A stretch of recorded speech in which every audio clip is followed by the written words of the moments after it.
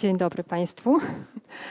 Witamy bardzo serdecznie na naszej 14. Międzynarodowej Konferencji Bezpieczeństwa Dzieci i Młodzieży w Internecie. Julia Piechna, Państwowy Instytut Badawczy NASK. Online safety. From NASK and I am from the Empowering Children Foundation. So here we officially open our conference, which is a bit different from what it used to be. Over 2,000 people registered log into our conference, and would like to extend our warm welcome to all of them. This is our 14th conference, and this time the Polish Safer Internet Program Organization is one of the co-organizers with the involvement of NASK Foundation, Empowering Children Foundation, and ClickSafe Consortium. Also, the International Telecommunication Union is one of the co-organizers, and the main partner to the conference is the Google Polska company. Our conference makes various partners, institutions team up each year, and we are happy that we have the Digital Ministry honorary patronage, and the Ombudsman of Human Rights, and the Children Ombudsman, as well as our honorary patrons, and the Polska Cyfrowa organization is also one of the organizations under which auspices this conference is organized. And now I would like to give floor to Mr. Zagórski, the digital minister. He will connect with us via internet, so we will wait for him to log in, and we will have the opportunity to listen to the welcome extended by Minister Zagórski. Welcome, ladies and gentlemen. I hope that this is the right moment for us to officially open the 14th conference. As it has already been mentioned, I know this will be a bit of a cliche, but this conference is, as many other events, held under unique circumstances. This conference is, on one hand, a summary of what has happened over this year and what happened last year. It is also a springboard for further discussion related to what we can do in the future. So this is a very special occasion, and the pandemic also makes it a unique conference, and our perspective on the leitmotif for today's conference also is a bit exceptional because of that. This time we need to have a different approach to the theme of our conference. At the same time, we have lots of experience behind us, and the discussions that have already been held. We've been exploring this topic for 14 years already. I would like to thank all of you for the fact that this is a continuous effort, a continuous event, and this conference takes place every year, and we've had the opportunity to tap into the experience gathered during these conferences each time. I would like to extend my thanks to NASK Foundation for organizing this event, and they have been involved in this mission designed to make internet safer for children and youth.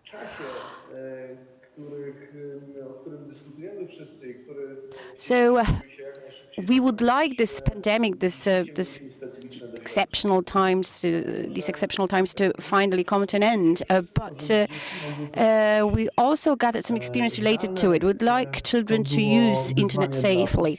Remote school, that was a huge challenge for both parents and teachers.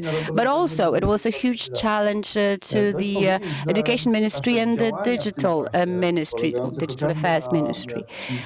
So we've undertook a number of measures related to that, and we released a number of manuals for teachers to help them master the digital tools. So we launched the remote classes platform. Over 2,600,000 users logged into this platform, and it had many displays, 66 million displays, actually, to be honest. And we also a lot of effort into making all these tools, including computers, available to teachers.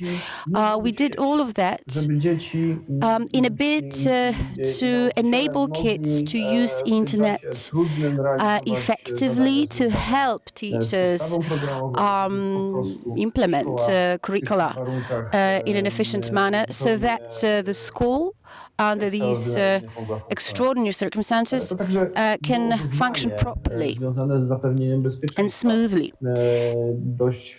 That posed a challenge in terms of safety too. I would like to mention here a project that is related to blocking over 3,000 phishing websites. And this is just a tip of the iceberg in terms of various cyber threats that emerged during the pandemic time. We all know that all these dangers and threats and risks related to the functioning of internet, this is something that has been with us since the very beginning of internet. And we will focus on that during this conference too. We want our kids to be safe. We also know that the coronavirus pandemic changed our outlook on these things, that we need to have a more comprehensive approach to these matters. We need to undertake measures so that this presence of our kids on the internet related to remote schooling is controlled. So it is all safe, it is all comprehensive. So we start from this very basic level of cyber hygiene, and we want also to focus on the use of digital tools that can be helpful in the process of remote education.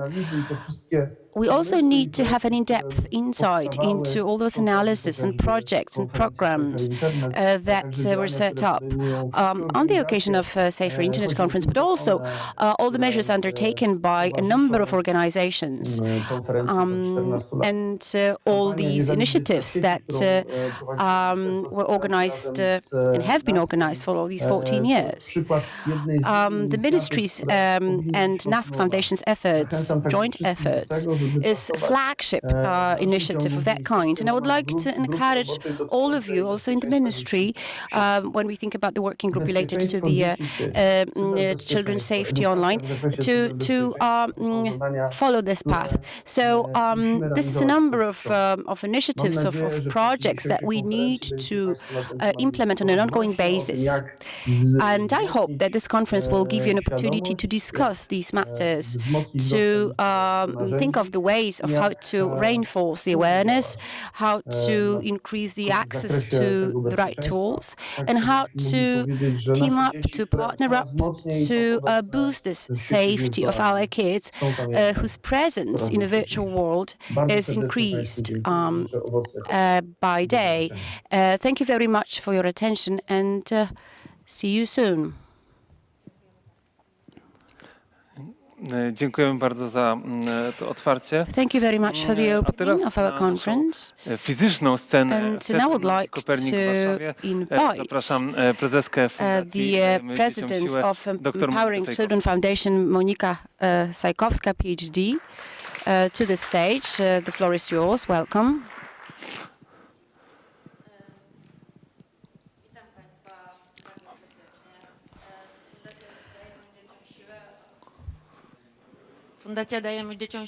Welcome, ladies and gentlemen.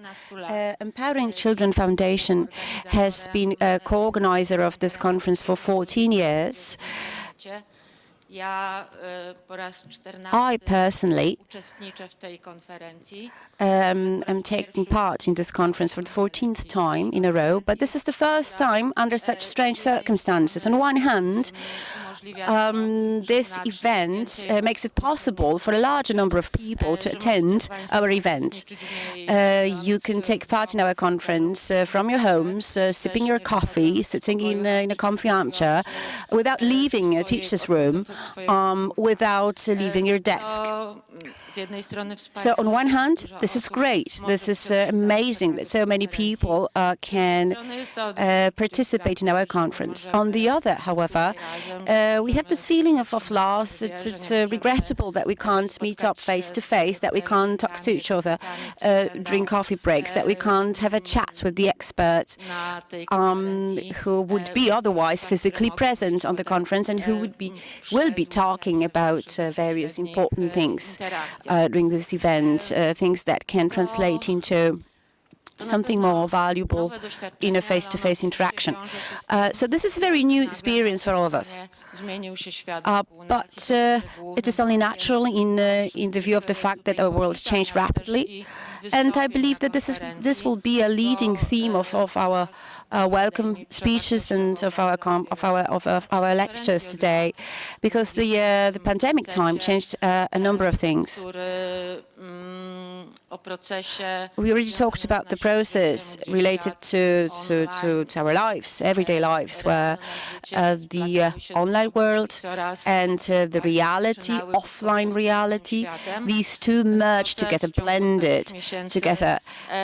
Over the last dozen or so months, it actually happened, and that created a number of various challenges. Our conference will be an attempt to answer the question to what extent we manage to confront this challenge, and also to what extent we as adults manage to respond to the needs of our children, to deal with various threats that lurk in the recesses of the online world, and how they could find their feet in this new reality after this rapid dramatic change. So this will be a sort of a report on various negative phenomena associated with this change, that accompany this change. But also it will be an attempt to provide certain solutions to this status quo. We're still looking for various answers and various solutions. I think that this conference gives us this very rare opportunity to ponder these matters more profoundly.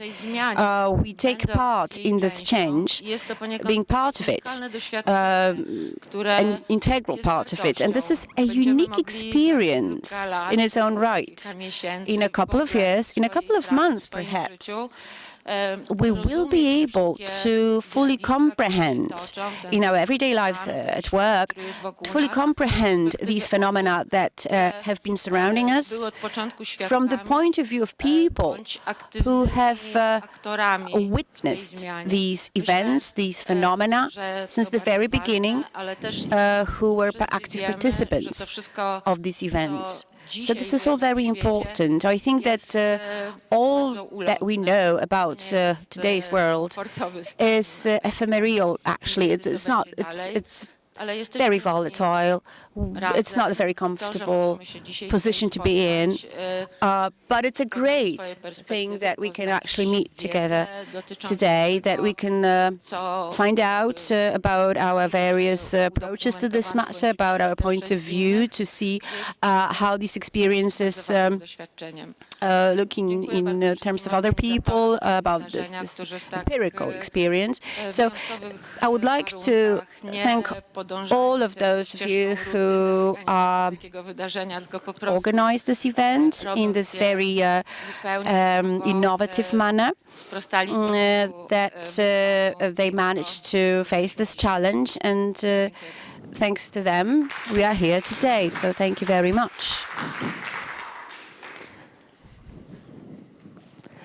Dziękuję serdecznie, a przed nami pani Agnieszka Rzemińska, dyrektor do spraw rozwoju społeczeństwa informacyjnego z NASK. Zapraszam serdecznie. Will be our next speaker. Welcome, the stage is yours.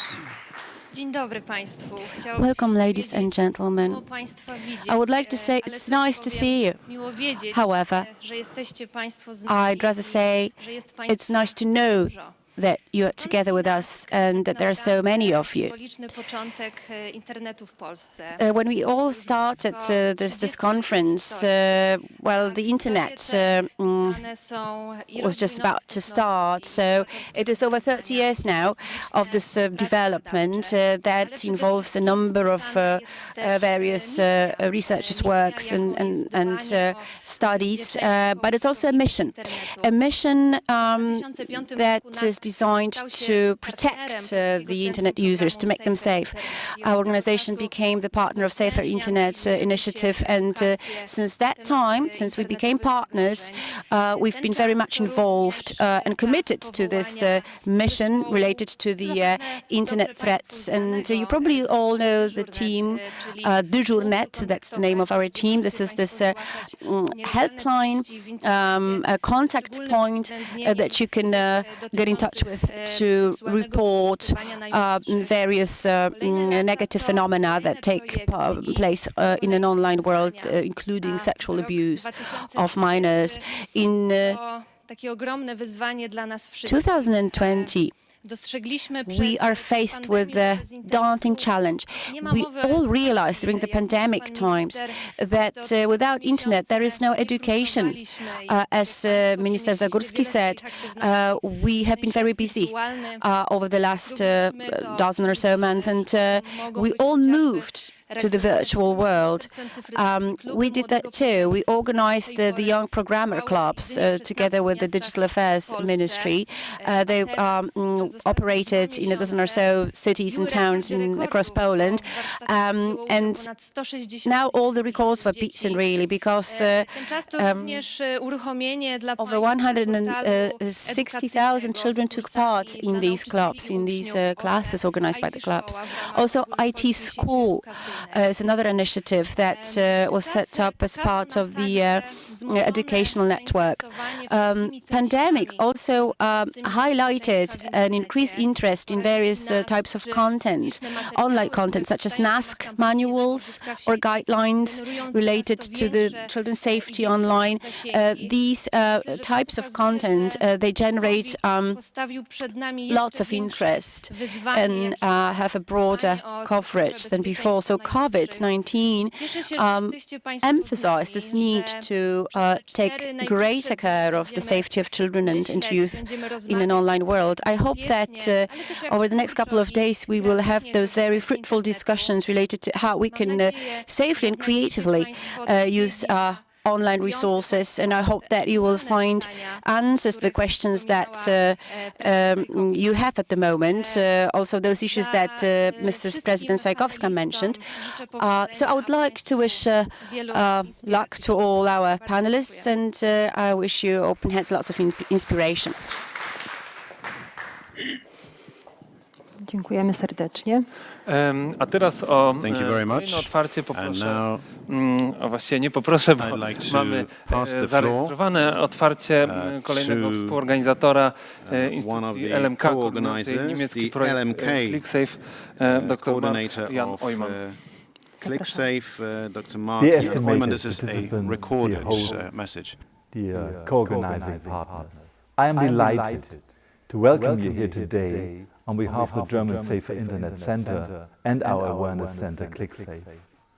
The Warsaw Conference has long become a classic and a milestone on the European agenda when it comes to the point of making the Internet a better place. Let me please shortly take the opportunity to clearly highlight that we are very proud to be part of this Warsaw event from the very beginning.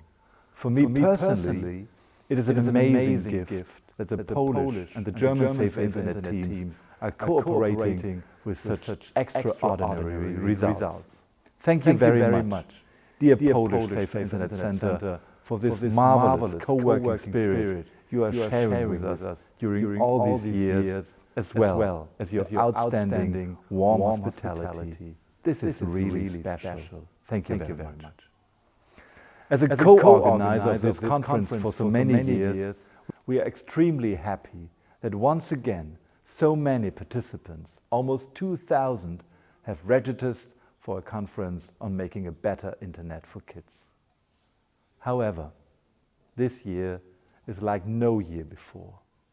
This 14th edition of Keeping Children and Young People Safe Online is taking place in a totally different scenario, which only a few months ago no one of us could have even imagined. For the first time ever, we are not coming together physically in Warsaw. No face-to-face talks with experts, no direct and personal exchange of ideas with other colleagues, no spontaneous meetings in the coffee breaks. Only a small group is able to meet in real in the Copernicus Center in Warsaw. But I believe that despite all these unpleasant and often tragic implications of the COVID-19 pandemic we are enduring, I am convinced that there could be some positive in it as well. Everywhere around the globe, we are talking now about the relevance of a digital education. Corona has shown, like in a looking glass, where the problems are. An open and liberal society needs educated citizens. It is crucial that we give our children and young people the best digital education we could think of. Free and inclusive accessibility to the web, participatory educational concepts, and ethical societal agreement for respectful digital communication might be some of the keywords. This will be an investment in our future. This will be relevant for the empowerment of our democracy. And let me please add that as a chair of the German Commission of Youth Protection, as well as a director of the Media Authority of Rhineland-Palatinate, I am grateful that we are fighting for a better internet for kids, not only on the national level, but also in the highly appreciated network of InSafe and the European Union Programmes Framework. That's where we start right here with our annual conference in Warsaw, giving the speech to our great experts from Poland and across Europe. I wish you all fruitful insights within the next 4 days program, whether you are live in Warsaw or participating remotely from wherever you are. Stay safe, and I hope we will meet again physically next year in Warsaw. Thank you very much. All the best. Dziękujemy bardzo panu Thank you very much z naszej partnerskiej to Mr. organizacji Oyman from our MK. partner organization LMK. Tego wydarzenia jest również Międzynarodowy Związek Co-organizer of this event is also the International Telecommunications Union. Pan Jarosław Ponder, In a moment we're going to have Europejskiego Biura connection to Jarosław Ponder, head of the ITU Office for Europe. Także zapraszamy pana Jarosława So over to Jarosław Ponder.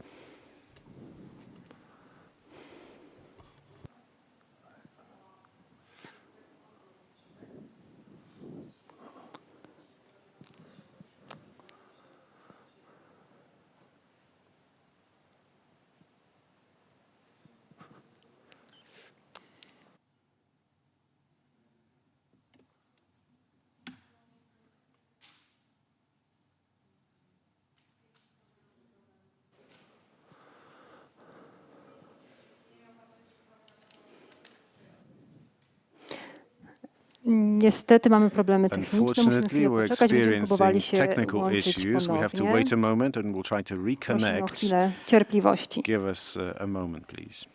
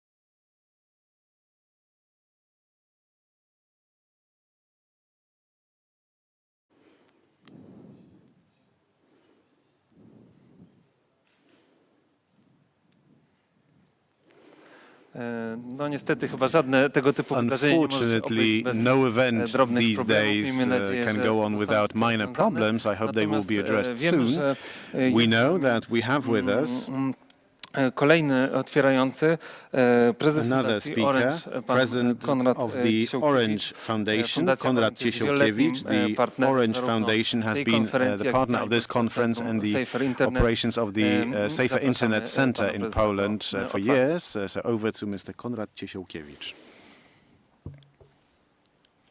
Dzień dobry, kłaniam się Państwu nisko. Good morning, a warm welcome from me. I will be very happy to fill in while we wait for the connection to the previous speaker.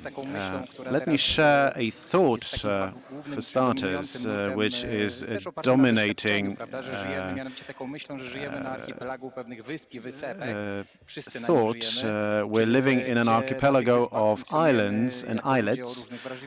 We have different sensitivities, views, passions, lifestyles, and these islands have little or no possibility to communicate.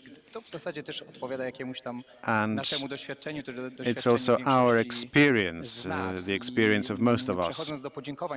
Now, I would like to move to my words of appreciation. We are in our islands, but the organization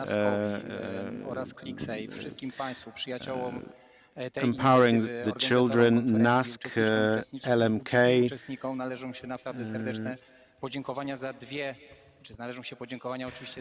all the organizers of this conference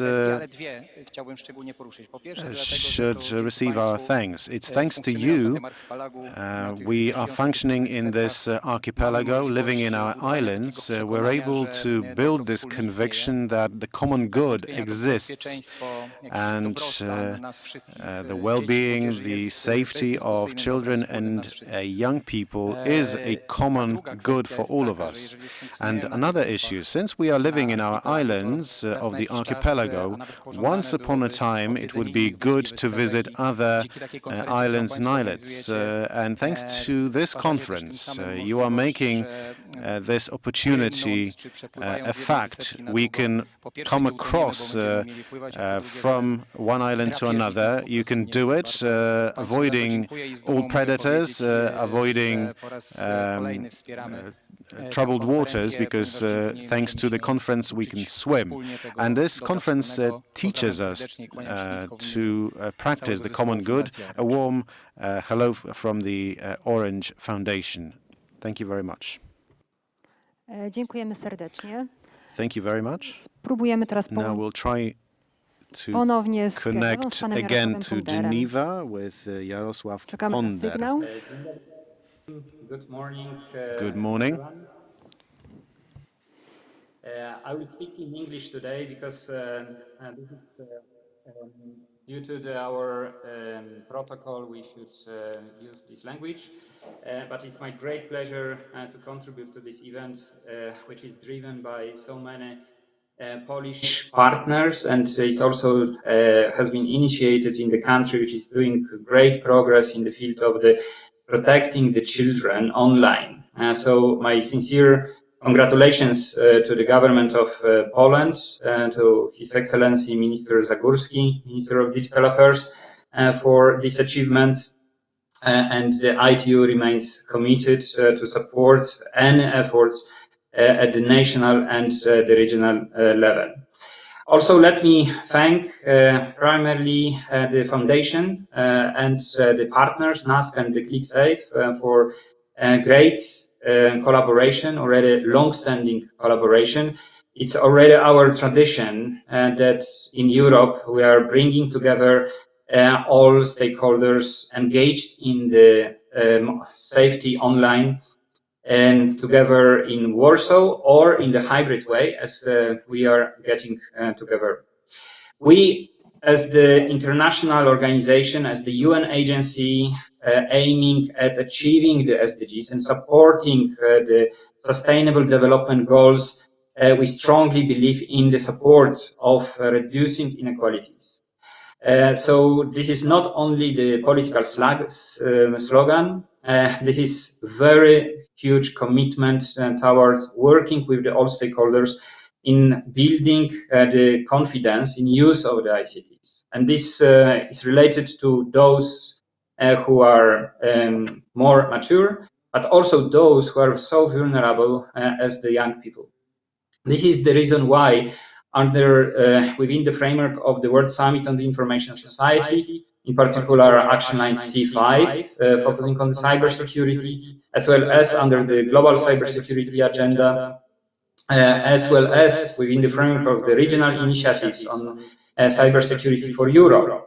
We are happy to be part of this effort, but also happy to announce today that in June, upon the request of the member states, we are able to launch officially the new set of the global child online protection guidelines, which are updated guidelines and addressing the newest developments, technological developments, societal developments, and bringing real advice to the country level and to those who are working on a daily basis on creating and building the ecosystem and dealing with the child online protection, but also those who are just the educators, which are parents, and those on the daily basis providing the support to the young people. This year, we will hold also within the framework of this meeting a special session dedicated to this set of the guidelines. And we hope to see you all over there to discuss how to make sure that this global product is rolled out at the national level. In Europe, covering 46 countries in our definition, we have almost 20 countries which already started to work on the transposition of the guidelines into the national frameworks, into the national actions. And we are very happy to be in Poland, where these works are advancing so significantly. Of course, the level of the advancement in the creation of the child online protection ecosystem, the legal basis, and the strategy, national strategies, is very much diversified across Europe. Recently, in July, we have concluded a study which was showing the dynamics of those developments and national approaches in the southeastern Europe. There's a lot which can be done and a lot which can be built upon the good practices coming from the other countries. This is the reason why we are so proud and happy to see in the agenda of this meeting so many distinguished experts and representatives of the countries and the stakeholders which are driving at the European level and the COP agenda. Thank you very much to all of you for doing this and advancing the agenda. We're looking forward to the great cooperation on making the world even safer place, in particular for the young people who are in the times of the COVID so much challenged with the new dimension of the security. They have become, many of them, they have become the users of the digital space without knowing what risks they will be confronted with. And this is the homework which we will have to deliver on a daily basis in order to make sure that there is no victims, but only those who can benefit on the daily basis from the ICTs. So thank you very much for the cooperation, and thank you very much to all partners for succeeding to bring so many experts together and so many and people following us online or on site. So we hope to see you all in the coming years in person, in Warsaw and in other capitals of the Europe. And for now, thank you very much and greetings from the ITU. Thank you. Dziękujemy bardzo Thank you very much to Director Tak jak Ponder. powiedziałem, wierzyłem, że uda się przezwyciężyć problemy techniczne. We're certain that we will overcome technical issues. Our conference is a big event bringing together people from all sorts of places, small towns, big cities, including Geneva as well. The last speaker, Marcin Olender, Government Affairs and Public Policy Manager at Google Poland. Good morning, ladies and gentlemen. Thank you very much. I'm not in Geneva. I'm in a Warsaw suburb where the conditions are strenuous in terms of the internet. I hope that I will be able to deliver my statement without issues. We're very happy to be a partner of this conference yet another time, and I'd like to say that I'm sorry, like the speakers before me, that I can only attend remotely. Thank you very much to the entire team of organizers for yet another invitation. And I'd like to take this opportunity to thank the DyżurNet team, the great team with whom I've been cooperating for years and are celebrating the 15th anniversary. Congratulations on your achievements. About what President Ciesiałkiewicz was talking about, this archipelago of islands. Our meetings, thanks to DyżurNet, our meetings are extremely valuable because this archipelago is becoming one land thanks to the activity of DyżurNet, and that's a fantastic value added. Thank you very much for that.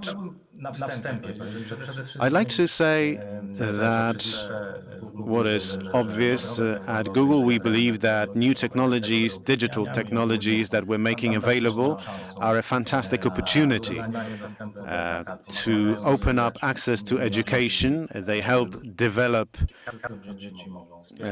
various skills in children and young people. The technology can support learning. There are many advantages, of course, but it does not mean that we only have advantages. This year particularly is a challenging year when we are testing the advantages, but we're also noticing the weaknesses of digital technology. We've all been thrown into open water, particularly Polish schools have ventured into uncharted territory. There was a sudden change of circumstances. Our teams have been working tirelessly to connect as many schools as possible to our systems, making available our remote education programs. Thousands of people, titanic work, but I think we succeeded. We did it. You are invited to continue to use our systems, even though children are back in brick-and-mortar schools for the time being. We don't know what lies ahead. I think there's no turning back. There's no going back from digitization. Digital skills will have to be developed among pupils, students, and teachers. You can go to Zdalna Edukacja to find out more. We are aware that there are all sorts of challenges related to the internet and digital technologies. Challenges for adults, for teachers, but there are also various threats for children. Kids have to spend time in the virtual world, more and more of this time. Here we have been cooperating for years with experts and organizations. We've been involved in awareness building and education activities promoting sensible, safe online behavior, promoting various tools that parents may not be aware of. Coming back to the analogy involving the archipelago, the cooperation between our islands is incredibly important because we can create tools, but promoting these tools, educating users is something where we need a helping hand from all the other participants. We need close cooperation.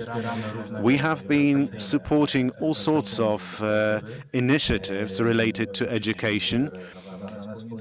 Some we have been implementing together with the foundation, others with the School with Class Foundation. We have been cooperating together for 2 years. Asy Internetu is the name of the program. So far, around 50,000 students have been trained in our program. We are trying to adjust the programs to the changing circumstances. And when the pandemic struck, we have added a module to the program on how to facilitate remote lessons, remote classes. There was an issue related to Zoom bombing and similar events. We managed to address the problem through education and through promoting awareness among teachers. Recently, and here an interesting example of synergy between our actions and the foundation, recently we have introduced a class on digital well-being, how to limit online time spent in front of the screen.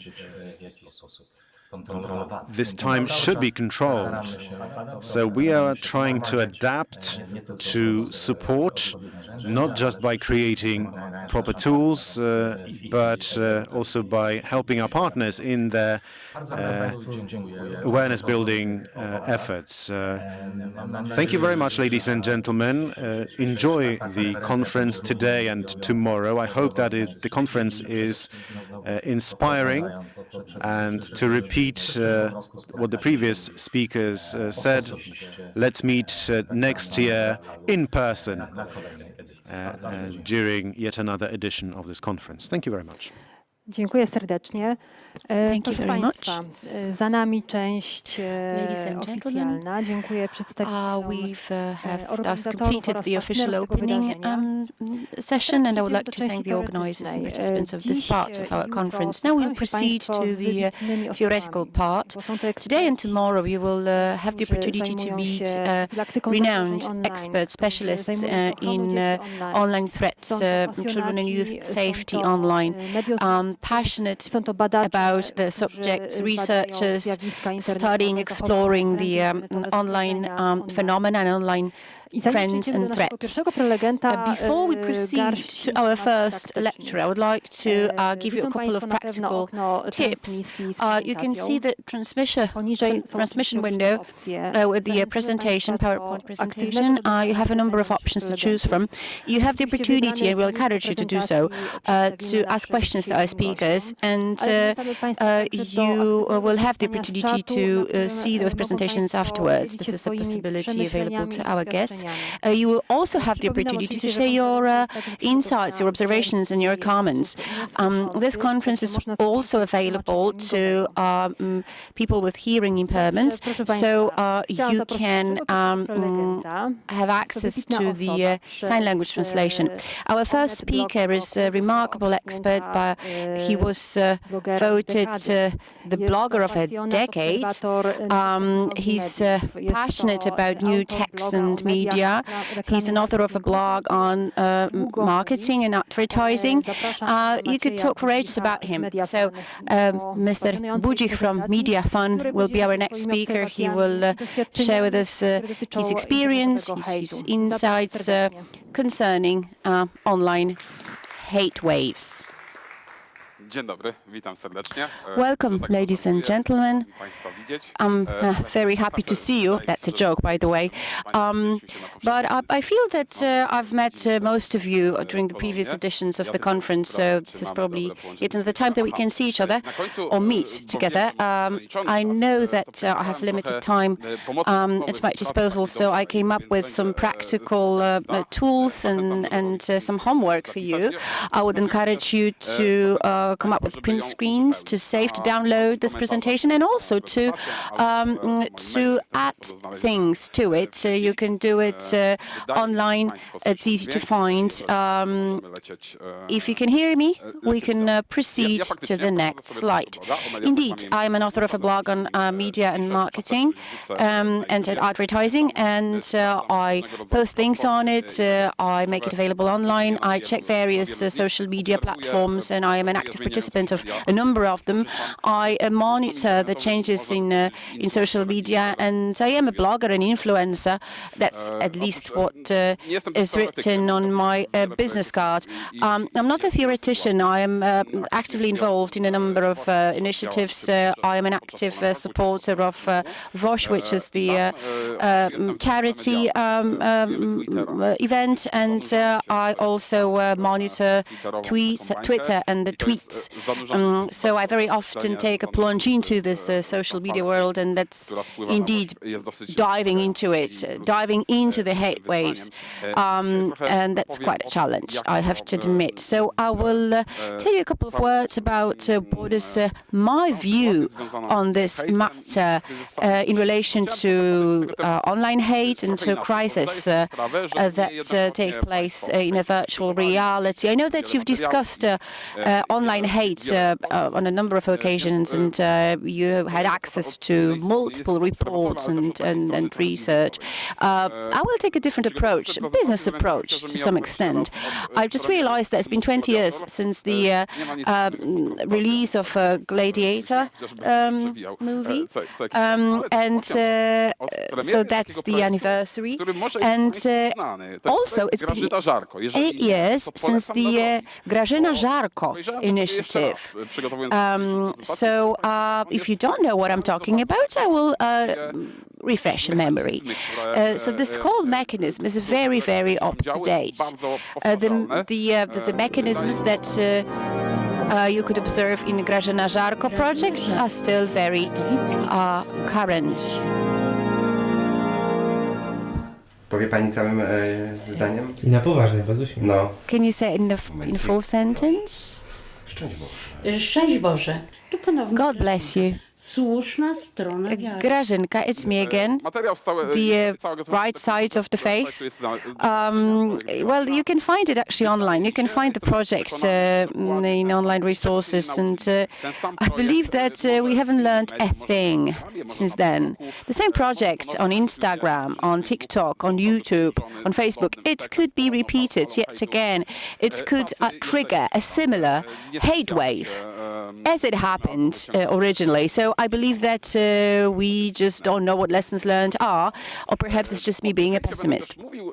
I will say a few words about this hate phenomenon, hate speech, hate waves, because I believe that it's easy to get involved in a situation of that kind. So I will discuss both hate, online hate, and crisis that can occur in an online reality that can be experienced by companies, by NGOs, etc.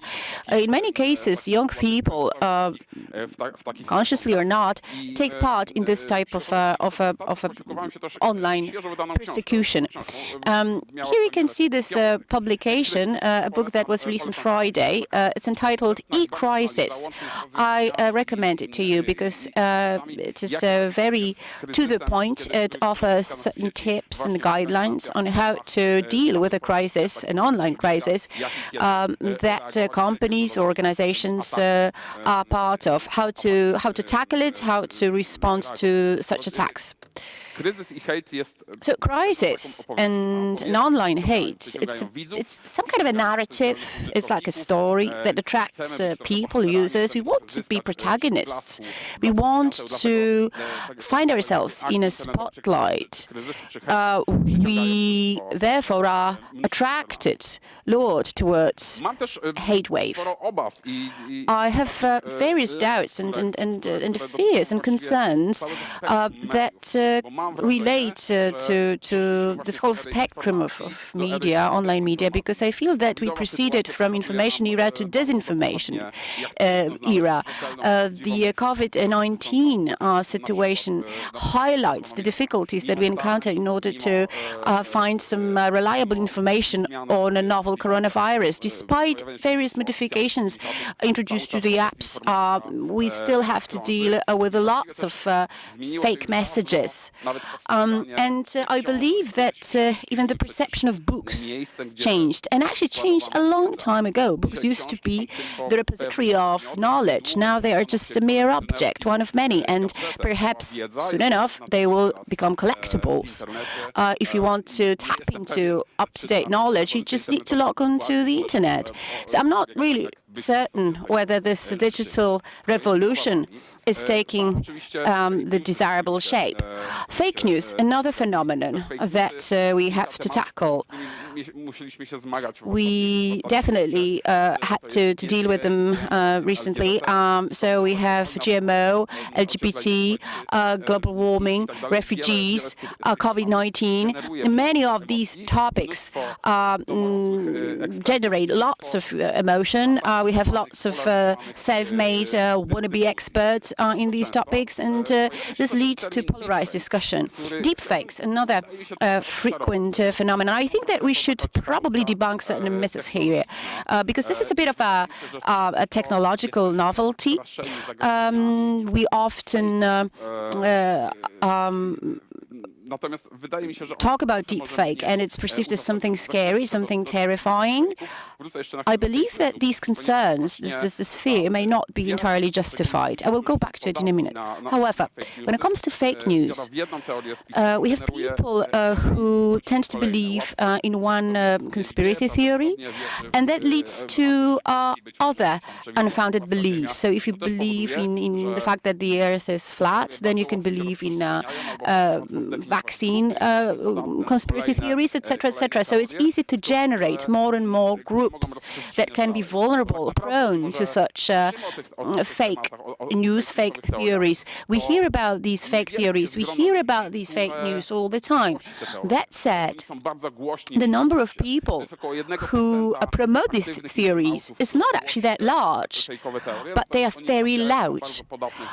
They use internet as their platform. It's just about 1% of all the internet users. However, they have a very wide reach, a wide coverage. Going back to deepfakes, what Russell Crowe and Joaquin Phoenix and John Bean have in common. Let's go back to Gladiator, that I mentioned in the beginning of my presentation. At the beginning of my presentation, I'm not sure whether you can see the film.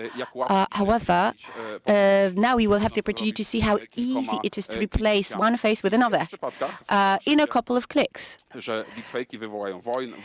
Sometimes we hear that deepfakes can result in a global war.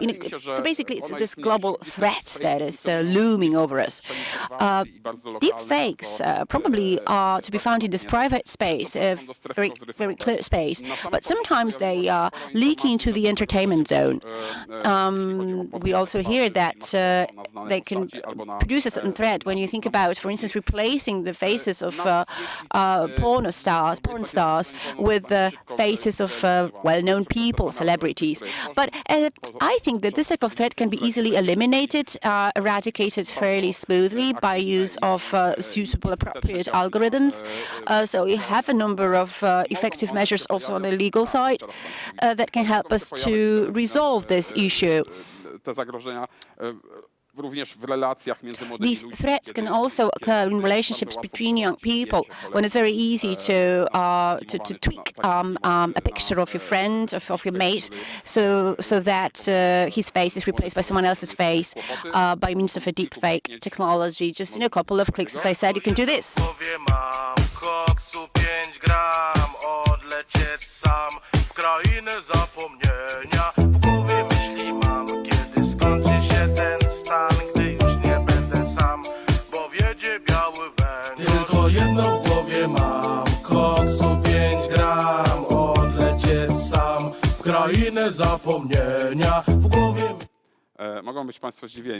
So you can be surprised that we can see such things at this type of a conference, but you can check it yourself. In a couple of clicks, you can change your face. You can actually be one of the protagonists of this particular video. So these algorithms that are responsible for deepfakes can also be designed in such a way that they can detect these deepfakes. There is already ongoing work on such deepfakes, on such algorithms that can detect, identify such fake images and restore the image to the original condition. So we all want to be protagonists of such crisis.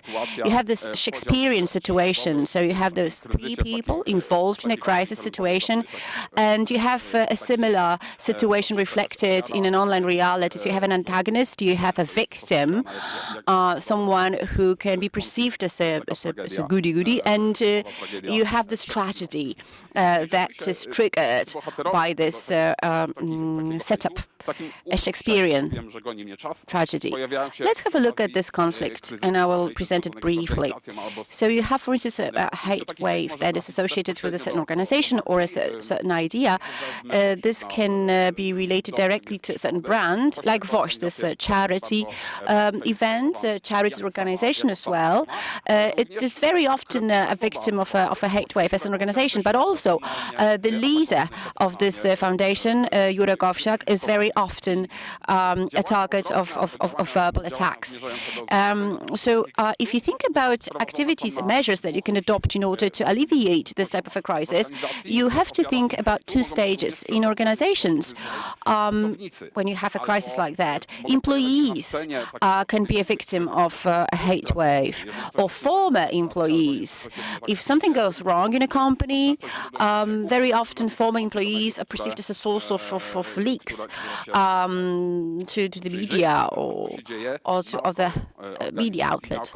Let's have a look at what is happening around a company or organization, because we can see a lot of actors involved in these activities there, people who want to take a central place on the stage.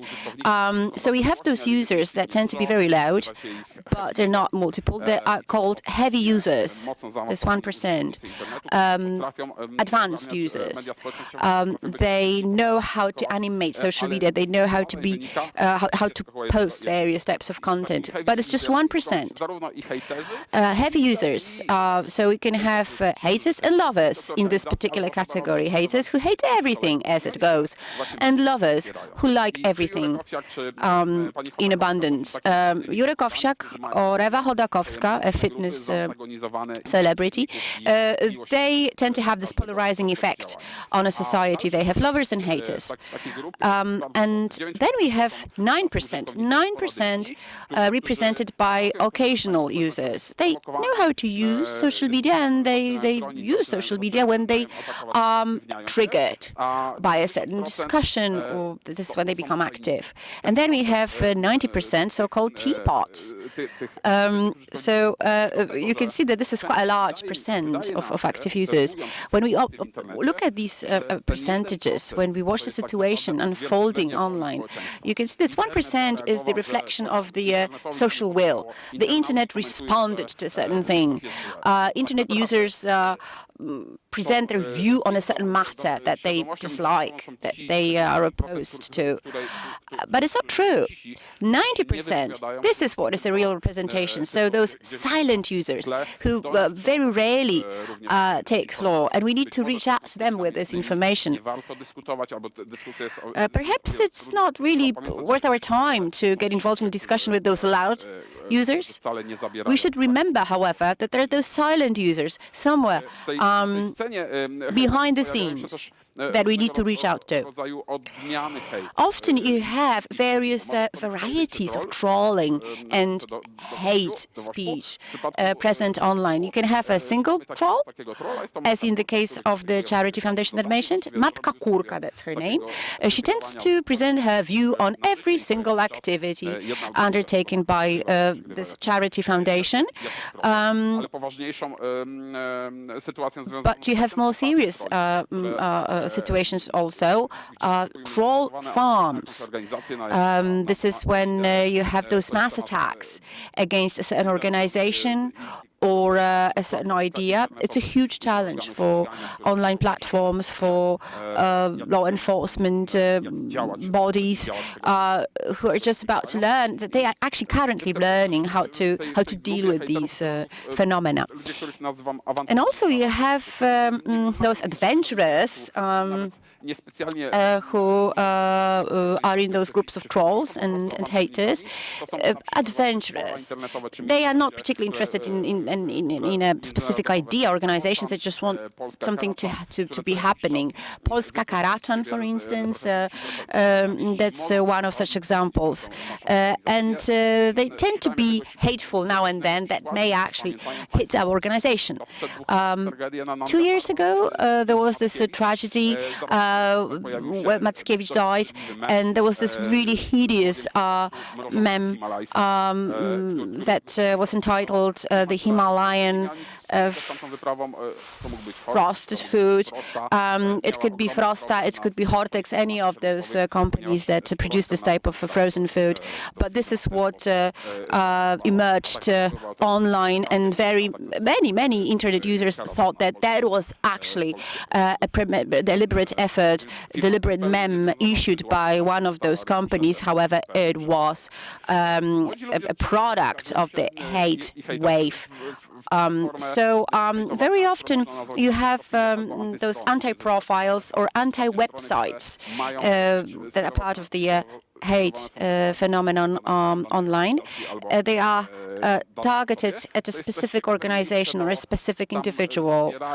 It's a very unique place. This is where all haters gather together, and you have all this information that can be potentially harmful to us collected and stored in this one place.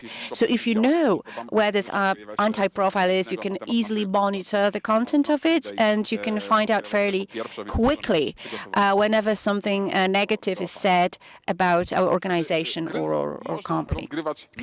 A crisis can also be, that's a question actually, can the crisis be alleviated by means of memes? Well, I could quote a meme here that was very popular on Polish internet. Yes, you can. If that was wrong, then the God would have created the world otherwise. So you can basically do that. If you have a campaign organized by a company, by some sort of business, you can use memes to try to alleviate, to deal with the crisis. Even if you're not really that fluent in this particular form of expression, still remember that young people know how to use it, they use it well, and you can resort to this form of expression to come up with a very effective and wide-reaching campaign. So meme communication is definitely a very good reflection, gives a very good image of today's reality. What is your lucky number? Perhaps it's 7. What is your unlucky number? 2020? Or 70? What does it mean, 70? This is a hypacrosaur. It died around 70 million zloty ago. Here we basically allude to the money spent on a presidential campaign that never took place. When I look at the partners of today's conference, that I sincerely hope that I will be allowed to finish my presentation. However, what I'm trying to say is that this particular crisis situation is very telling. We have an example of those types of memes that penetrate the contemporary reality. For instance, NGC 2146 is a galaxy, spiral galaxy, that is located in the giraffe space. So this is one of the memes. And again, another meme that is also alluding, it's an allusion to the presidential elections in Poland that did not take place according to the plan as they were scheduled. Also, there are other various reused advertising slogans like those in Poland that related to a very popular soft drink. And we can resort to them too in our campaigns. But when you're doing this, when you're organizing this type of campaign, you need to have the safety valve at the back of your head, whether you have the mnemonic or mnemogenic campaign. For instance, here you have this hashtag sponsored from your taxes. And basically that was a campaign targeted at internet users to take photos of various things across Poland and to use the hashtag sponsored from my taxes. Unfortunately, although it was launched by the ministry, it did not really follow the plan. I seriously would like to know what was going on in the head of a person who accepted this campaign, who approved of it, who gave green light for this. I thought perhaps this is the stage one of a larger campaign, because I was sure that the hate wave would follow swiftly. So I think that someone basically shot themselves in the knee and they failed to plan it properly. When you think about hate wave, when you think about crisis, we need to think of influencers, of bloggers. I would classify them as heavy users. If they want to say something, if they want to protest against something or show something, they use every single platform possible. And if they actually focus on one topic, they may think of it as a trendy topic. They can disseminate it, promote it, or the other way around. They think this is a trendy topic, we want to join in. And they do that, and they know how to do it effectively. They use a number of tools that can block the communication. Here, a typical TikTok video on the first side, commenting on what is happening in the cinemas. This is one of the bloggers, one of many, pretending that she's actually giving a tutorial related to how to curl your eyelashes. And suddenly, when she's delivering this tutorial, she says, you need to pay attention to what is happening in China. You need to pay attention to illegal activity on behalf of the authorities, local authorities. So you have we actually had the opportunity to see many of this type of videos online. So how to actually bypass the censorship. This is an example of how you can achieve that, how to bypass the censorship. Also, you have those attention seekers on an online stage, and they want to ride someone else's wave. You have this type of a content on the internet that is specific to them. This is a type of a commentary that does not really produce any new insight. It's repeating what has already been said, but you have influencers that use lots of very effective hashtags, and they can make this particular type of content very popular. So you have those commentary vlogs that actually do not contribute anything to a given topic, a given discussion. In terms of brands, you have ambassadors that we need to pay attention to. When there is something happening around their favorite brand, they either start to defend it, they become active, or they just watch the situation unfold. They can even change the sides, depending on how polarized the discussion is in their community. And then, if you think about attention seekers, the vlog commentaries, influencers, etc., you have those young people. You have those young people who are involved, dragged into this discussion. Those who know how the internet should be used realize that young people are very prone to hate waves, to clickability of certain topics. How many of you actually liked a particular film on an online platform?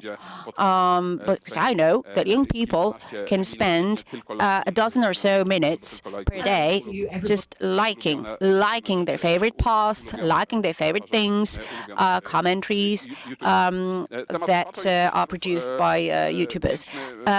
Pathological influencers, that's something that I think we've explored profoundly over the recent years and during previous conferences. Influencers can actually take a position in a public space on certain issues. For instance, Krzysztof Gonciarz, who's fighting those trucks that can be seen on the streets and roads of Warsaw that are used in order to promote homophobic messages. He actually tried to oppose it by hiring his own truck. And it's all, very often it is about making a joke of a certain thing. You can try to laugh at a certain thing, you can make it look funny, and it's mnemogenic. And this is how you can actually promote your own message. Krzysztof Gonciarz here can be seen on the photograph with the ombudsman Bodnar, and he received the crown as a certain prize for his activity, his advocacy for the LGBT community in Poland. When we think about hate wave on media, on online media, we have those clickbaits, we have this chase after news, hot news, we have those models that are in place that enforce clickability, and the idea that the core message is very often overshadowed by this particular phenomenon because this fierce competition between various online rivals for the attention of an internet user. So it's about creating this atmosphere of tension. It's about dishing out yet another attractive piece of content to the users, to the internet users, to make us think and feel certain things. For instance, it is about scaring. It is about, for instance, making us prone to this feeling left out phenomenon. Also, we have algorithms that present us with those types of content that we will definitely like, something that is tailored to our needs. If something different comes up on the internet that is not in line with our views, with our beliefs, we realize that we are not able to have a discussion. We ban this person, or we throw them out. This is as an enemy at the gates. So we will have these 5 companies probably recurring in today's session. They shape our tastes. They rule internet. They govern the content and the flow of information in the online reality. These 5 brands. So I feel that we should probably try to address this issue, and I feel that this will be more and more important in the next years. I wouldn't like to in any way shame these companies. Google, for instance, is very much involved in a range of activities designed to improve our cyber hygiene, and they are also committed to fighting fake news. They spend lots of money, invest heavily into such measures. However, they have a bit of a problem with algorithms. So what these big companies, multinationals are afraid of, tarnished image, bad reputation, definitely, although it's not probably the most important thing for them. Loss of advertisers, that's something that they're really scared of. This is when they have the risk of this situation happening, they immediately introduce adequate measures. And they're also afraid of particular legal changes. Certain countries show who's really in charge. In Germany, for instance, that was the case. The authorities forced corporations, multinationals, to make some changes in terms of the access to private personal data and algorithms. And also some corporations are afraid of the fact that we, as users, will leave them, abandon them, go somewhere else. So we have a number of challenges that we are faced with. As grown-ups, we need to put some order into this world, structure it properly, and that's all up to us, really. You probably realize that has been a number of documents available in media, heavily criticizing the activity of large organizations.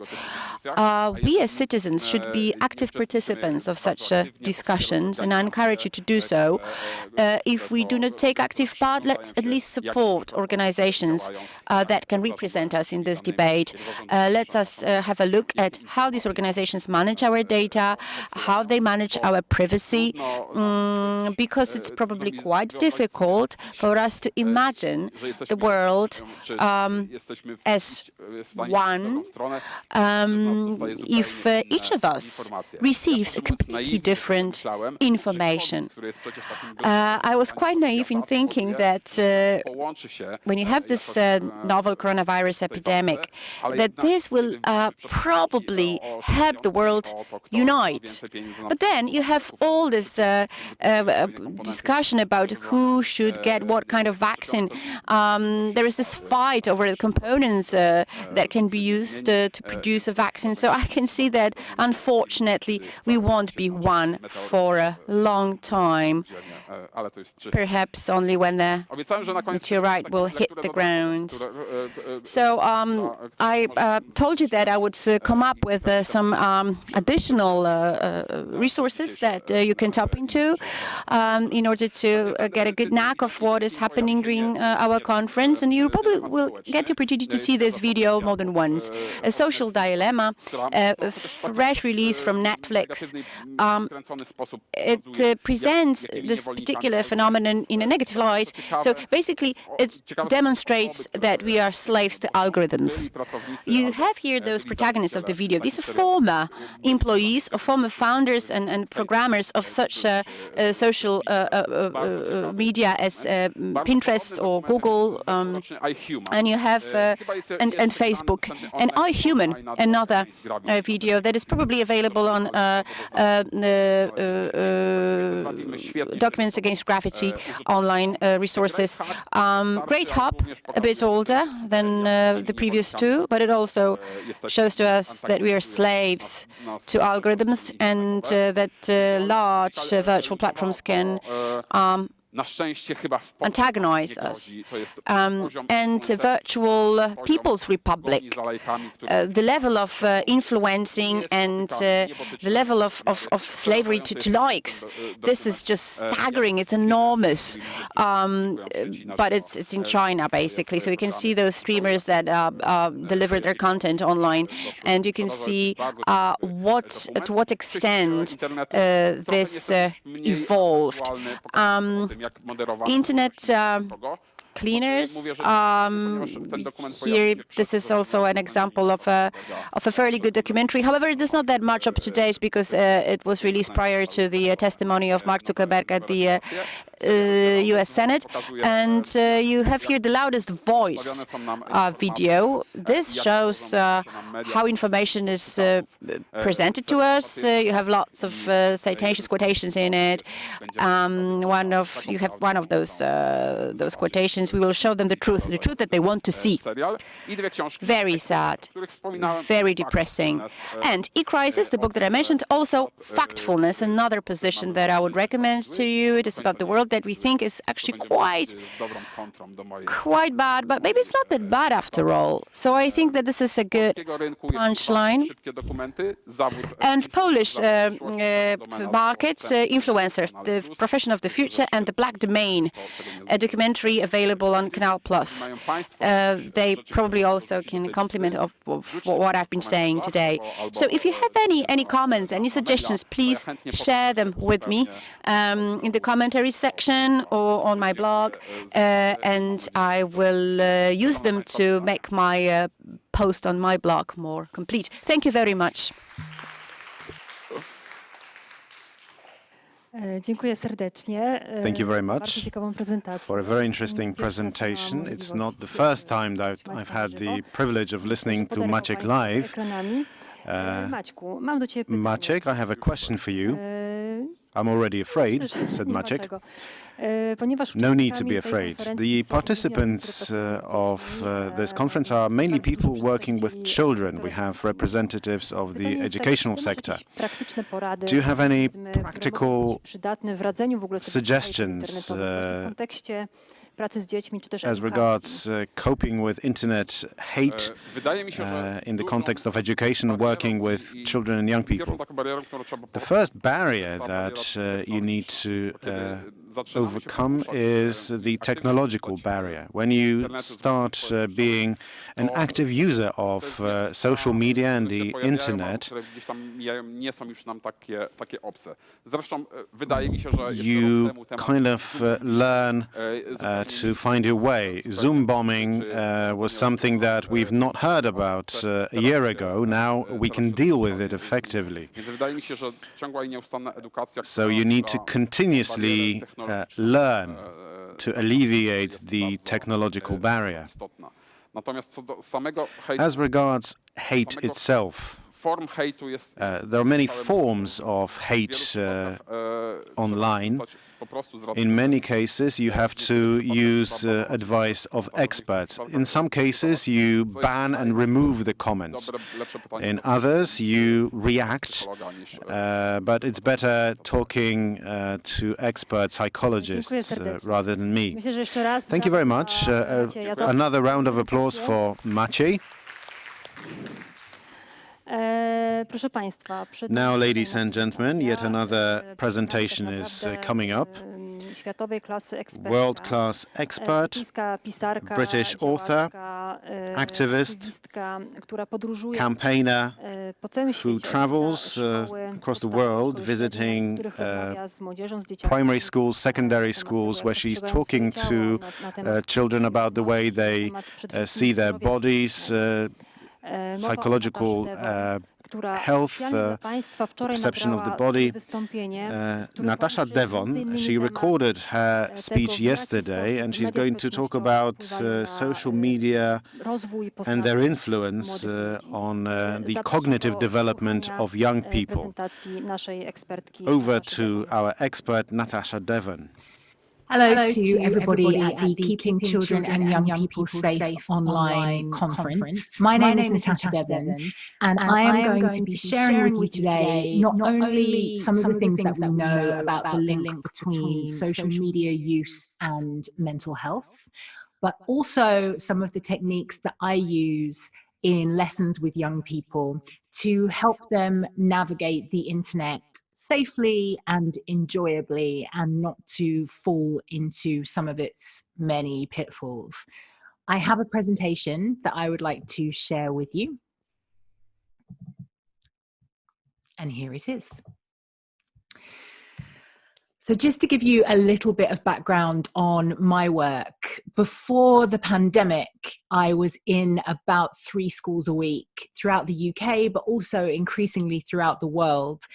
And my job is twofold. I deliver talks on mental health and related issues, things like body image and gender, sexuality, bullying, and of course, social media. But I also conduct focus groups with young people. And in those focus groups, I ask them about the day-to-day mental health challenges that they are facing. The reason that I do that is because my aim as a campaigner is to change the focus of the mental health conversation slightly. I feel that all too often, when we're talking about mental health, we confine the conversation to mental illness. And it's very important to raise awareness about mental illnesses.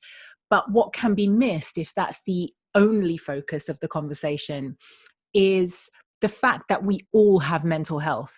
Everybody watching this talk right now, you all have a head with a brain in it, which means that you have a status of mental health, just as you have a status of physical health. And just as there are things that we do to look after our physical health, for example, exercising, drinking enough water, eating fruit and vegetables, and they're very well known because it's the discussion that we have all the time in our peer groups and generally as a society. There are equivalent things that you can do that will keep your mind healthy. And I'm trying to introduce those concepts to young people so that they understand their brains a little bit better. They understand what's normal for them, when they might be struggling, and have some tools in their toolkit to help them navigate some of the most common mental health issues, things that aren't mental illnesses, but nonetheless do interfere with your ability to function and enjoy your life. So things like, for example, exam stress. That this is a huge problem here in the UK, and I'm sure in other countries throughout the world. And it's not something that a doctor would diagnose, but nonetheless, it is an issue which affects your mental health. I've been doing this job now in collaboration with experts in tech and neuroscience and psychology for more than a decade. And I'd like to share with you some of my findings on social media and its relationship to mental health, particularly as that presents itself in young people. Now, when I'm talking to young people about stress and anxiety, I share the diagram that you can see in front of you.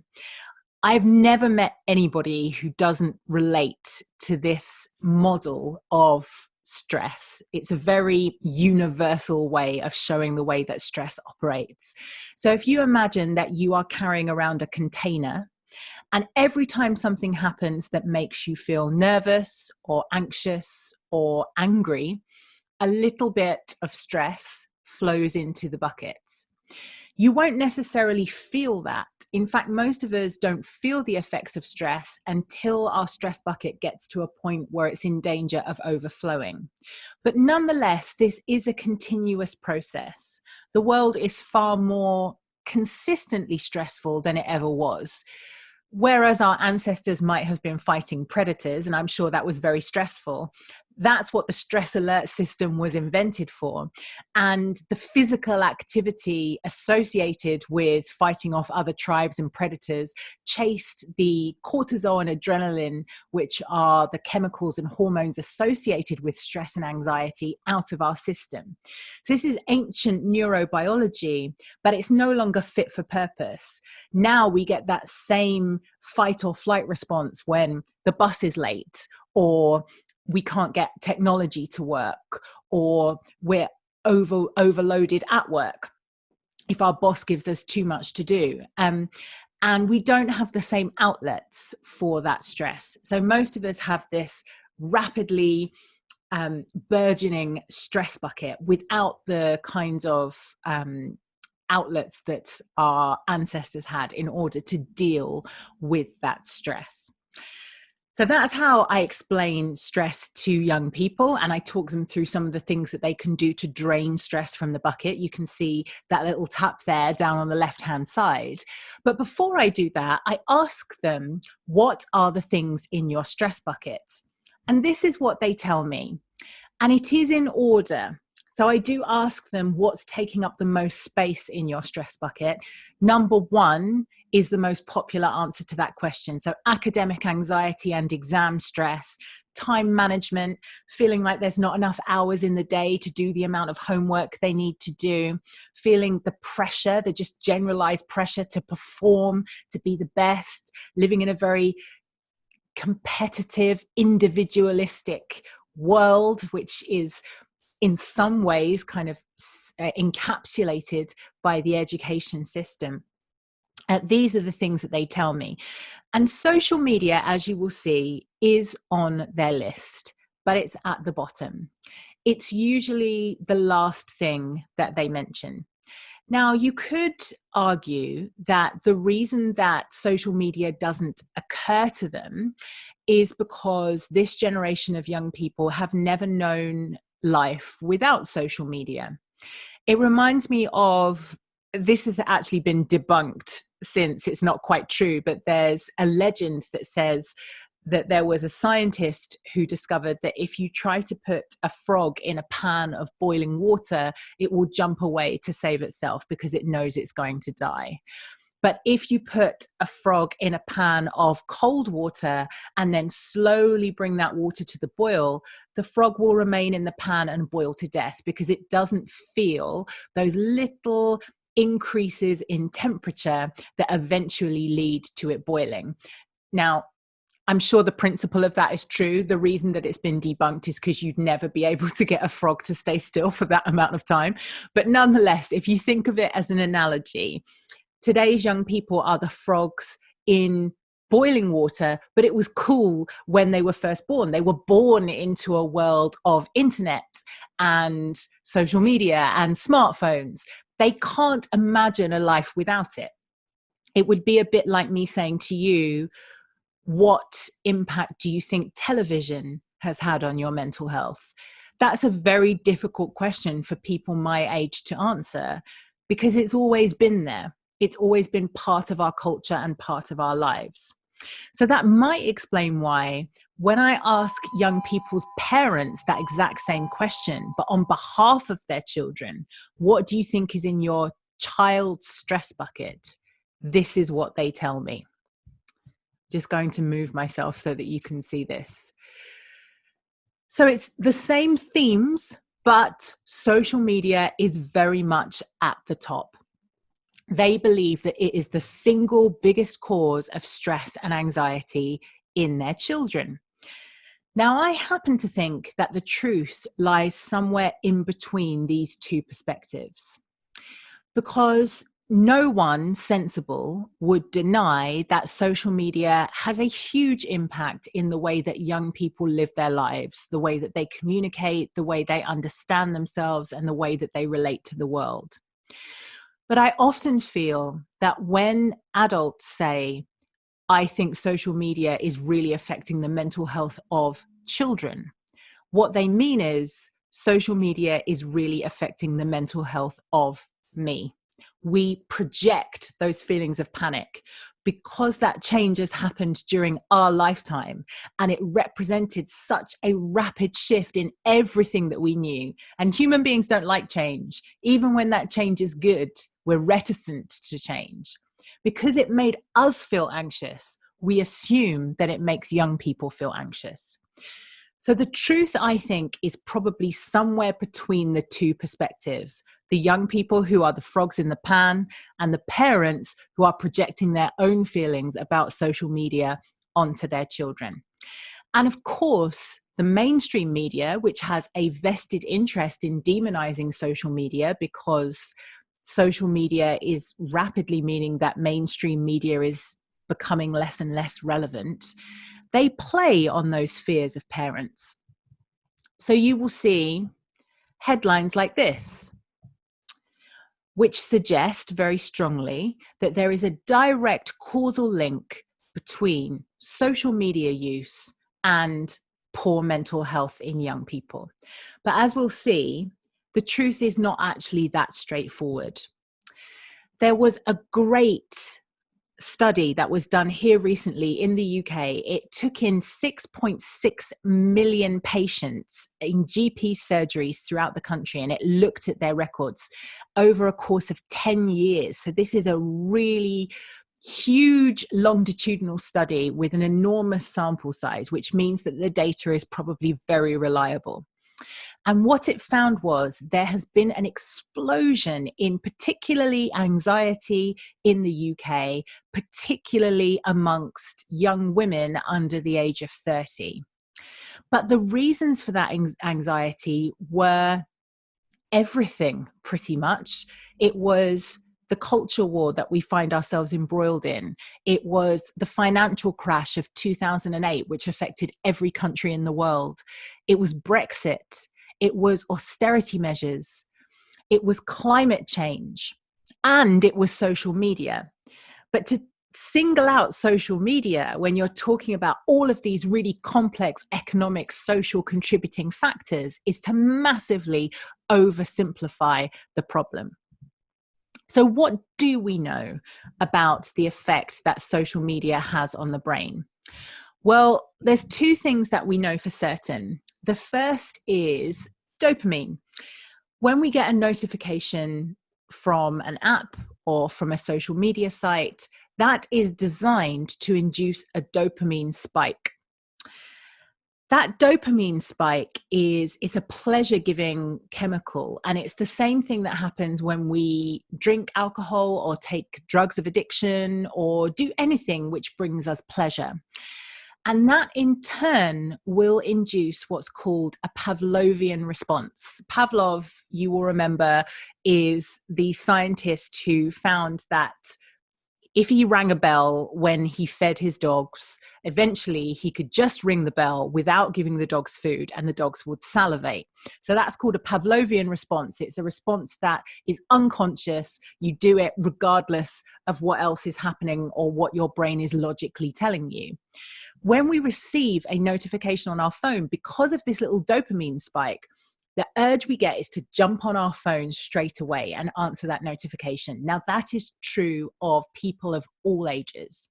But when you're talking about young people at school, if they are concerned about what's happening in their pocket, what's happening in their bag, they're not going to be fully engaged with what's happening at school. That has implications for concentration, but it also has implications for sleep. So one of the things that I have noticed is when I'm going into schools and talking about emptying your stress bucket, and that involves making time every day to do an activity like exercise or something creative or something relaxing in order to combat the cortisol and adrenaline in your system. So when I'm talking to young people about that, I will have 14, 15, 16-year-olds say to me, I don't have half an hour in my day. I don't have enough hours. You're telling me to empty my stress bucket. That's now another thing on my to-do list. Ironically, it's making me even more stressed. Now, that's a very unusual thing to hear from a 14 or a 15-year-old. There aren't enough hours in the day. But when you dig down into that, what you'll find is the amount of time they're spending doing homework is way over and above what their teachers think it should be taking them. So their teachers will say, for example, they should be spending 2.5 hours per night on homework maximum. These young people are saying it's taking me 4 or 5 hours. So you have to look at what's causing that discrepancy. And what is happening is when they're doing their homework, they also have apps open. They're talking to their friends, they're on social media, they're on their phones. And what is happening then is when we're doing a very involved piece of work, say we're writing an essay, we're like a juggler with balls. If you imagine that the balls represent your thoughts, and when you're really into a piece of work, when you're solving an equation or writing an essay, you've got about 8 balls in the air and you're making all of these very complex connections between these ideas.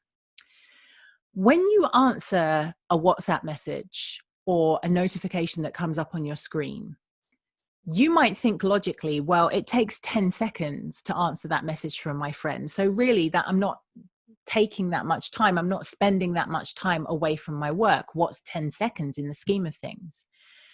But the fact is, in order to answer that message, you've had to drop all your balls.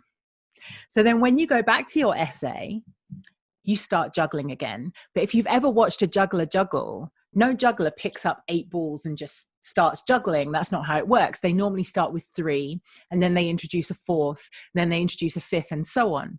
So it takes them a really long amount of time to get back to a point where they've got 8 balls in the air. So that this trying to multitask is massively slowing them down.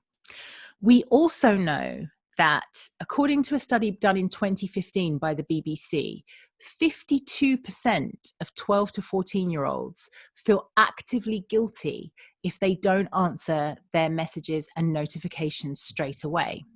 And that's the other thing that's interfering with sleep. Sleep is essential for mental health.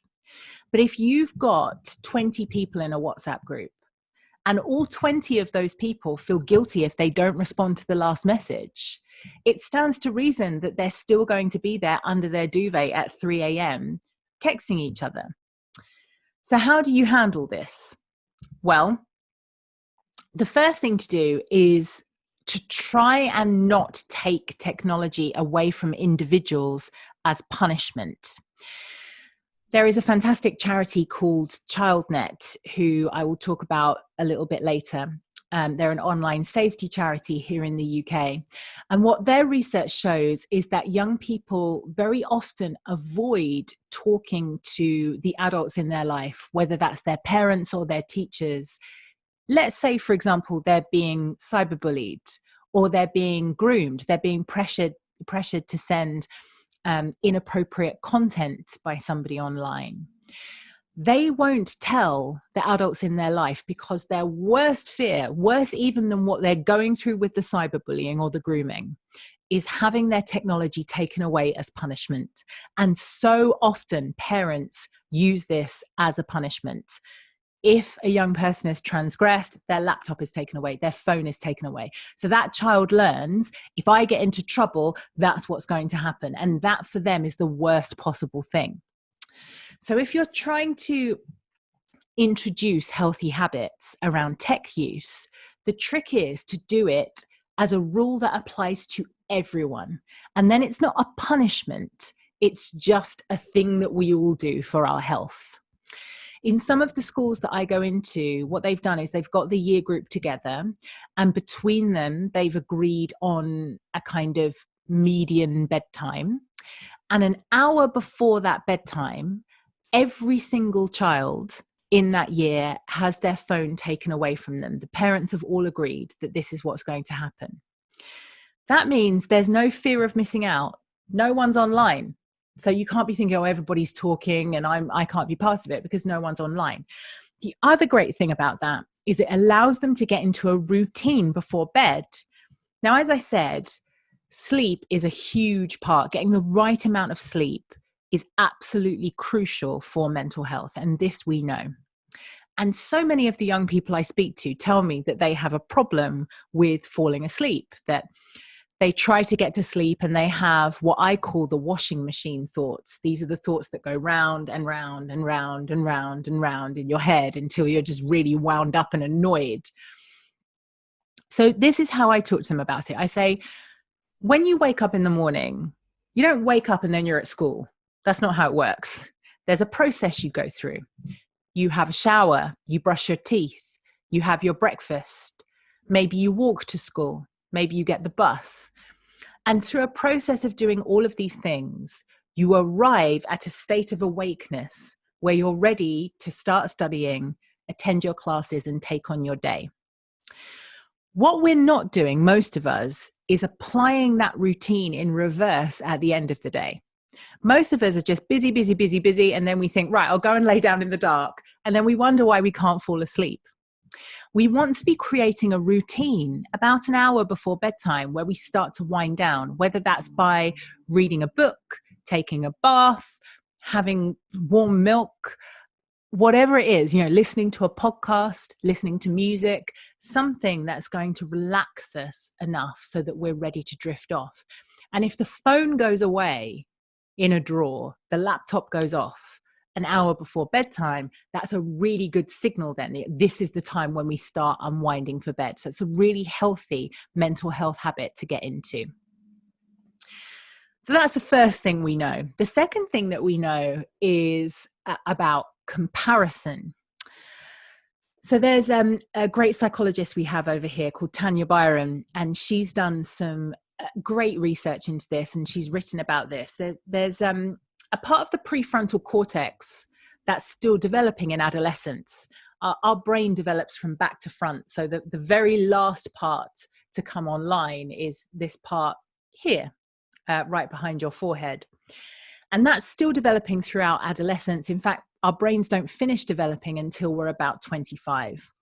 And part of that prefrontal cortex is responsible for comparison.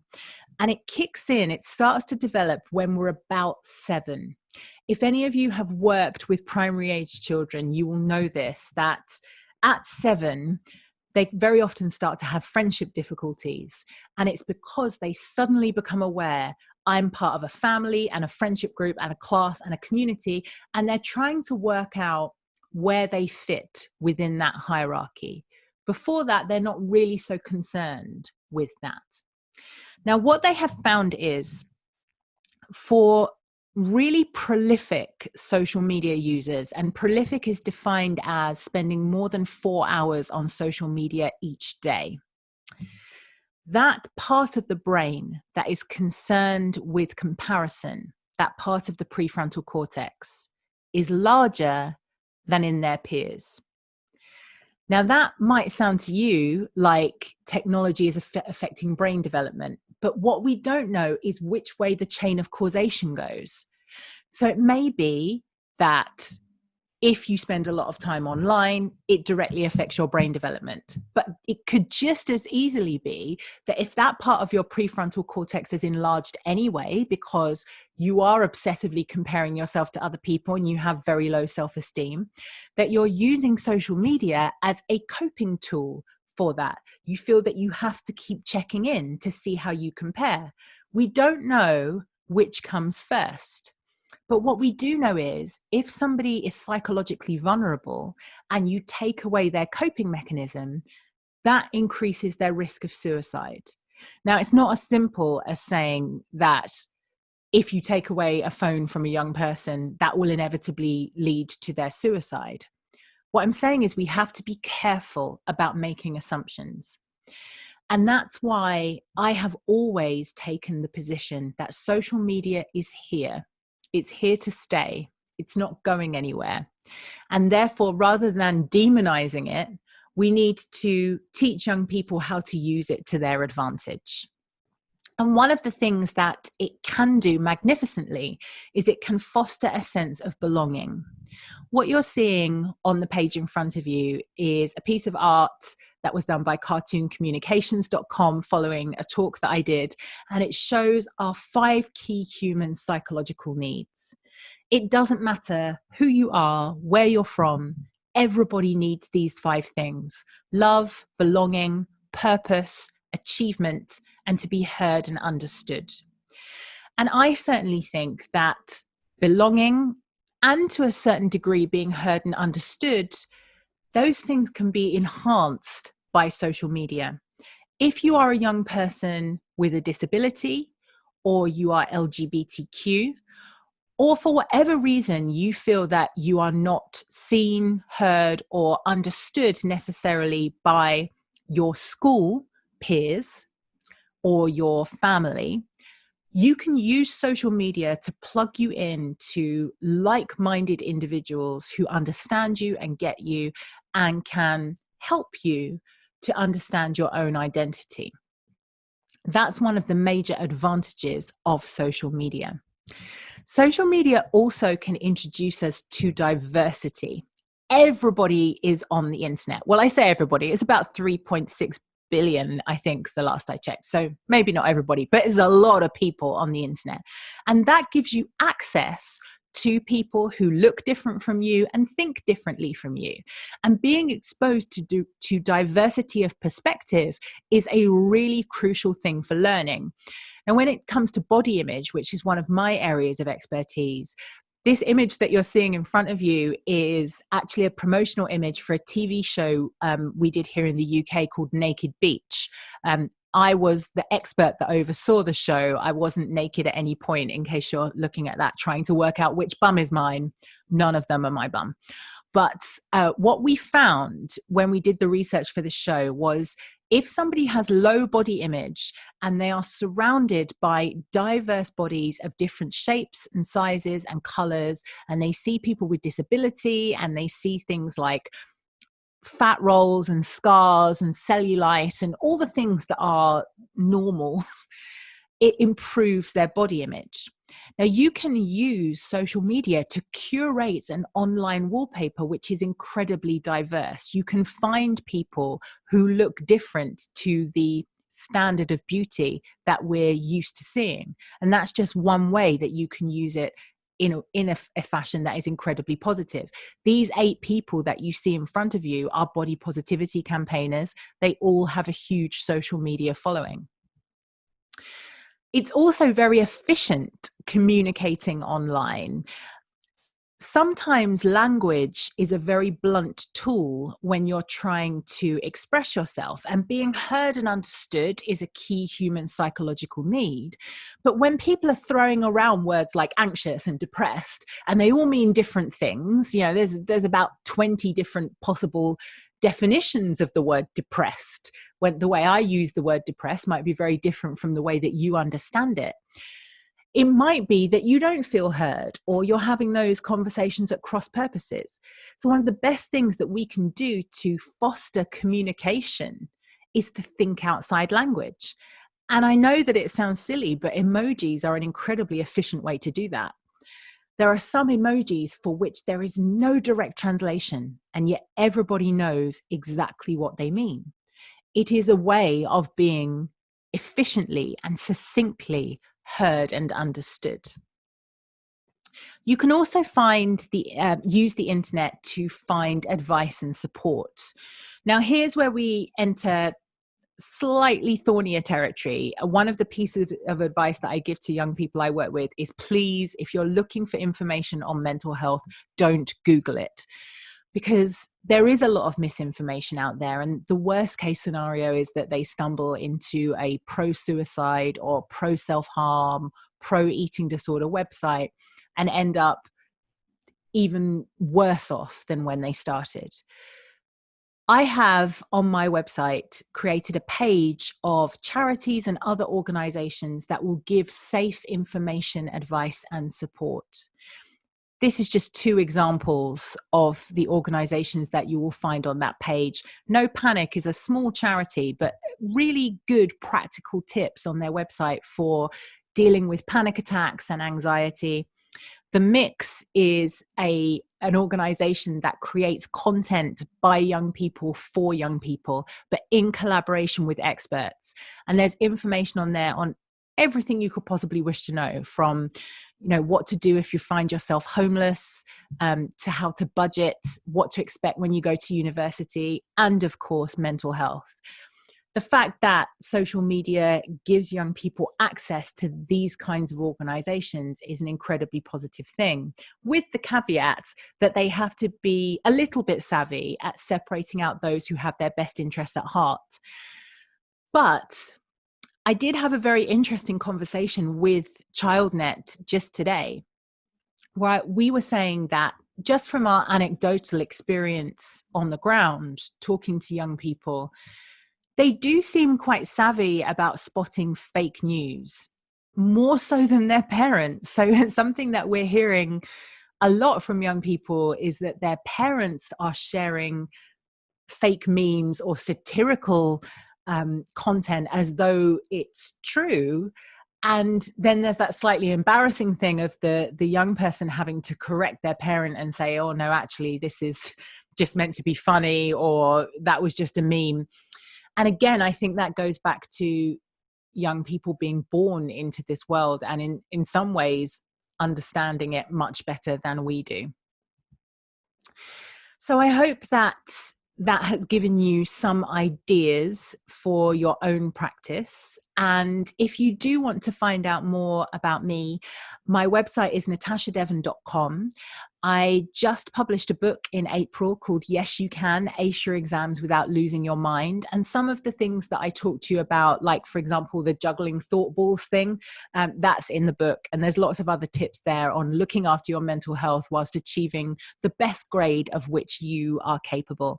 And of course, if you do want to follow me on social media, which would be appropriate given the contents of the talk, you can do so at _Natasha Devon. Thank you very much for listening and enjoy the rest of your conference. Serdecznie dziękuję naszej ekspertce. Thank you very much. Natasha Devon poruszyła bardzo ważny temat. Natasha Devon touched upon a very important topic of psychic health, mental health of young people in terms of how they use social media. Unquestionably, social media are tools that have wide coverage, that can have great impact, not just on young people, but also on grown-ups. That is why we should further discuss the potential offered by social media. This is a very much needed discussion that we need to embark on. We're just about to have the first coffee break. I would like just to remind you of the fact that all the presentations of our speakers are recorded and they will be available to all of you on our website, saferinternet.pl. Now it's time for a 30-minute long coffee break. We will reconvene at 12. Thank you very much and see you soon.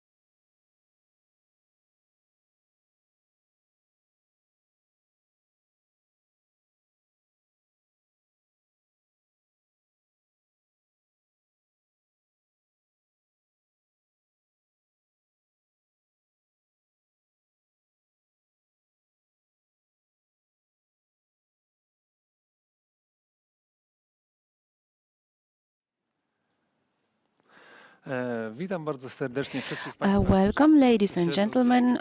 Welcome all of you who logged onto our 14th conference on the kids' safety on the internet. And one of the workers, employees of the Empowering Children Foundation, I would like to welcome you at the third session of our conference. We've talked about the pandemic multiple times today.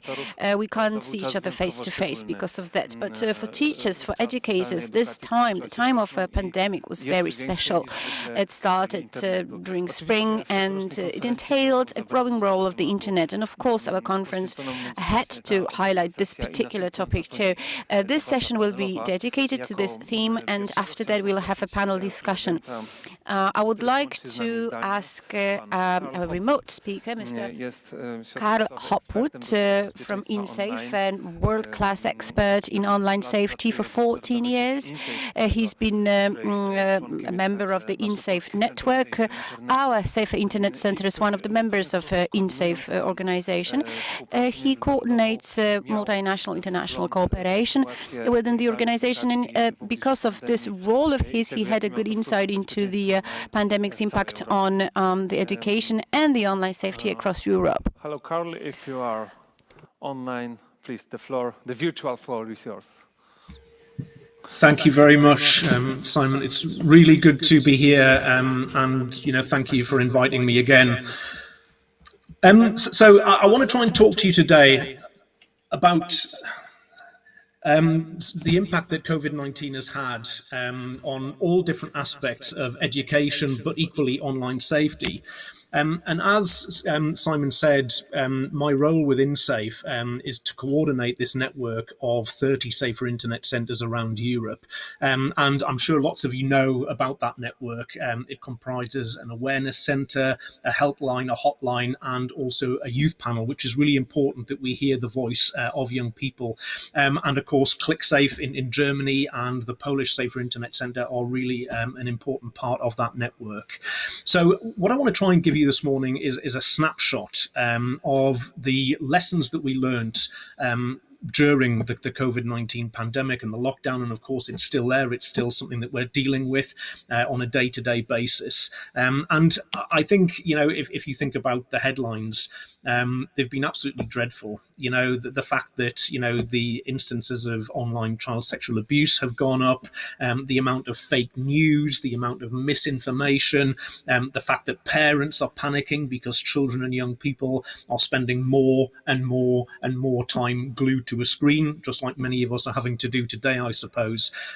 You can see in the bottom right-hand side of the screen, apparently some people became so fed up with constantly sitting in Zoom calls or Microsoft Teams meetings or Google Classroom or whatever, that they discovered that they could actually make a little video of themselves that would loop again and again. And it looked as though they were very interested in making notes and paying attention. And actually they'd gone away and were drinking coffee or sitting in the sun or something like that. So, the news was all doom and gloom. But I think what we also learned is that people suddenly recognized that technology had a role to play here. It was the way that we kept on learning when we were locked down.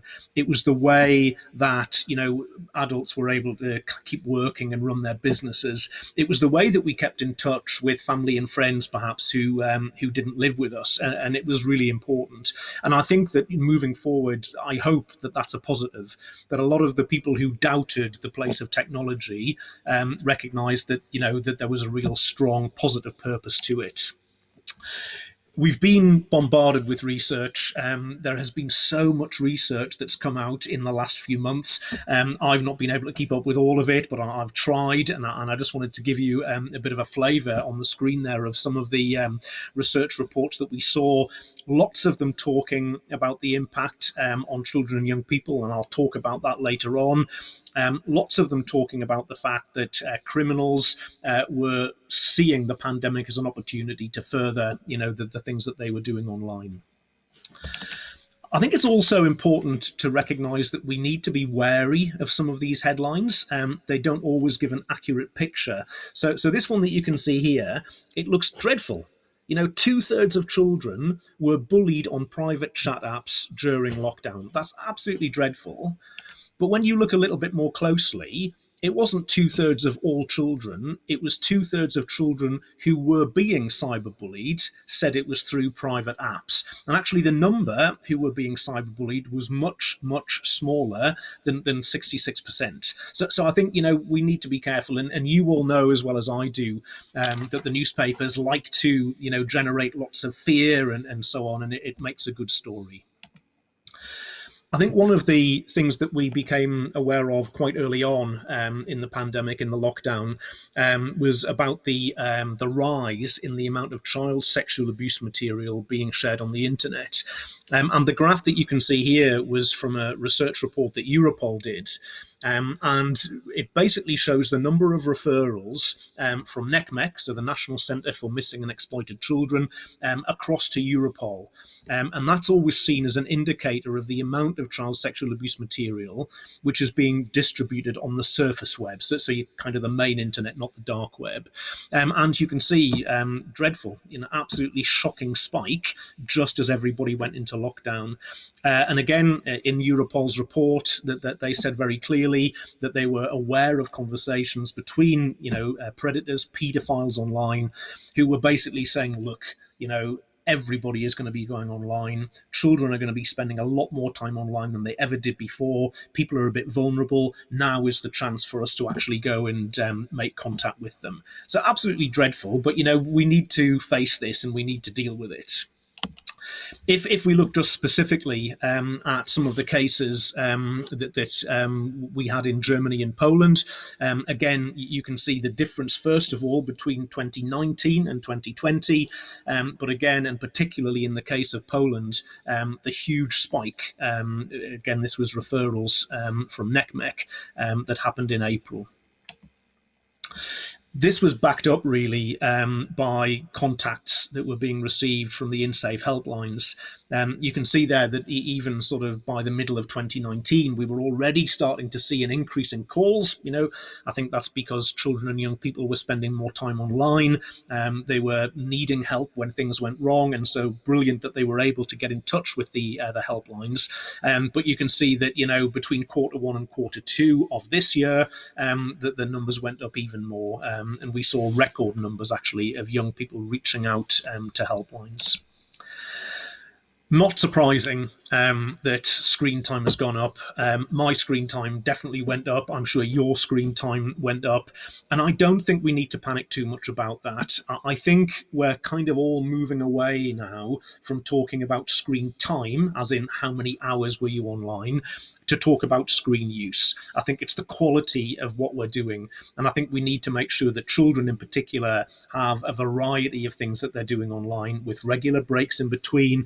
I think one of the messages that we try to give to parents is that there should be tech-free times in the day, maybe at meal times. But actually, if I'm saying that to my children, I shouldn't be sitting with my phone at the dinner table either. And I think the other message, which has come out as a result of the pandemic, is, no phones in the bedroom overnight. And that's because it will interfere with sleep. It's not because we think they're going to be doing things that they shouldn't be doing on their device overnight. I mean, they might be, that's a different argument, but it's more about sleep. And I think, again, it's okay to be having devices in the bedroom, perhaps, because when we were in lockdown, children weren't walking to school with their friends. They couldn't have those quiet conversations talking about things that were, upsetting them and so on in the way that they could when they were at school. So having that private time with a device is probably fine, but not overnight for the reasons that I've just mentioned. And so, as I say, technology became a lifeline, and I hope moving forward people will recognise that there's a lot of positives here. The use of the internet just went up massively again, as you can see from the graph there. And in some countries like Portugal, for example, there was a 50% increase in internet traffic as we went into lockdown. One of the things that we are seeing now is that some children, now that we're back in schools, I don't know how long for, but we're back in schools in a lot of countries, thank goodness. And I think that they're starting to realize that, now that they're in the classroom environment, they can't be sitting glued to a device looking at online content all the time. And we've certainly heard from teachers around Europe that some children are finding that transition quite difficult, that they're feeling that something's missing. And I think what you as adults already know is that the reason children, and us probably, find it difficult to put the device down is that, that was the intention, that was the plan. All of the apps that we use, the social media sites that we visit, the bits of technology that we use on a day-to-day basis, that they're riddled with persuasive design. They've been designed to keep you using it for as long as possible. And I remember a quote from a guy called Tristan Harris. He set up this thing called the Center for Humane Technology. And he's done it with a lot of, ex-Silicon Valley employees, people who made their fortune by creating the tech that we use today, who've now sort of stepped out and said, look, you need to recognize the impact that this tech can have on you. And the quote, he said, we can try to use our devices more responsibly, try to spend less time on them, but it'll be our willpower against hundreds of engineers who are paid to keep us glued to the screen. So we're going to find it really difficult. Children are going to find it really difficult, and we need to support them, especially at the moment, to manage the time that they spend online. Again, I just wanted to refer to a couple of bits of research here. The three bits that you can see in front of you, they were all done by Europol. That they're short reports. They're very, very readable. I'm happy to share the links afterwards. And they talk about, how people are profiting from the pandemic. And one of the things that they spoke about specifically was to do with sextortion. So offenders are likely to attempt to take advantage of emotionally vulnerable, isolated children through grooming and sextortion. Now, we sadly know that this is the case. A few months, after this report was published. And if you look at the InSafe data that we collect from the helplines every 3 months, these statistics are showing the increase in call numbers between the first quarter of 2020, so January, February, March, and the second quarter, April, May, June. So a 15% rise in calls about sextortion, 29% in calls about sexting, and the huge one there at the bottom, nearly 200% increase in the number of calls around data privacy. And I think that was concerned around some of the scams that we were aware of. I've put an example on the screen there. And actually, this was a very old scam. This is a scam that has been going on for years. It's the scam when you get an email, and I bet it's happened to some of you, it's certainly happened to me, and it says, we've installed some malware onto your device, and for the last 2 or 3 months, we've been videoing you through your webcam. We've got hours and hours of very interesting video footage. We've got a list of all the websites that you've been to. Some of them are not appropriate, and if you don't pay us a certain amount of money, we're going to send all of this stuff to your friends, to your family, to your school. We're going to send it to the people that you work for. It's going to be put up on the internet. You'll be embarrassed, pay the money, and then that'll be the end of it. Now, most people realize that this is a hoax at this point, but one of the clever things that the criminals did, they managed to include your password in that email, and that's what made people think it must be real. They must have access to my laptop, and they got the password from data breaches. You can go online and find where people's passwords have been identified. Every day we see the headlines which talk about how data has been lost and so on. Anyway, the COVID twist to it is, if you don't pay us this money, we will send you a package infected with coronavirus. This is your address. We know your address. You'll be putting your family and everybody at risk. And of course, it's a scam. But as you can see, the 16-year-old boy in question, he says, he's worried. He had been watching pornography. He was a teenager. He'd been watching pornography. He thinks they videoed him doing that. And now he's worried about what is going to happen. Another example, You may have seen this video. This came out at the beginning of lockdown, and apparently this is an Aldi store in the Netherlands, and it's, you know, besieged by people who are panic buying. There's no pasta, no toilet rolls. Everything is sold out because we're going into lockdown. And to cut a long story short, it's nothing to do with COVID-19. Bellingcat, the investigative journalism website, they managed to sort of track back that video. I mean, it was shared widely on TikTok, on Instagram, millions of times, but they found that it originated from 2011. And actually, the story about how they worked that out is quite interesting. I don't have time to share it now, but again, I'm happy to share links for people afterwards. The point I would make here is that I think we all have a responsibility, adults as well as children. You know, you see those stories. The researchers say, if my friends have posted things like that, people who I know have liked things like that, A, I'll be more likely to believe it, and B, I'll be more likely to share it myself. So, you know, when you see this stuff, before you click share or you forward it to people, we need to be trying to break that chain. Where does it come from? Is it genuine? Can I verify it? And as I say, I think adults have got to do that as much as young people.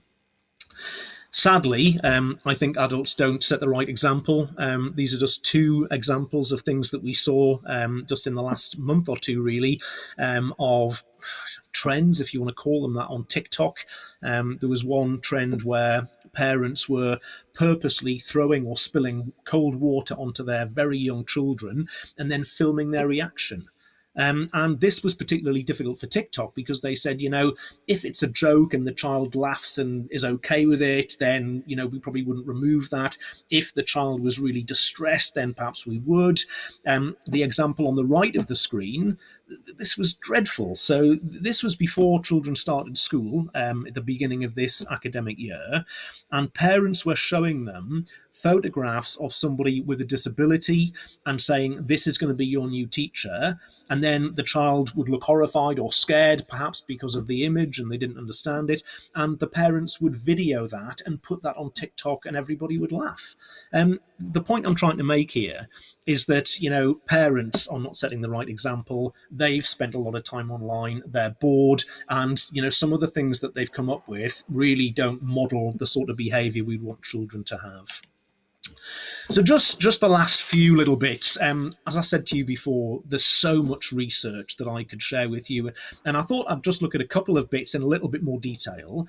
This first one is to do with gaming, so the impact that COVID-19 had on video gaming, and it's a European report from IFSI, so the Interactive Software Federation of Europe. So it's the gaming industry in Europe, if you like. And you know, I think the first thing to say, of course, people spent a lot more time online. They spent a lot more time gaming when the pandemic started and we were locked down. But since then, most players have resumed their usual amount of time that they spent, which I think is really positive. So although some have kept the bad habits, perhaps, or the habits where they're spending too much time online, not all of them have. And you can see here the breakdown. So the numbers did spike in April or May, but then, you know, in all of the countries, they have gone down. So, you know, it's understandable that they were spending more time, but, you know, perhaps it's going back to normal fairly quickly. Equally, in this particular one, this is really positive. You know, parents were saying, actually, playing online games has helped my children with their schooling and their education. And the thing that I think is really positive that I hope we can hold on to moving out of the pandemic when that happens is that parents said, I was playing video games with my children. I had more time. I wasn't going to work. I was working from home. And so I spent time playing stuff with my children during lockdown. This is really positive as well. 3 in 10 young people said playing these online games helps me to feel less anxious. You know, I'm forgetting about COVID-19 for a few minutes or an hour. It's helping my mental health. And equally, you know, I didn't feel quite as isolated. So I was playing multiplayer games with other people, and that meant that I didn't feel quite so isolated. The other bit of research that I want to quickly reference, and I'm aware that I'm almost up to time now, so forgive me if I just take another minute or so. This was a bit of research that came out at the end of August, done by Internet Matters, who are based in the UK. And I think, for years, we've tried to get teachers to use more technology in the classroom, and it's not always easy. I know a lot of you who are watching this now will be avid users of technology in the classroom, but it's not the case for everybody. And so 56% of teachers said, when we suddenly had to move to this remote learning, this online teaching, our school wasn't very well prepared to do that. We had to move very quickly, and almost half found, it was very difficult to adapt their teaching. They found that hard. It wasn't intuitive for them. I think one of the other concerns is that now that children have gone back, are they getting a broad, balanced curriculum? Of course, we want them to do English and maths and things like that. But what about those extra things, art and music and creative subjects, which are so important to children's learning? But as you can see from the stats on the screen there, some of those, important things that enrich the curriculum, they've disappeared. And I think there is a concern across the world that children are not where they should be in terms of their education. And some schools, sadly, are saying, right, let's focus on the core subjects, the things that we think are important. That's all we've got time for. And I think it's important to recognise that not everybody is connected. So again, this is in the UK, but 67% of pupils apparently had an internet connection, which is really surprising because I think we think, most children are connected. Well, they might be connected through their smartphone, but a lot of the learning that was pushed out to children, it didn't work on a smartphone. It didn't work on a tablet device. It worked if you had a desktop or a laptop, but not perhaps on those more portable types of devices that young people had.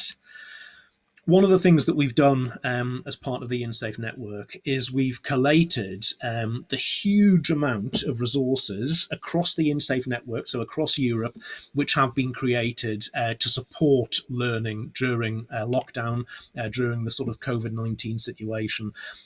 Every country was producing this stuff. The Polish and the German Safer Internet Centres, part of that. And, it's a really good place to go where you will find a huge amount of information, policies that perhaps it would be useful to have in a school, things that you might want to think about if you are setting up remote learning. And this is my penultimate slide, really. I think, we need to think carefully about the equity of provision. Was what we did accessible to everybody?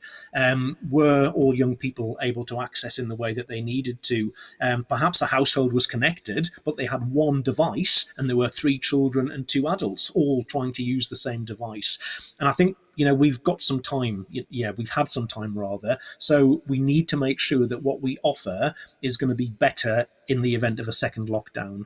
And the other thing I think is really important, and you all know this as professionals, children are vulnerable. Are we aware of those vulnerable children? How do we look after them when they're not at school? How can you tell in a sort of remote learning situation whether somebody is struggling and needing support? And I think, one of the things that we have to do in schools certainly is to keep the dialogue going, to keep the channels of communication open so that parents and children feel that they can come and talk. Moving forward, I think this absolutely has to be a partnership. So I'm going to stop there.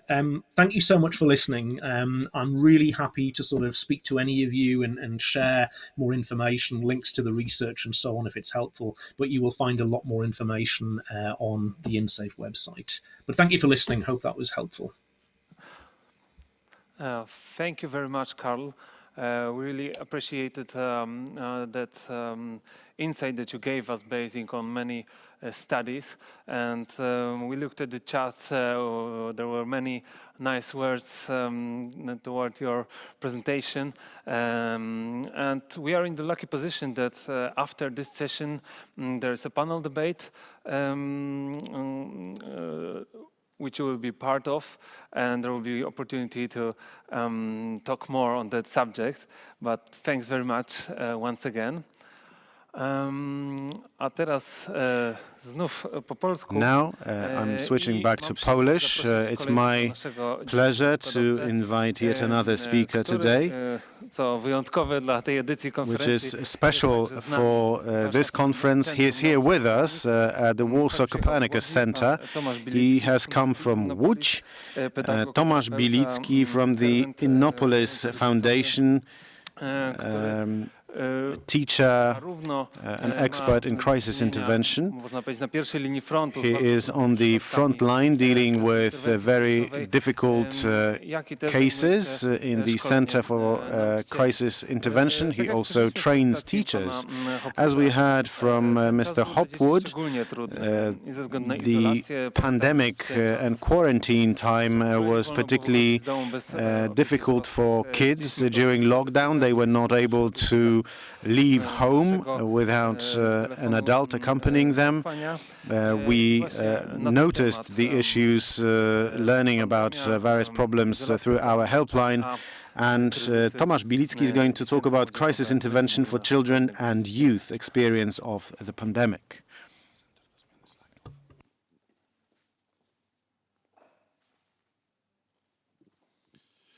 Dzień dobry, bardzo serdecznie dziękuję za Good afternoon. Thank you very much for your invitation. I work at the Innopolis Foundation in the Crisis Intervention Center for Children and Youth. I'm not going to talk about studies. I'd like to share my experience gained from working with patients. I'm only working with children and young people. I deal with adults when they are parents or guardians of the young people I work with. Well, we see that there is more mental health issues. Both the helpline and the intervention center point to this phenomenon. We have more interventions, although, as I will try to prove in a moment, for some people, lockdown and remote learning and teaching was comfortable. But as a matter of principle, as adults, teachers and parents, we have to pay attention. Some mental health issues may have been exacerbated during lockdown. We have dedicated a lot of time in school to wearing masks and cleaning hands, but people were more concerned with the breakdown of relationships, people leaving big cities and moving to the country because they deemed it safer. There may have been new friendships forged. The social structure in groups have changed. Many of my students, my patients, were of the opinion that simply going to school is very important rather than wearing masks or cleaning hands. Of course, there are two extreme approaches to the pandemic. One group of people is wearing masks all the time and wearing gloves and disinfecting hands. The other saying that there's nothing to it, there is no virus. But there will be some side effects to remote teaching. Some teachers required students to turn on cameras, and as a result, it may have turned out that a lot of people gained insight into the homes of fellow students, the homes of teachers. It may have turned out that someone is poor, someone is homosexual, and we need to take that into consideration when we come back after holidays and after the pandemic. It all raises the prospect of bullying among peers. If it's important for you when you've come back to school, when you talk to your students, let's not start teaching by discussing how you're going to grade students. Perhaps it would be good to start by simply talking about what lockdown was about, what remote learning was about. I have a question sheet to help me. It's inspired with the new trends in cognitive and behavioral therapy, but there are also questions about fears, anxieties, complexes, new situations that young people may encounter due to the remote teaching period. What I see in my patients niektórzy komfortowo is that wybrali some uczenie. were comfortable with remote teaching. Introverts were relaxed. bojących się ludzi. People with social phobias, they're afraid of school, they're afraid of other people, and they coped with lockdown pretty well. I'm saying it's comfortable for them, but it doesn't mean that it's good for them from a therapeutical point of view and from a support point of view. They were kind of passive. Z tym, że być może ta introwertyczność The już rodzi introvert obiekcje, czy nature may be a source of objection. The people phobia may be a paralyzing fear. The fact that someone was comfortable during lockdown doesn't mean it was good for them. And we also see the exacerbation of all sorts of phobias in people, low self-esteem issues, depression. All that is related to the lockdown period, and the lockdown exacerbated such symptoms.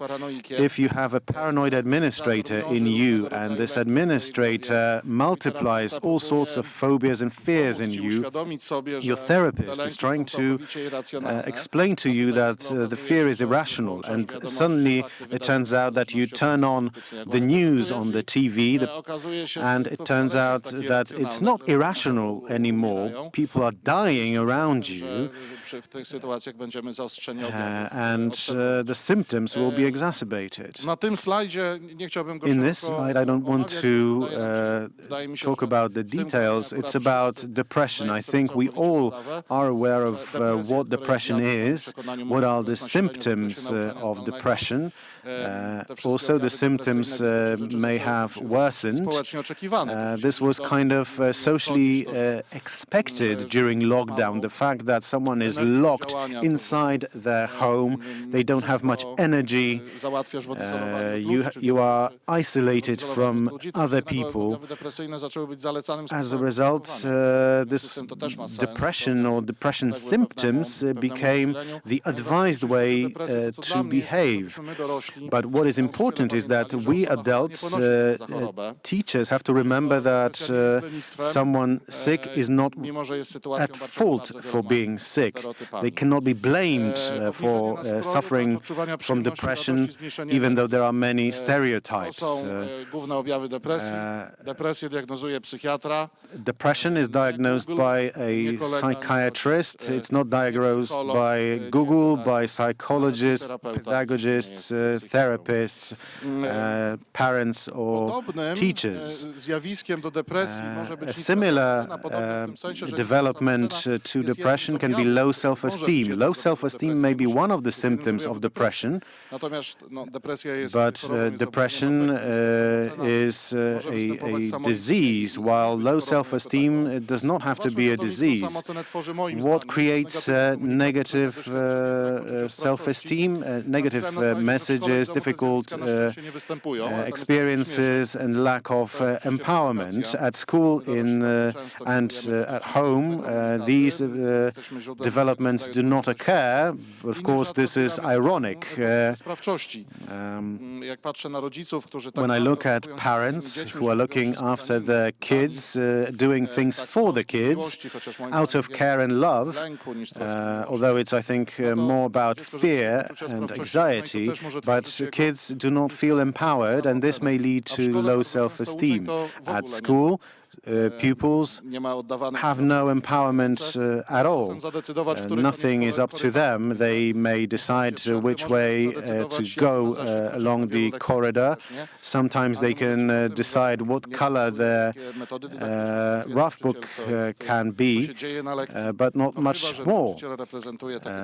Unless you have a smart teacher who empowers the students. Many young people who call us or come to see us at the intervention center, they say that they could cope before lockdown because they only argued for 2 hours a day, and now when they're in lockdown, they are arguing 24 hours a day. And that's also a part of the lockdown experience. distance and remote teaching. Bardzo łatwo jest rozpoznać It's very niską easy to samoocenę. diagnose low self-esteem. Pytania, które mogą nam w tym You have pomóc. questions that can help you. It's difficult to define depression, but it's easy to diagnose low self-esteem. Depression and low self-esteem is not about being lazy. It's not true that if someone wanted, they could stop being sick or they could stop thinking better about themselves. It's not that simple that you just go to a psychologist or a psychiatrist and the person doesn't want to, and that the person is not doing anything. Let's not think this way about people who have low self-esteem or are suffering from depression. These are stereotypes. They do not help. And in my opinion, the sufferers of depression or low self-esteem will not be improved. What you can do, particularly when we're back at school, you can watch others and yourself. You can monitor each other. It's good to know that your friends and teachers can have low self-esteem. And never punish, but don't say things when you're teaching remotely and you see that someone is lacking energy to do some exercises. Don't say it's going to be okay, others have it worse, don't be a softie, get a grip on yourself, come on, get a move on, it's your fault, don't postpone anything for later, etc. Don't say things like that. Someone who has low self-esteem or is suffering from depression, they can hear things like that from time to time, but they may have some advantages in inverted commas from the situation. They will not tend not to do much. They are saving energy. They have less requirements to comply with. They have a lower risk of failure. They are facing less criticism. They have the attention and help of other people. So consider finding a silver bullet. On the one hand, you need to find a balance. You have to understand that during remote teaching, the symptoms may have been exacerbated, but on the other hand, as a teacher, you need to define certain expectations. Do not stigmatize. Do not make it easy for people with an issue. You have to separate the person from the symptoms of the disease. This is an example of my exchange with my student. The name has been changed, but this is actual letter. This is, I suppose, someone who is suffering from some symptoms of depression. She certainly has low self-esteem. When she was late meeting the deadline, she was lacking energy. She didn't have the strength to send me an essay. She was apologizing for it, promising to send it the day after. And I responded, it would be nice if you send it to me tomorrow, but if you don't, I will continue to think well of you. That's important. On the other hand, do not let go. When I got an essay of 3 sentences, I know that it's related to her disease, but I gave her a 2, which is the minimum passing grade. I thanked her for doing the essay.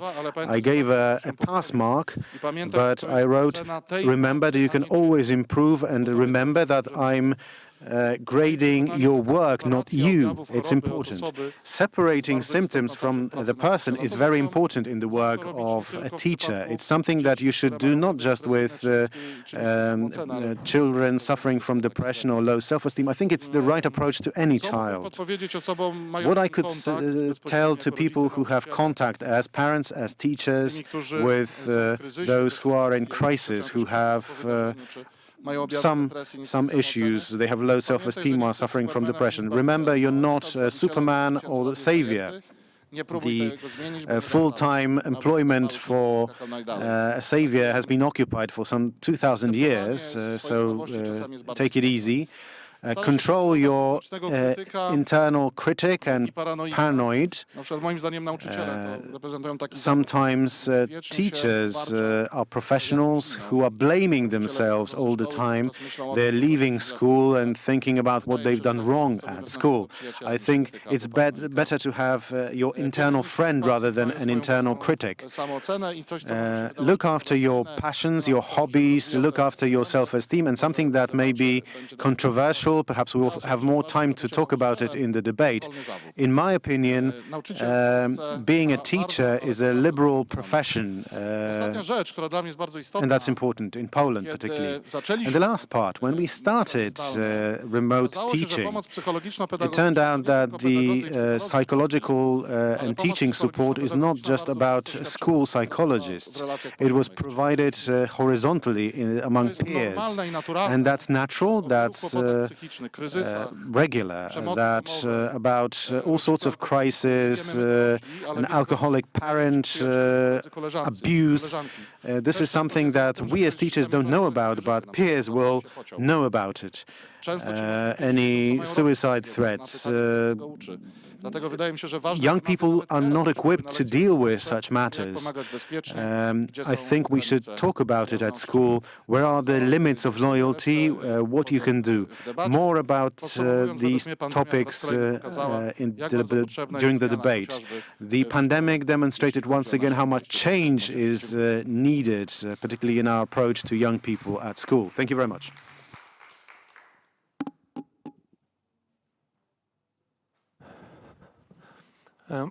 Bardzo dziękujemy za to Thank you very much ważne wystąpienie for this important presentation about difficult subjects. Na naszym czacie było On our chat, we've had many words of gratitude for the speaker, words of appreciation for the important words for teachers. Czeka nas jeszcze debata, w której We are going to have a debate in a while. Perhaps we can discuss some issues more extensively during the debate. Please ask your questions and write comments both on the chat and in the special window right underneath the streaming window.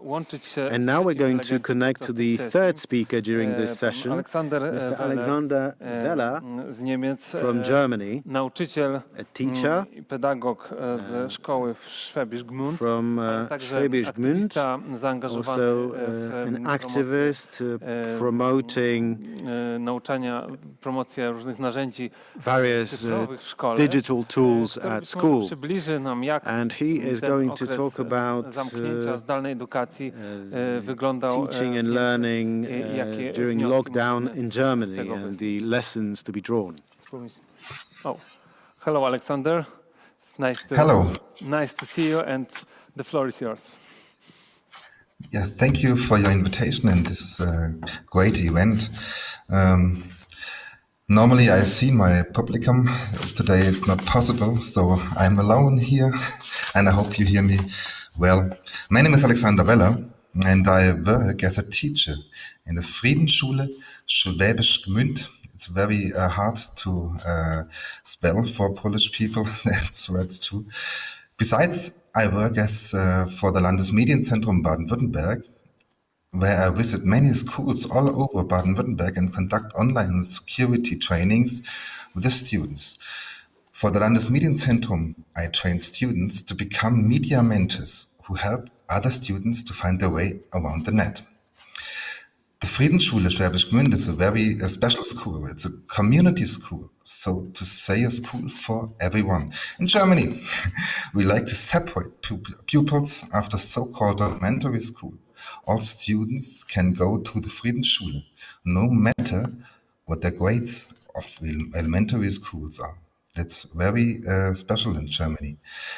We as community school have committed ourselves to support all students individually. Today, I would like to report on the lessons we learned at school during the school closures in Baden-Württemberg.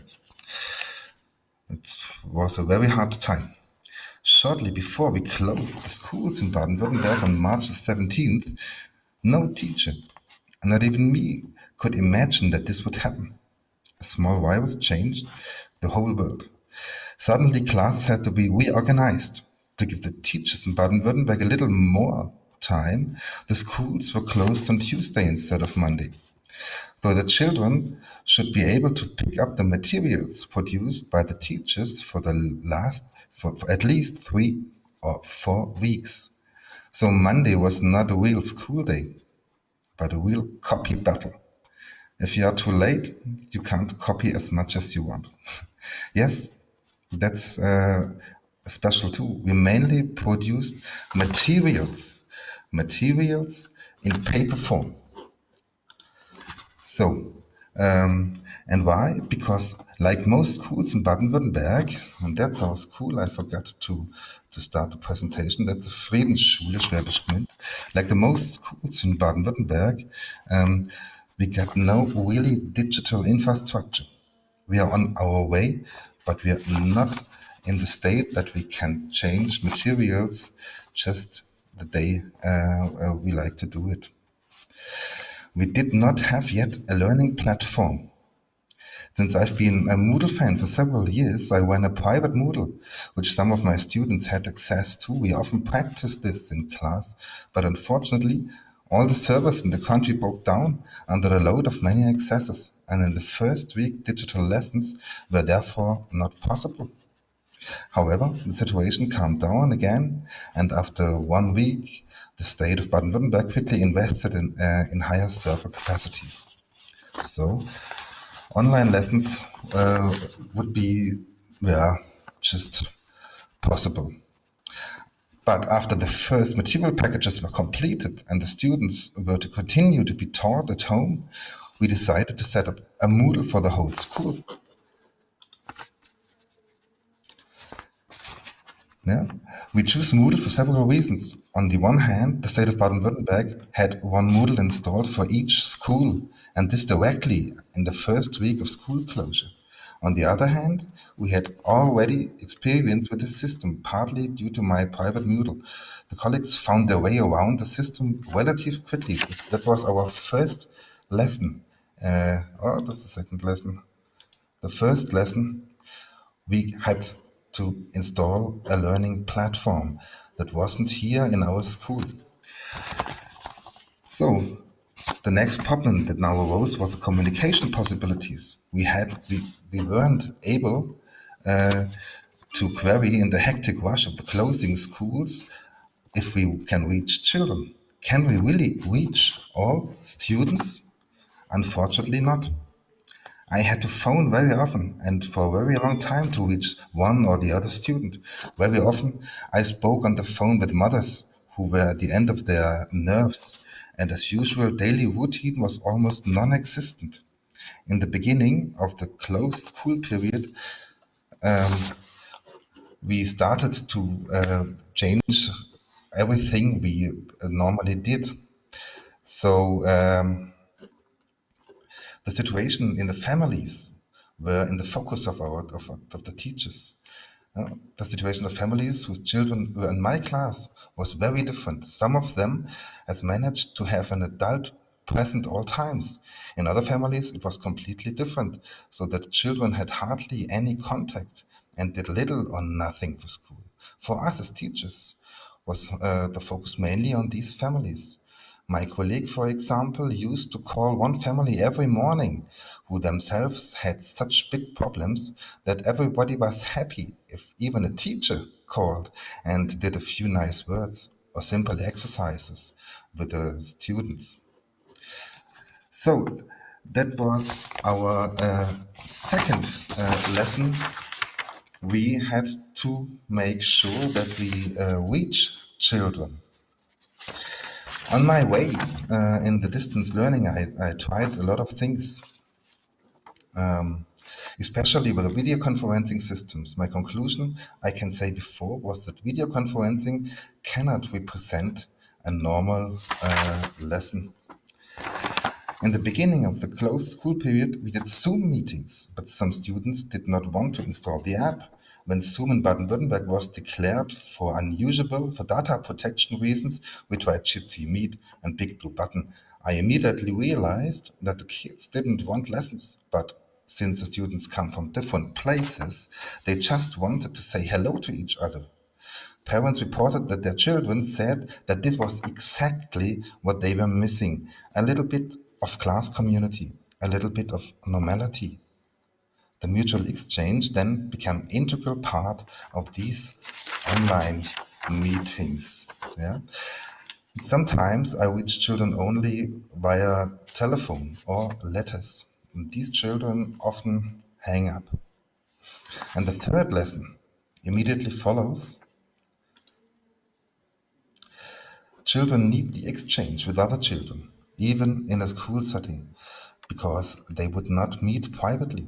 Video conferences can help, but of course they cannot replace a personal contact. And that was very hard for some of our children in the class. In the Friedensschule, the discussion about better communication continued in the meantime, and we have placed our trust in a young startup from Schwäbisch Gmünd to provide a messenger and a school administration program. So at the beginning of the year, we had already personal contact and a demonstration of the software.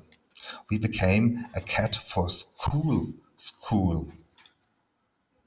A Cat for School, that's the software we use in our school. I was tasked with getting all teachers and all students into the messenger services. It was important for us to offer different messenger than WhatsApp because the students should have the sign that we care about what they do and what they do with the data they produce.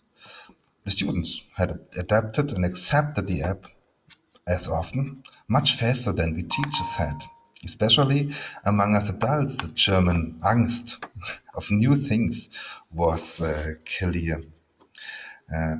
There are still a few small problems, but we are on our way.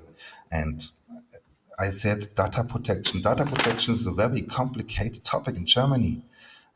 Due to our federal structure, different things are possible in different federal states. In Baden-Württemberg, for example, a messenger was also introduced for the period of school closure. Every teacher can install Trima Work on his or her smartphone, and the Ministry of Education and Cultural Affairs allows the use of this crypto messenger for notes or for the official communication. That was very new to us. We in Schwäbisch Gmünd decided for this small startup, Cat for School.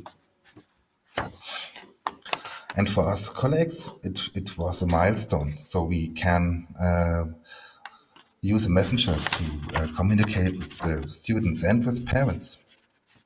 In the meantime, Moodle was running better and better, and many colleagues suddenly started using digital tools. They had rather dubious reputation until then. Some of them produced videos or to support learning at home. Others created interactive PDF files so that students had less printing costs. By the way, this was also a point I had to discuss with parents. People often ask, is it really need to be printed? In some families, there were either no printer or the printing costs of several pages was too high. Many children had also never printed from a smartphone before. Most of the time, this was a device used to process tasks and contents. This is exactly why we have decided to focus more on interactive ways of doing things in the school year 2021. That was our 5th lesson. The content must be adapted to the main device children carry out. Most students are on the road with their smartphones, which means we have to provide content and tasks that are easy to work on with a smartphone. In the most families, there were no PCs, but smartphones are everywhere. And the 6th lesson is a very personal lesson. In Germany, voices were repeatedly raised saying that we teachers in Corona times have a very good time. At least, therefore, we had nothing to do. So that was not the truth. Sometimes I stood up in the morning at 7 o'clock, sit on my desk, and I left it at 9 o'clock in the evening. It's not a normal day. Normally, I go to school, have my lessons, and and later on, I made my preparations for the next days. But in these times, it was really a chaos. So, so we contacted parents, we contacted children, we advised colleagues and questioned about the learning platform and so on. And our day was extremely unstructured, extremely hard because of preparing materials for whom? We didn't even know if the children can learn with our materials. And the lesson I had to learn is that a good structure of a day is not only my task, it's also a task for the children and for the families. And the second task I had to learn is that I not have to be perfect. I think distance learning is a system which can cope with several issues. And sometimes you have to be satisfied with imperfect situations. So that was the perspective of a small German school here in Schwäbisch Gmünd. And we made our lessons, and I heard that the speakers before had the same lessons in their program. I think it's all over Europe, the same and very hard way to distance learning. Thank you for your attention. Thank you very much, Alexander. Thank you very much for this presentation. I think many of our listeners, Polish teachers and also from other countries can reflect in your experience. I think it was very good to summarize all those lessons learned in those in those points you mentioned. And well, it's still valid. Unfortunately, here in Poland, we hear every day that some of schools are closed because of virus found in the school. So for sure, distance learning is not over. It will be more and more important. But probably the main thing is to learn those lessons from the experience. Thank you once again. We will connect in a few minutes for the debate. Proszę Państwa, dziękuję za tą Thank you very much, ladies and gentlemen, for attending this session. As I said before, we will continue in the same vein. At 1:20 p.m., we will connect again. We will have a panel discussion taking place, and we will have three speakers that you have already the opportunity to listen to taking part in this debate. But also we'll have Marta Florkiewicz-Borkowska, who will join this debate. Justyna Suchecka will be a facilitator of this discussion. So I'd like to see you again at 1:20 p.m. Thank you.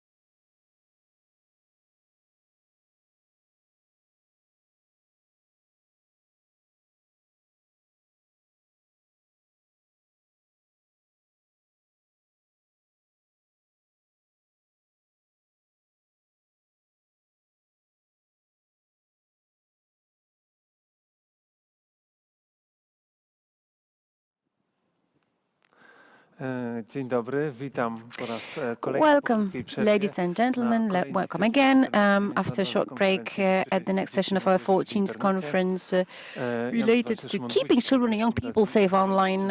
I am representing the Empowering Children Foundation, and I would like to invite you to take part in the next session that is a continuation of the previous one related to the challenges of the pandemic, but this time it will take the form of a panel discussion, and this is the first time that we've been organizing such a panel discussion where some of the participants are here physically in the Copernicus Science Center, and others will connect with us via internet.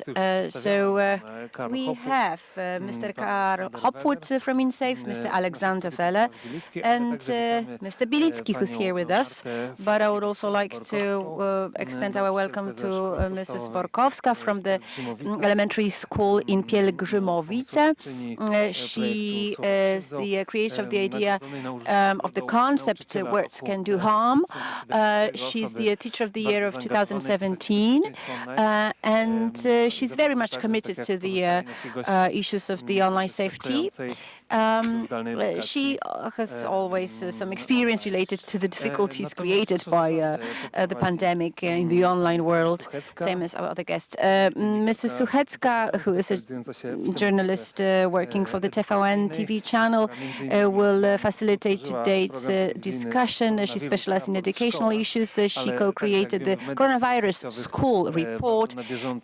She's up to date with social media, and she knows what is going on in the educational system in terms of those new remote schooling challenges.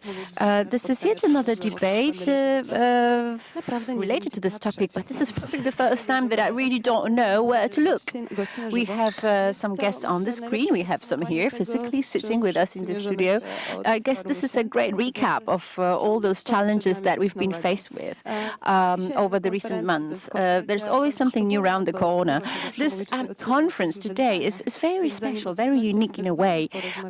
We will talk about challenges and difficulties, of course, but before we proceed to that, I would like you, ladies and gentlemen, who represent such a wide spectrum of perspectives, teachers, parents, educational perspectives, I would like you to start with this question, and that's the question to you. What are those positive things that happen to kids during pandemic? From your own perspective, I think we could talk about a number of things that are positive and that took place during the pandemic time. However, I would like to talk about this situation.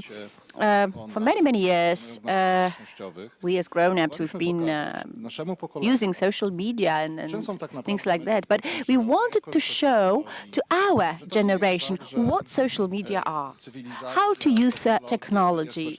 Because it's not the case that technologies, that digital tools are the source of all evil. It's just easy to point your finger at someone to blame. If there's something going wrong, let's just find the guilty party. For instance, it can be a computer.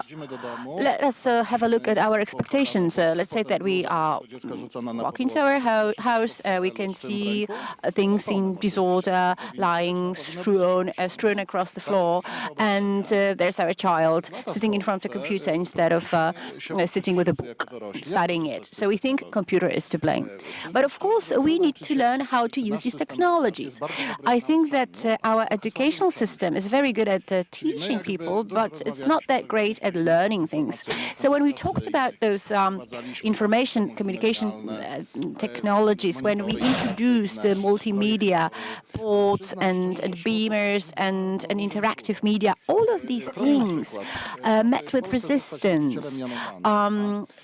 We have this career path for a teacher in Poland. For instance, an an appointed teacher. It's one of the higher milestones in this process. To get to this stage, you need to be able to make one slide in PowerPoint.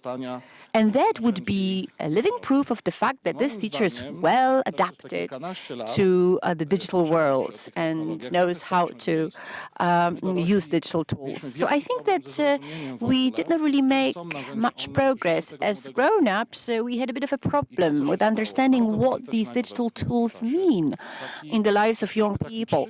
I think that the pandemic was this a 3-month crash course in new techs. So teachers suddenly found out what Messenger is, how to use Snapchat. Some of them even got to know the ins and outs of Teams, project Teams, or Zoom conferences calls. Those who made a huge progress were even present on Discord. So that was actually quite wonderful, quite amazing, because we finally ventured into this realm of young people. So that's a great opportunity for us to understand what these new techs are about. It's a bit like a roles reversal. Until that time, students or our kids were taught by us. We told them, don't use this, don't do that. And now it is the other way around. Students teach us things, how to use those digital tools.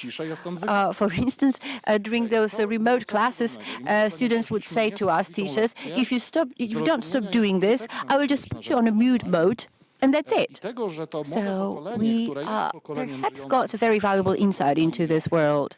We have this generation of young people that live both in the offline and in the online world. And I think that this is quite an attractive prospect and a very valuable insight for us. We will talk about it even more. Karl, what do you think? What were those positive things that happened to young kids during the pandemic time?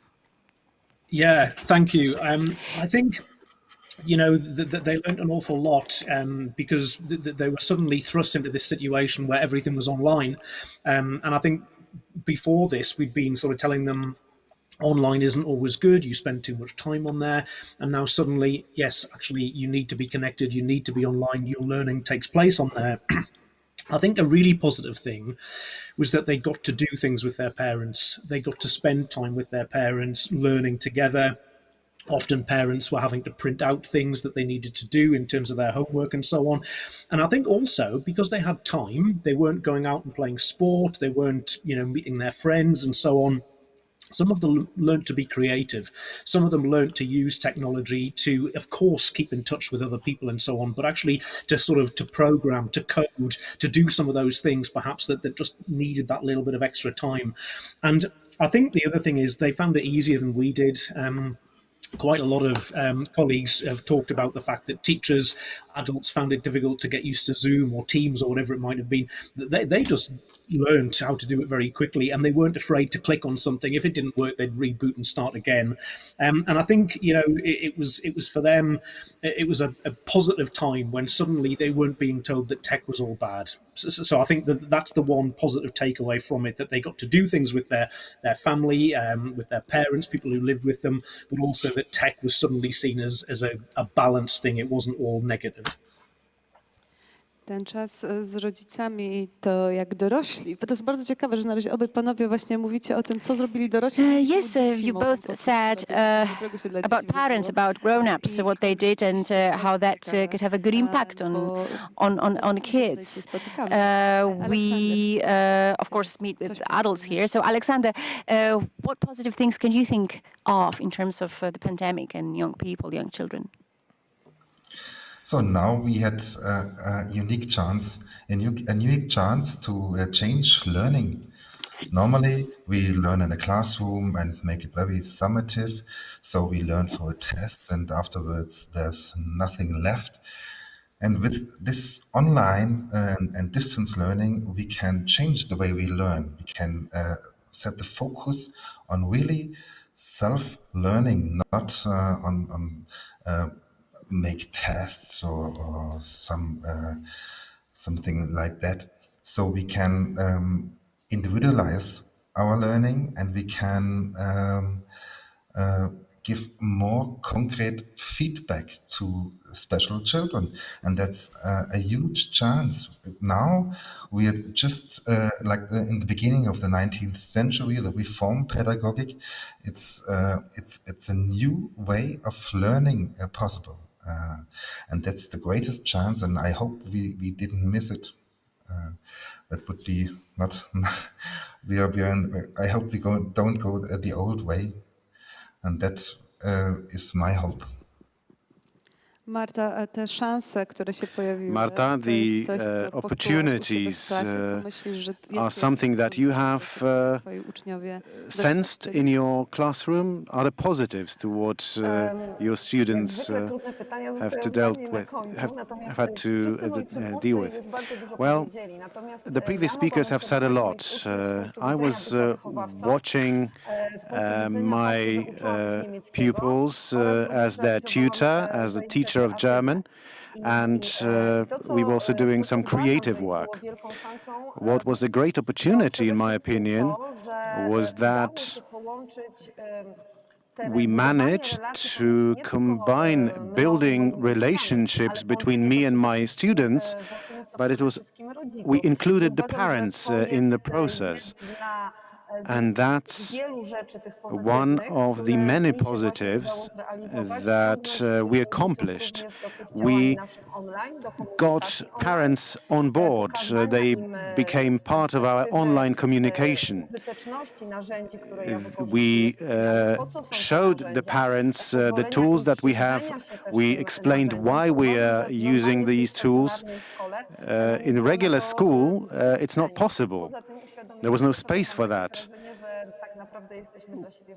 And we also realized that humans are important for other humans. I was missing my students were missing me, but they were missing each other. We also realized how pointless things we have to do sometimes. I'm talking about the curriculum, the national curriculum. What was positive was that I had to review my surplus knowledge about modern technology. I had to adjust to my students, looking more globally. It was not just about using apps to train various skills. I had to have a perspective of my students and their parents, not to overload them, not to flood them and frustrate them. So it was an important experience for me. I had to review my teaching methods, my approach to modern technology, but it was also about facilitating work. It was about showing that we have tools leading us to specific goals to develop a competence. And that is what enabled our return to stationary school. What you are talking about is good, because we are talking about positives for so long. Perhaps not everything is working fine yet, but things will get better. When I was writing about your work as teachers, educators in the first weeks of the lockdown, what I heard the most from parents was all the rules that we have developed at home have crushed. My child had 2 hours a day in front of a computer, but no more. Now they're sitting in front of a computer all day. Is it true that all that we have developed at home is no longer true? Karl, you were nodding, so I'd like to start with you. No, I don't think that everything that we've developed at home is no longer true, because I had those rules in place as well. But I think what it did serve to do, because certainly I think in the UK, we've focused a lot about screen time. How much time do we think it is okay? And I think we've now moved that debate away from screen time to screen use, so what you're actually doing. And I think it's the quality of the activities that you take part in on screen, which is important. And I think actually as parents and teachers, we still need to hold on to some of that. I think, we know that if you do anything for, 6-7 hours a day, it's too much. Lots of us have probably been spending far too much time in Zoom calls and things like that. And I think it's about having a break every so often. It's about doing other things. It's about getting up and moving around and so on and so forth. So I think it's not all disappeared, but I think we can be a bit more chilled out about it now, perhaps, and recognize that it's not all as bad as perhaps we thought. Marta, you said that you had surplus knowledge about new technology. You are a teacher. I hope there are many like you who are able to tap into various resources and use various tools. Is it just about turning to new rules of use of technology? How not to overload the students in front of a computer? Did you come to any rules with your class? Well, let me split what I say into 3 topics that I teach. German, twice a week.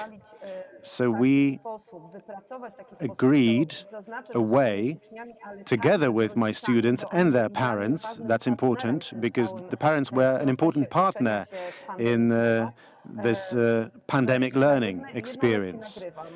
I recorded one lesson using various tools, 15-20 minute portions, where I talk to my students. I'm the Marta they know.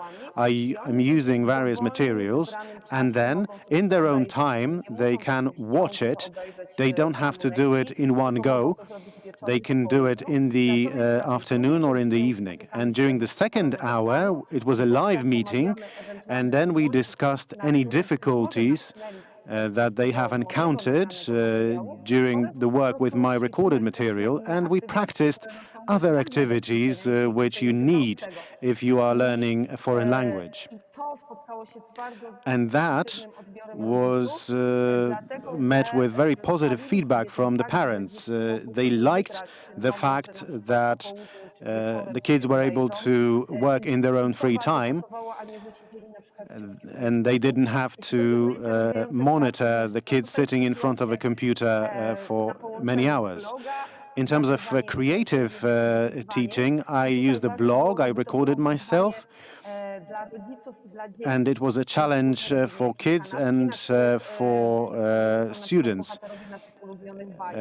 For example, we were creating sandwiches with characters from favorite cartoons, or we were making some photographs, or we were testing some cool app that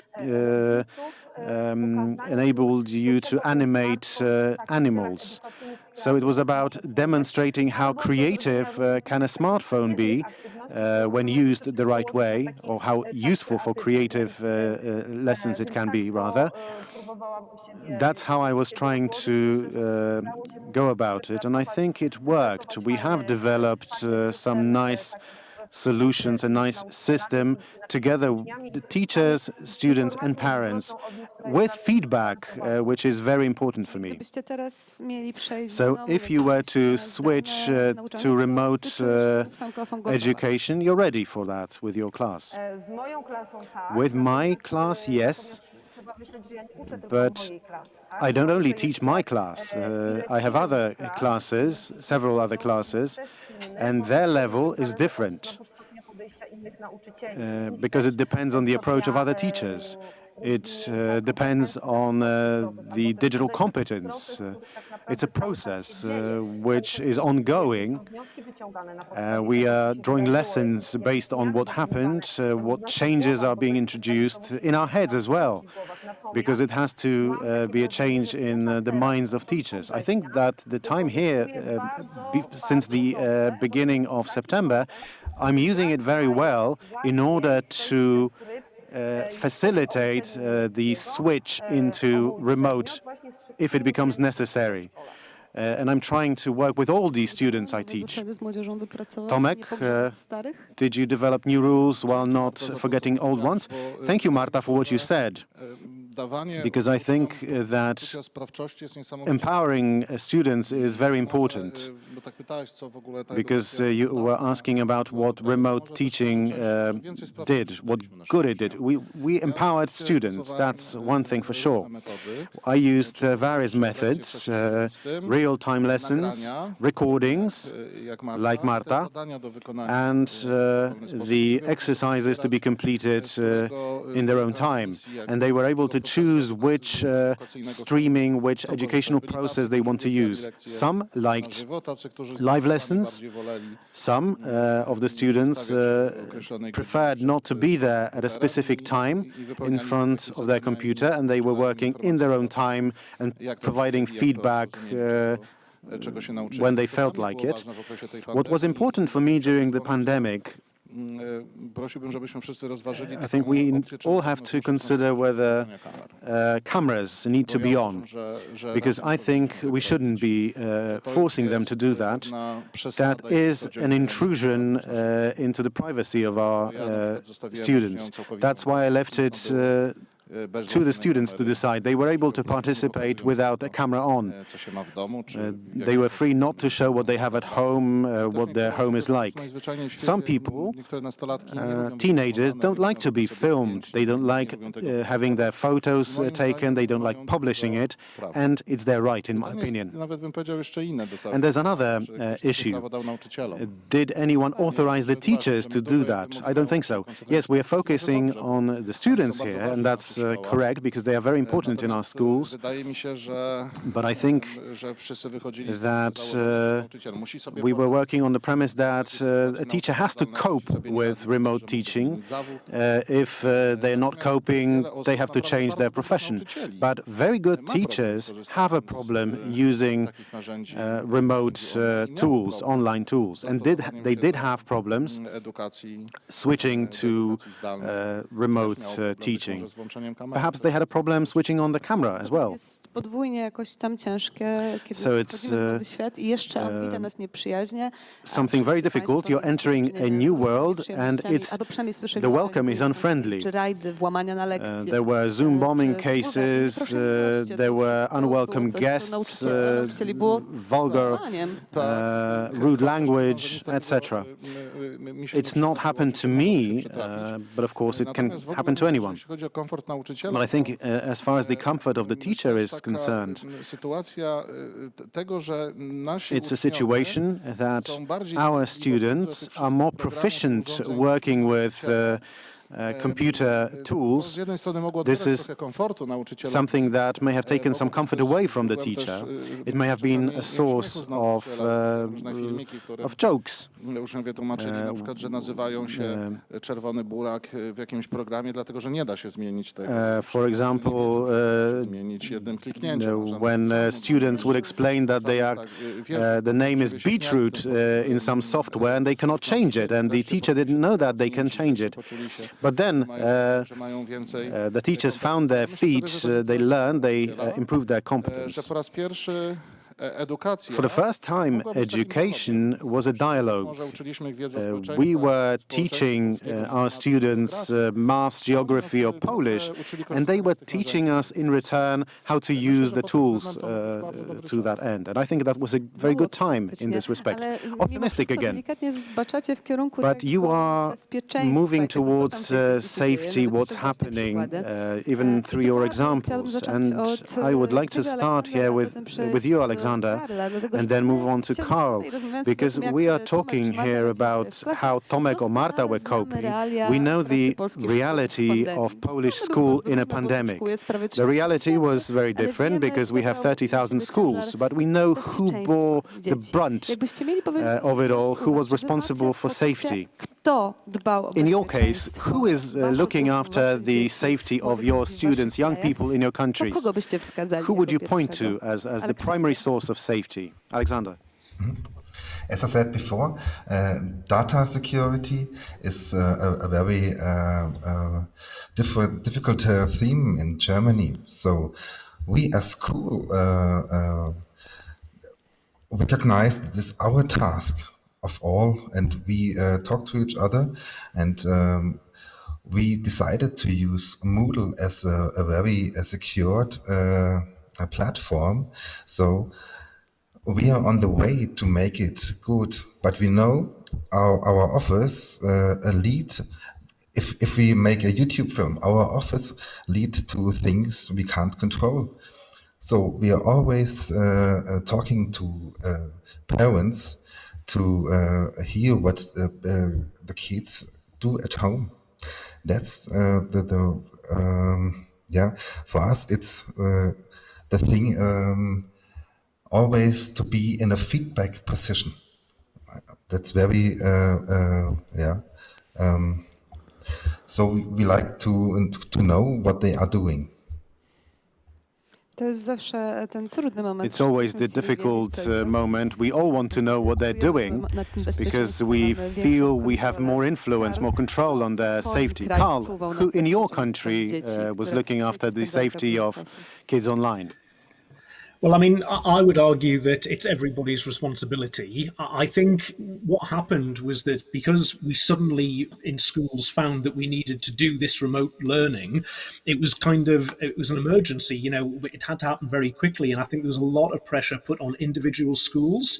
I think, you know, certainly from the work that I do across Europe within SAFE, we heard stories where some ministries of education were saying, oh, you know, you can use Facebook Messenger to kind of pass messages between groups and so on. And you know, the education professionals were saying, well, that's not okay. You know, you're supposed to be 13 to use it in the first place. And actually, these are younger children. And equally, there was the problem with Zoom. And you've mentioned sort of Zoom bombing. But from what I can tell, it was all to do with the way it was set up. And if you set it up properly with passwords and you don't share the passwords on social media, then the likelihood of that happening is much, much, much less. And I think what we eventually got to was local education authorities kind of giving advice and saying, if you're going to use these platforms, here's some of the things that you might want to think about.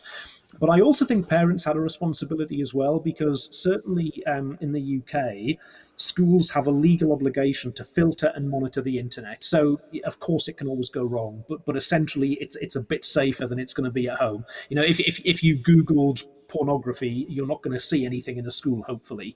But I think the onus is then on parents, because parents don't have some of these things in place. I mean, some do filter the internet, of course they do, but an awful lot don't for a variety of different reasons.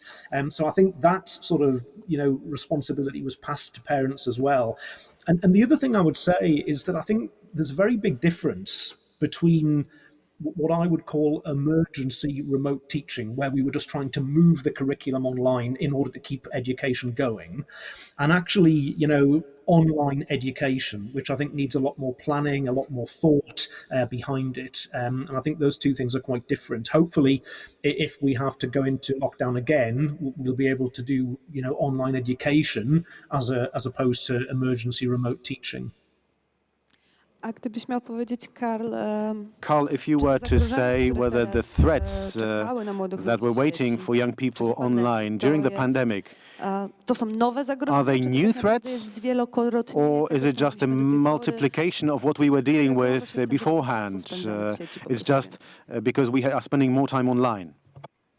Yeah, I think that's a really important question. And I would argue that, you know, it's the threats that have always been there. And as somebody who's been sort of teaching online safety for years now and trying to get schools and parents to engage with it, I think a positive, if anything is positive with, you know, COVID-19, is that actually people have realized that suddenly online safety education is important. You know, so one example, UNICEF did some research and they found that a lot of children, so So I've got the figures here, 50-odd% in Poland, 40-odd% in Germany of teenagers go to look for health information on the internet. Of course they do. Lots of us will do that. And so suddenly, because there was so much bad information there, misinformation or disinformation, I mean, the World Health Organization talked about an infodemic, didn't they, at the beginning of all of this? Because there was so much problematic information, suddenly your kind of media literacy skills became really important. Could you identify where were the reliable sources of information, or actually were you going to find that more difficult? And again, UNICEF found that there was real differences. So in answer to your question, I think it was the stuff that was always there, but I think because we were online more, we came across it more. And I think the other thing which I referenced in my presentation earlier is that sadly that the criminals, especially involved in passing child abuse images and things like that, they saw the pandemic as an opportunity. And so I don't think that meant we should be saying to people, stop using tech. It was just an excuse, I think, for us to reinforce some of those online safety messages that hopefully we've always been trying to do. Ja myślę, że paradoksalnie to, że wszyscy Well, paradoxically, the fact that we are all forced to redefine the ways we work, spend time online, even if we were reluctant to do so before, it makes us get engaged and to be more careful. Alexander, from your perspective, what is the biggest threat in these pandemic times? Yeah, the biggest threat is just to secure learning like we would like to have it. And the biggest threat is that children use devices they normally use to make other things than learning. And we would like to use these devices for the children to make work and learning and make effort. So my daughter, 16-year-old, can watch TikTok for hours, but it's very difficult for her to work on a task given from school, and that's a very hard threat. So we make structures in devices and structures in apps and structures in our tasks. And we had to give feedback to children to know that they are now 2 hours on TikTok. That's very important for us teachers, for parents, for the whole school, and even for peer-to-peer. Yeah? If people see that other people always do things in TikTok instead of working on tasks, it would be a nice way that they give each other feedback. A z twojej perspektywy to są nowe zagrożenia, co nam się ujawniło, czy właśnie stare, które do tej pory zamykaliśmy pod dywan? So are these those old threats? We've known them before, but we just swept them under the carpet, or is it something new? I'd say that this is not really about new threats. I'd say that what happens in the online world is an extension of the offline world. Many people consider lots of aspects of the offline world as real. Discussions and relationships, they are real to them, genuine to them. If we are to talk about threats associated with remote education, I'd say that the online world is not really a threat in itself. I'd say we, the grown-ups, are a threat. The online world is extremely attractive to a young person. I'm afraid that we, the adults, we won't be able to match the online world in terms of our attractiveness, our appeal to young people. Many young people, actually, I remember one of such young people who told me that the remote schooling is something that he's really happy with. For instance, there are some students, I would really never suspect them of this, but sometimes they basically cross the threshold of a school on Monday and they they normally look quite despondent because of that. Nowadays it changed because daily routine changed tremendously, and they miss the school, physical contact with their friends, with their mates. But I'd say that the remote schooling, the remote education highlighted certain problems, those areas that require improvement. It also showed to us that we as grown-ups, we need to be as attractive to young people as the online world. And I'd say that for many of us, it will be too much of a challenge, that we won't be able to build those genuine relationships, to offer the sort of understanding to young people that they expect of us. You're raising my mind. That's what I wanted to say, that this is a huge, daunting challenge for all of us, not just online teachers, because we all take part in this process. Marta, what would be the most disturbing thing about the online reality nowadays, from your point of view? Before I respond to this question, I would like to refer to what Tomek said. I don't really think that we as teachers should be as attractive as the online world. I'd say that teachers can be attractive, they may not be attractive, they can be charismatic, magnetic or not. But I'd say that what happens is that when we offer remote teaching to students, we should make our tasks, exercises, the content as attractive as possible to them. I'm quite concerned, going back to your question, about disinformation, fake news. Students that come into contact with this sort of content, they don't know how to respond to that, what to do with it, how to cope with it, how to tackle it. And we as grown-ups, we do not always know how to address these challenges either. So I would like to draw your attention to this particular issue.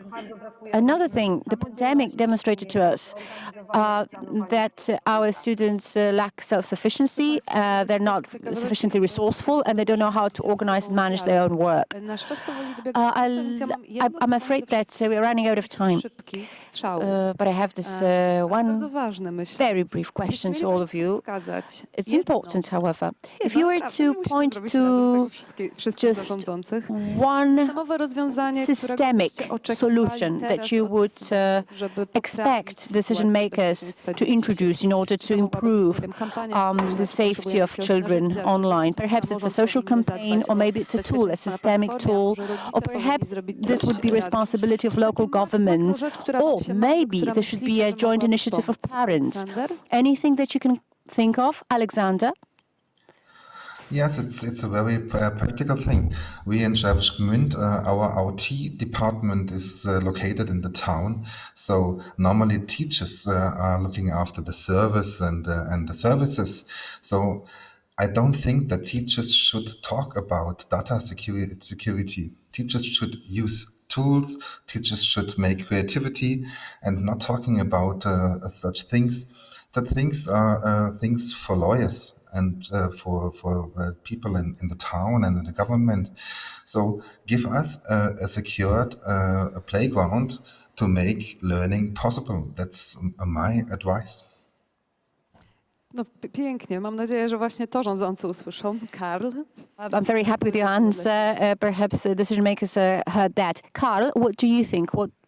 What you can think of in this context? Yeah, I think if it's one specific thing, we have to make online safety a statutory part of the curriculum, so that every school does it, so that every child is getting the same experience. I think at the moment it's haphazard. I think we probably have to inspect schools to see that they're doing it properly and see that it's effective. I think there has to be a partnership, and I think we have to get to a place where online safety, it's not seen as a separate thing. It's just embedded in teaching and learning, and it's everybody's responsibility. It's not something that's done in the computing class. It's something that's just done by all the adults who are working with children. Łatwo mi jest sobie wyobrazić, że mimo tego, że w Polsce dużo mówimy o tym, że wszyscy by odchudzili. Yes, it's hard to imagine in terms of what happens in Poland. However, I think that everyone would agree that the online safety is something that should definitely be part of the curriculum, as this one sentence. Marta, what do you think? Well, it's hard for me to say. I have a long wish list, to be honest. But I try to be pragmatic, however. I would not like to hear this. It's nice to have online infrastructure. It's nice to have internet. I would like to see it in practice. I would like to see it in flesh, so to speak, to have an efficient internet connection, to have complete availability of online-based solutions for my students. Because even if I have a good internet connection, if I had reliable devices, what does it matter if my students don't? So from my point of view, for the time being, I think it would be great to basically review the infrastructure, to make sure that everyone has the same reliable access to infrastructure and to technology. Tomek, would you be kind enough to tell us in one sentence what would you advise the Digital Affairs Minister in terms of remote education? I'd say that we should have this system of kindness and support. Of course, we need certain solutions in terms of applications, the access to internet, safety, security of the data, etc., etc. These are very good solutions indeed. However, what I missed most in terms of the initiatives on the level of local government and government is understanding and kindness. For instance, I felt that no one understood that we are going through a rough patch as well as teachers, that we are far from perfect. That sometimes what we come up with is not ideal. No one really paid attention to teachers that had difficult access or limited access to internet and had to basically were left to their own devices. So this understanding, that was something that I missed, something that I would like to see in government. I hope that all the decision makers had the opportunity to hear that, not just the Education Ministry. We're running out of time, but Szymon has something to say. I would like to extend my thanks to all the participants of our conference, our discussion, sorry. I would like also to encourage you to see our discussion panel, because we also have this online activity that was triggered by our conference. And I would like to highlight several comments of our viewers. This is something that came up in the presentation of Mr. Alexander, picking the platform, choosing the platform, because he talked about the online platform. Also, we heard that in many cases, this communication was effectuated via emails, in fact, via Librus. That's a device that was used. So this is a very insufficient, incomplete form of communication. There were also comments that the support that was provided to teachers in schools was not sufficient, that the knowledge, that the education perhaps was not efficiently shared. And obviously, parents had a lot to say about their children, about the online learning, about remote school. So lots of valuable insights from parents could be found. And what actually was mentioned by one of the speakers, that the families got together also during the pandemic. And positive aspects, the pros of the current state of affairs, these were also highlighted in the post from our viewers. Our participants talked about, for instance, self-learning, how to organize your time in terms of education without this direct supervision. So time management, how to learn that. Sometimes it worked, sometimes it didn't. Activation, involvement, engagement of these perhaps more introvert students who were not particularly active in a physical school, but could spread their wings, so to speak, in the remote model. Also, those digital solutions, digital platforms. We had this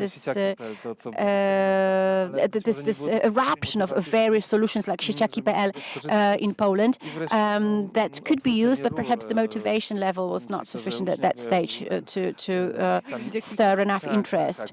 But another thing that was mentioned today as well, that students were educating their parents or teachers because they are just more tech savvy. They know what to click and where and what that will entail. Also, other comments were present, such as suggestions that we should not really forbid things. We should rather support our children and indicate the right course of action. We would like to thank our interpreters here, the sign language interpreter and the regular interpreters. Now it's time for a lunch break. And after that, we will reconvene 3 p.m. on the dot, and we'll have another opportunity to listen to a number of interesting presentations for our local and international guests. Thank you very much.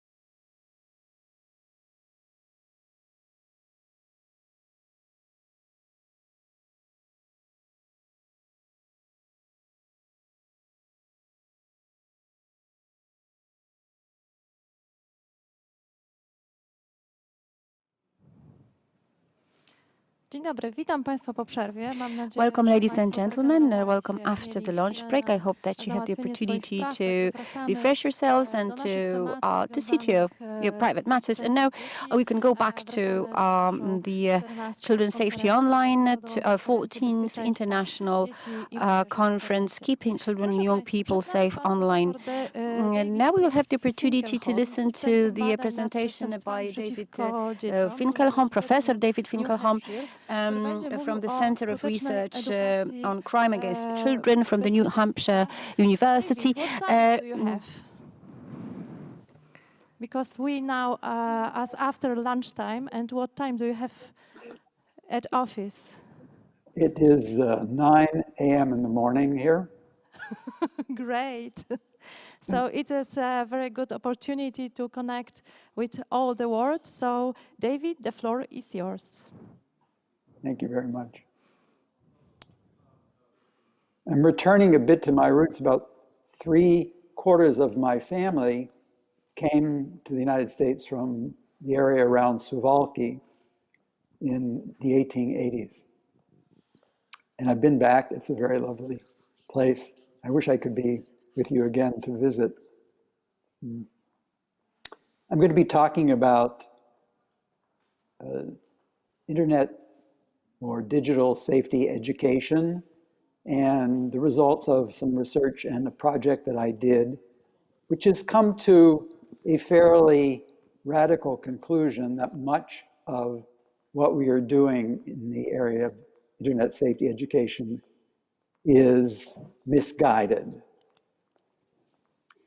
So we're all aware of the fact that there's a lot of anxiety about children and the internet. These are some images from the concerns in the United States.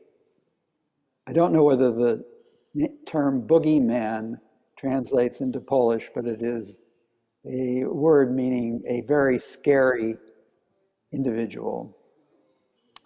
As a result, we have seen the development of many internet safety education programs in the United States.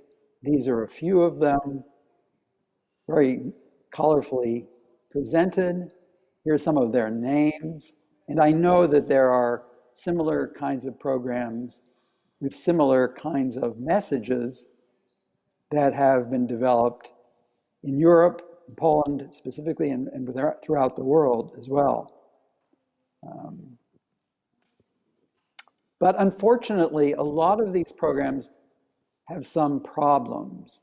They are based on fuzzy or incomplete logic models. Their idea about how the problem occurs and what needs to be done is mistaken. They haven't been evaluated to see if, in fact, they are effective. They utilize less effective modalities. That means they don't use teaching techniques that have been shown to be most effective.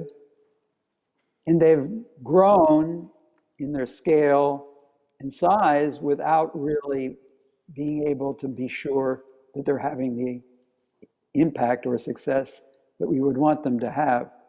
So I consider these to be under development. My alternative suggestion, based on the evaluation I've done of the prevention education field, is that we should be taking online safety messages and elements and integrating them into already existing offline programs for prevention and youth safety.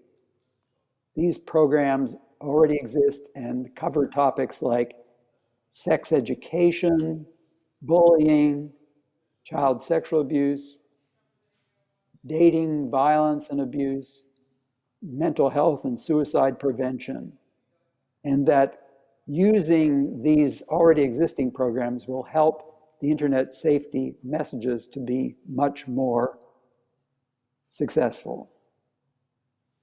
The argument for this kind of integration is based on 5 important elements. First of all, it turns out that most of the online harms and problems occur connected to offline problems as well. So we'll talk a little bit about that, but bullying and online grooming are really connected to their offline similar problems as well. Secondly, the offline forms of these problems are more common, more pervasive than the online forms. Thirdly, the risk factors, the things that put young people at risk for victimization and harm online are the same as those that put youth at risk for harm in offline or face-to-face contexts. Fourth, the evidence basis for prevention in the offline domain is much better developed. And finally, the offline programs are already well disseminated, at least in the United States and some other places in the world. And so adding on to them will speed the dissemination of safety messages about online as well.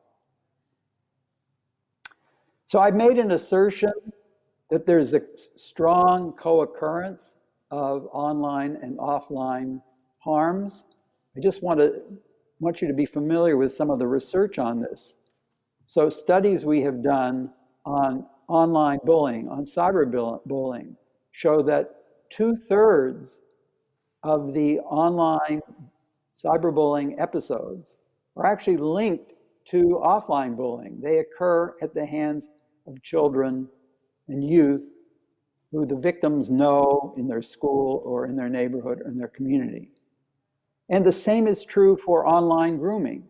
Studies of representative samples of cases coming to the attention of police show that 2/3 of the offenders arrested for online grooming were actually people that the youth knew from offline contexts, like their school or their church or some youth serving organization.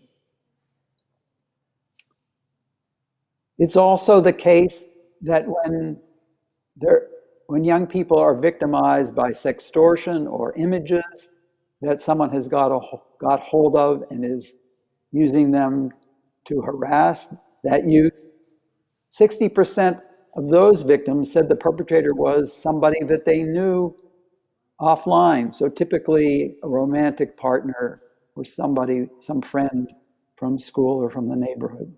So you can see how connected the offline and the online episodes are.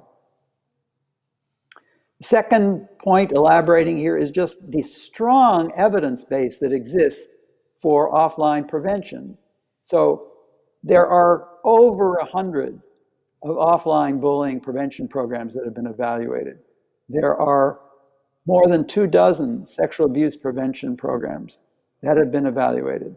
There are 24 teen dating abuse prevention programs that have been evaluated. There are nearly 83 sexual risk-taking prevention programs. And there are a number of self-harm and suicide prevention programs that have been positively evaluated. This is a very deep and rich knowledge base, which we should be building on rather than trying to invent something new that hasn't been adequately tested. If we build on these existing programs, we're more likely to be effective. We're going to achieve effectiveness more quickly. We're going to have a more pervasive safety effect because we'll be reaching more children. And we will avoid unnecessary competition. This is a very important point. I don't know exactly how this may work in Poland, but typically school-based or other kinds of prevention programs have to be chosen by decision makers, principals of schools, other educational authorities, and they have to compare doing one topic or another topic. If you present them with an internet safety education program, they may have to move something else out of the curriculum to make it available. And this is an unnecessary kind of competition. We should be trying to provide integrated programs to make sure that all the topics are covered. I mentioned that there are problems with the logic model of a lot of these programs. So here are some examples. A lot of the online grooming prevention programs have messages like the following: don't go to meet strangers. Don't communicate online with people you don't know. People aren't always who they appear to be. The assumptions behind these messages are that youth are being fooled by someone who's acting like a friend of the same age, but who is really interested in sex or sexual exploitation. But our studies about how children become engaged by online groomers is that most of them get victimized because they are actually online and interested in sex and romance, and that they know much about the abuser when they start to engage with them. The majority of the online grooming, as I suggested, occurs at the hands of people that they already know. When youth go to meet these people who they're having online correspondence with, they tend to know that these are adults and that sex and romance are part of what is going to be happening. 75% of victims had sex on multiple occasions with the people that they met, and that about 20% of them were boys looking for guidance around sexual orientation.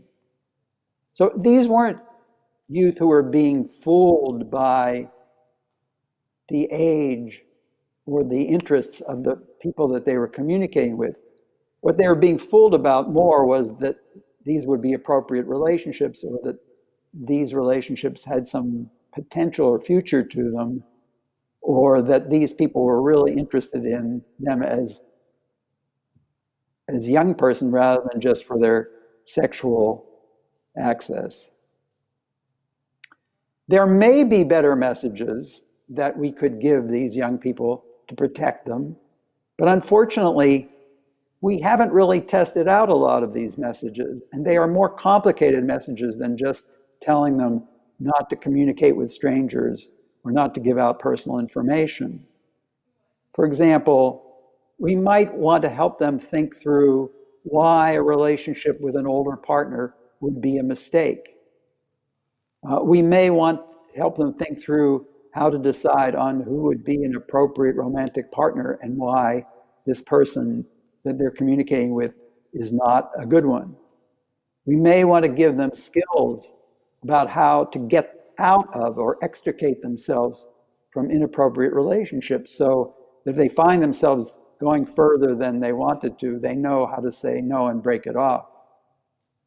They may need to know that their communications with this person might create the possibility of this friend, so-called friend, going to jail. And in fact, instead of making them feel like they're unable or too young to have a relationship, they might give them a sense of power that they could cause harm to this person, and would they want that to happen? We also might want to give messages to young people about how to help their friends when they notice that these friends are engaging in these kinds of conversations, and how to help friends feel empowered to discourage their friends from continuing with them. Those are things that I think would be better messages than what we're currently using. Here's similar kinds of problems that I see with the whole issue of sexual images and how we're talking about sexual images. In the United States, at least, a lot of the warnings about sexting are kind of categorical. They tell young people not to share sexual images. They warn them they can't control who they will see them. And they even warn that they could be prosecuted for making these images. For the most part, these are what I call prohibitionist and scare or fear-based messages. We have not found those kind of messages to be successful in the past in controlling young people's sexual behavior. And they can even backfire, because if the young person finds themselves in difficulty, they are not going to ask for help because they could imagine that they themselves would be prosecuted for making these images. Are there better messages? There may be, but sexting is complicated, and I don't think that we have really done the background research to find out what are the most persuasive messages in this area. Some forms of image sharing of a romantic and sexual nature may be developmentally normative. The problems that develop in this area aren't just about making and sending the images, they are about dealing with bullying, harassment, dating abuse, and online grooming. And most of the sexting is with acquaintances. So talking about what are ways in which they can decide whom to trust and who to trust with what in relationships is probably a key skill in this area. So the sexting prevention messages or discussions need to be integrated into education about bullying, sexual abuse, relationship abuse, be part of sex and dating education. We really need to focus on decision-making and refusal skills so that young people can decide when they're being requested to send images, how to deflect that, or how to comply in ways that don't make them vulnerable. And we have to give them information about how to get images removed or retrieved if they do run into trouble with images that they've shared. This is a very complicated topic area that I don't think is going to respond to just simple prohibitionist type messages. There is a big dilemma, and I'm sure you experience this in Poland as much as we do in the United States. Educators are nervous about comprehensive sex education, and it's much easier for parents and program developers to talk about stranger danger messages, but those aren't likely to be the most effective messages and respond to the reality of the dynamics. And we shouldn't be complicit in the idea that sexual risk-taking and harms can be prevented without comprehensive sex education that includes much more than just discussions about the mechanics of sex, but also talks about how to conduct romantic relationships and have good judgment and be empowered. So, just to reiterate, we need to build on existing evidence-based programs about bullying, sex, dating violence, and sexual abuse. We need to join forces with other prevention advocates. We need to rely on core safety skills. In addition, I'll talk about those in a moment. We need to conduct more focus groups to make sure that we've tailored the messages in ways that are acceptable and able to be heard by young people, and we need to evaluate. So here are some of the more general safety skills that I think are included in many education programs and that also should be the core foundation for internet safety education. The ability to de-escalate conflict, so to get out of arguments, harassment, and just de-escalate those situations. Secondly, emotion management, being able to control their own emotions in interactions that are occurring face-to-face and online. Refusal skills, how to resist peer pressure and how to resist requests from other people who they feel perhaps have higher status or more power than they do. Empathy skills, how to be able to understand harms that may be caused to other people or what may be motivating other people. Decision-making skills, how to evaluate the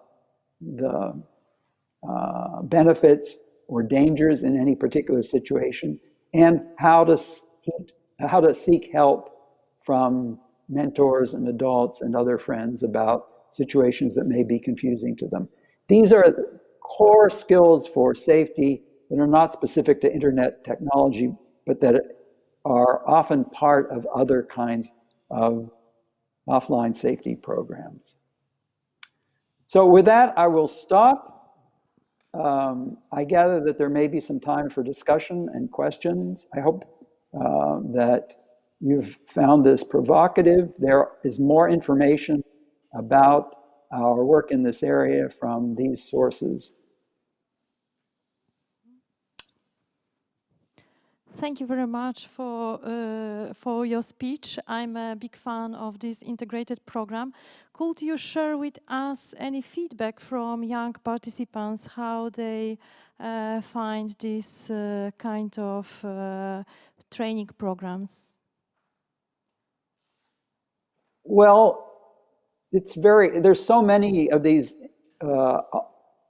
already existing prevention programs. I can't generalize about them, but I can say that as a prevention strategy, school-based education programs are among the most successful technologies, among the most successful prevention programs that prevention experts and social scientists have developed. They are targeting the universal population of people who are still open to changing their attitudes and their behaviors. They're curious about these topics, and they have success sizes or success effects that are larger than those of other kinds of prevention technologies, like messages on television or on the highway, or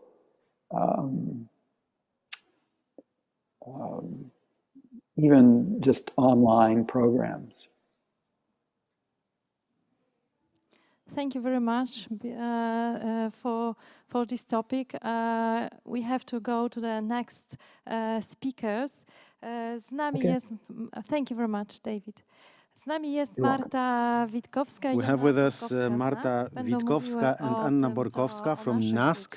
They're going to talk about what the internet knows about our children and how dangerous sharenting is. Thank you very much for the invitation. Running out of time, so let's get to it. We are going to talk about something that is close to prevention of various dangerous behaviors online. Let's talk about sharenting. Let me start with an example. A picture that has become a classic about what can happen with a child's image on the internet. Success kid, little Sammy's mum probably didn't expect how successful this picture would be online when she put it online in 2007. The image is a photograph from holidays, 2007, and in 2008 it got a life of its own. It was downloaded by many internet users. It started being shared on various portals with this meme, "I hate sandcastles." There were other comments, other memes that used this image, more or less rude, but przez użytkowników the internetu internet users na started dość masową skalę. processing and using this photograph on a mass Do scale. 2011 By roku 2011, stało się this chyba image najbardziej znanym memem became the most famous z dzieckiem meme w roli głównej. with a child Wybierane było as przez its main ponad character. It was 70,000 shared by over 70,000 users. Sami stał się bohaterem Sami has become różnych przeróbek. a character that was used for various purposes. He was used as an avatar. Dosyć dużą karierę, niekoniecznie chyba zamierzoną. I think the intention of the mother was nowhere near ponieważ what zdjęcie happened w later. 2007 In roku 2007, zniknęło, the natomiast, photograph was removed from the mum's zaczęło żyć, profile, but w it sieci got a life of its own. poza jej zasięgiem. W 2013 In 2013, roku Sami stał się nawet Sami twarzą jednej z kampanii even became the face of one of the campaigns, government campaigns in the US, i znalazł się na Twitterze Białego and Domu. it was used on the Twitter account of the Do tej White House. pory, chłopiec ma już To 13 date, lat i te he's zdjęcia 13 years old now, but the photographs are still out there jakiegoś on the internet kontroli ze without strony any control from the parents and the child in question. prowadzi profil swój He does have an internet profile, w otwartym dostępie i te zdjęcia a nadal public one, można w and sieci you can na jego still profilu też zobaczyć. see the image To on his zjawisko, profile. wrzucania zdjęć dzieci do sieci Sharing stało się w ostatnim czasie children's bardzo images popularne. online has become Zyskało nawet quite swoją popular, and it's called sharenting. Takie regularne zamieszczanie przez rodziców. Sharenting w is internecie. regular Głównie uploading of tam photographs by parents to social media, jak to miało miejsce like it was the case na blogach, of dyskusyjnych. Sami.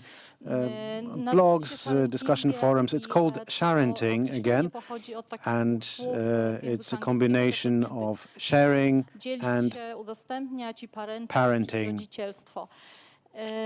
Wydawać by się mogło, że skoro mówimy tutaj o takiej sytuacji, Since we are talking about a situation when publication photographs of films of your own children is what we are talking about, it's właścicieli sharing tych the informacji, to zjawisko to powinno content by its owners, it would seem that it should be up to the parents to make all the decisions. But all the experts who are studying this subject suggest that the case is much more serious, much more complex, and there are more doubts to it and dilemmas among people working in the field of child safety online. These are legal, ethical, and psychopedagogical doubts.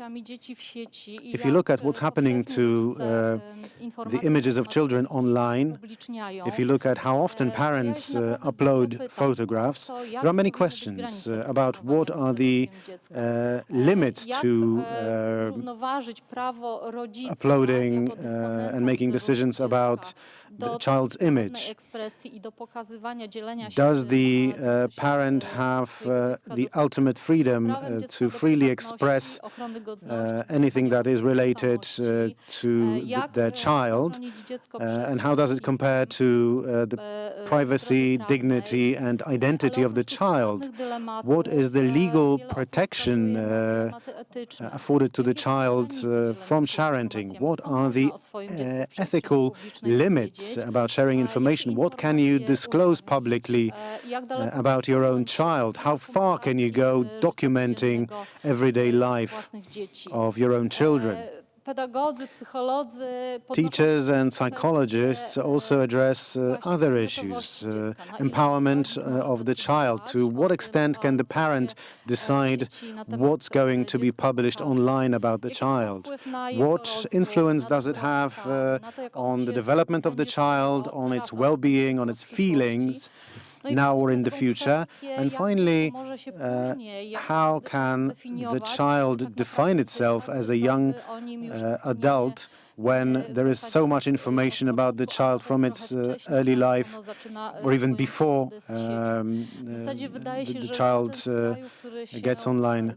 tym zjawiskiem altogether. odpowiedział na większość tych pytań. We've not had answers to most of these questions.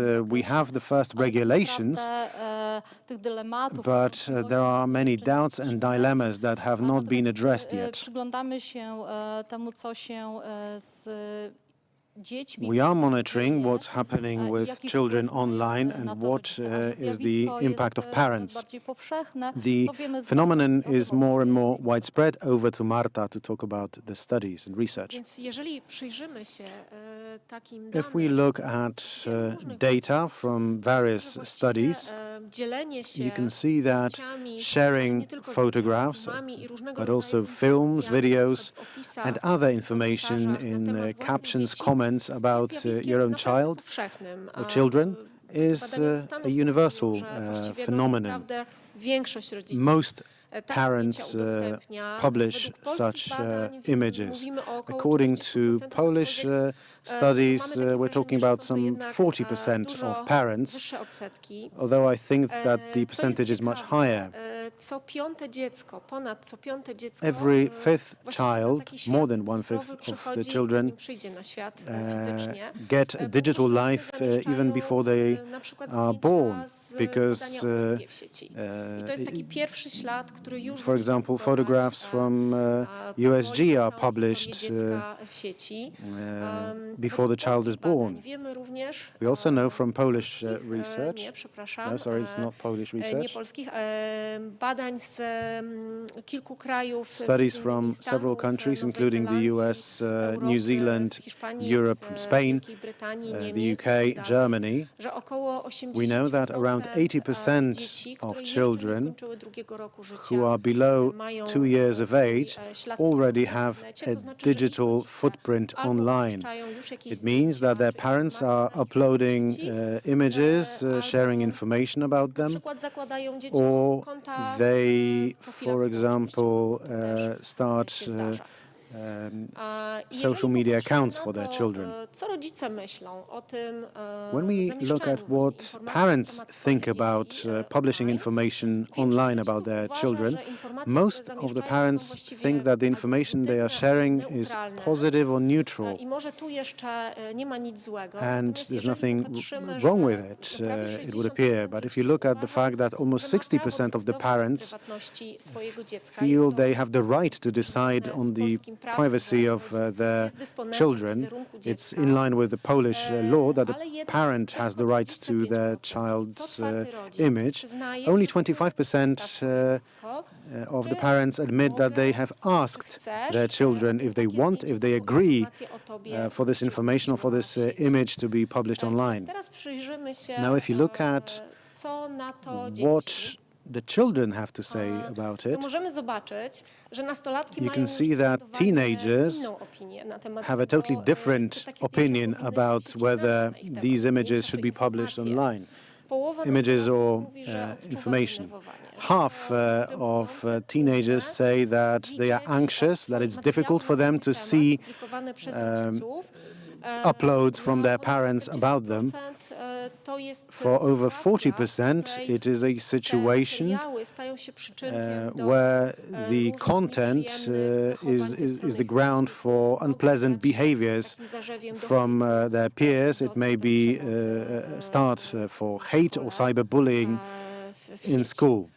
Także można powiedzieć, że tutaj zdania rodziców i zdania dzieci na ten temat opinions of parents and children are different, as you can see. Zjawisko narasta i praktycznie można powiedzieć, że większość dzieci phenomenon is more profound, and most children have a digital footprint left by their parents. Gdy przyjrzymy się, co rodzice If you look at what the parents are publishing online, you can see that it's a huge variety of information. It's a whole range of information, starting from everyday activities, special events, such as birthdays, photographs from holidays, information about health,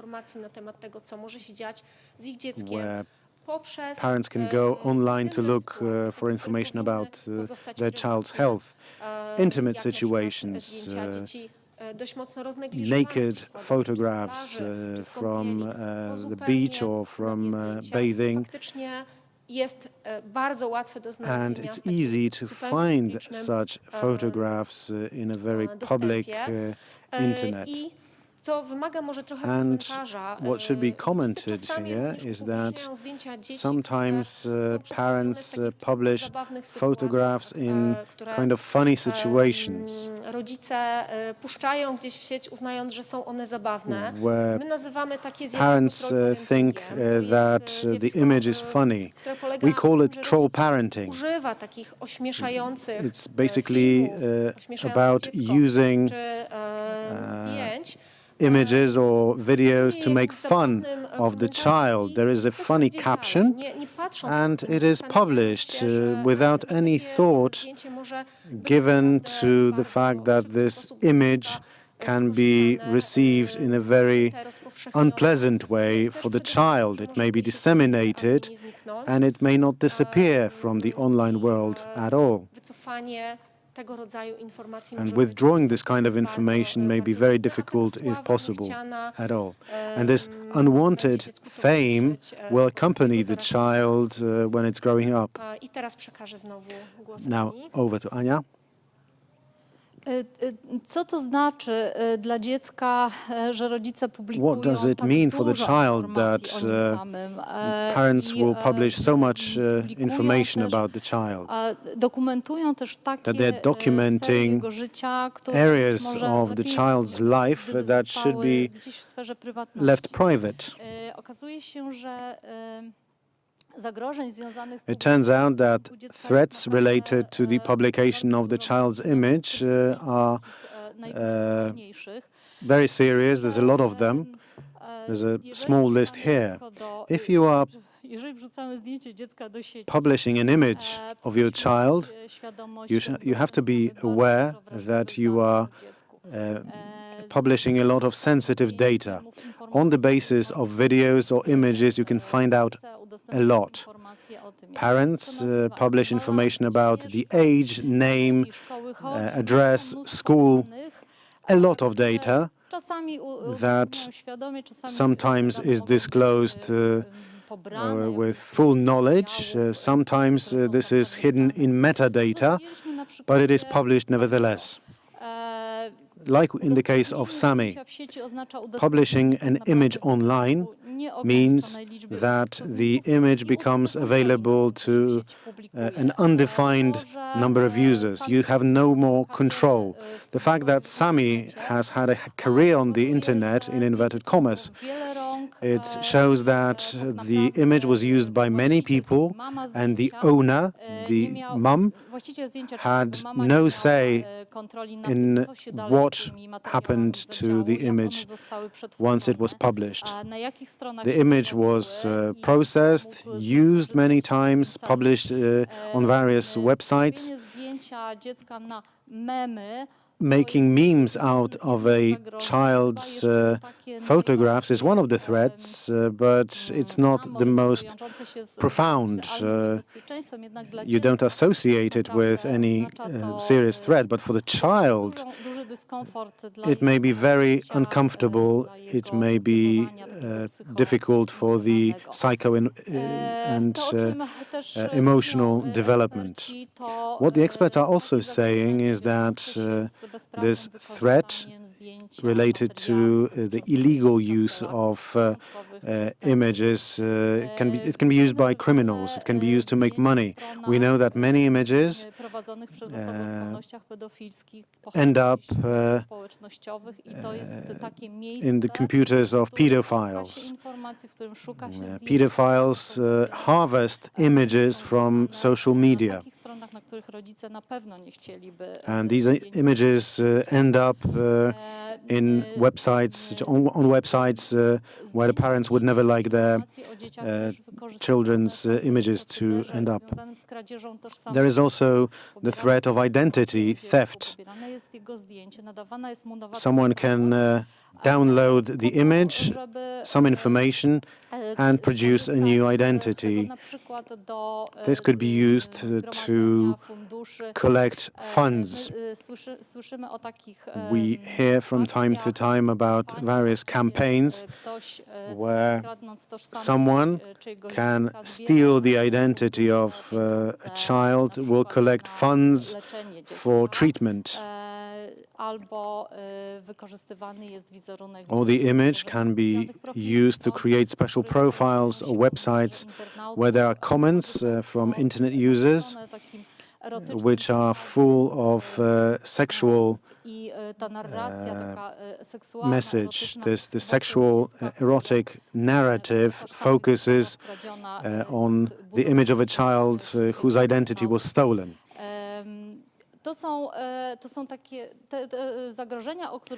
threats I'm talking about are related to the use of content that was uploaded, and the content comes from the parents.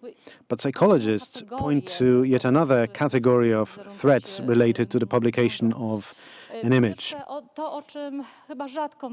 We don't often think about the fact that the image built by a parent is an image where the child doesn't have much to say. The child is not empowered. It's a decision of the parent. And what does it mean? It means that the child cannot create its own story when it's ready, when it's grown up enough to use social media to build its own image online according to their will. This digital tattoo coming from the parent is somewhere there. It will accompany the child. We also know that many children, and Marta's examples suggested to that children are not comfortable with the uploaded images. There are cases of children who want to regain influence on their image. But it's very difficult. Whatever has been put online will stay there. We also know that some of the content uploaded by the parents is used to harm the child. It exposes the child to cyberbullying, hate and aggression. The materials are often used by other children or peers.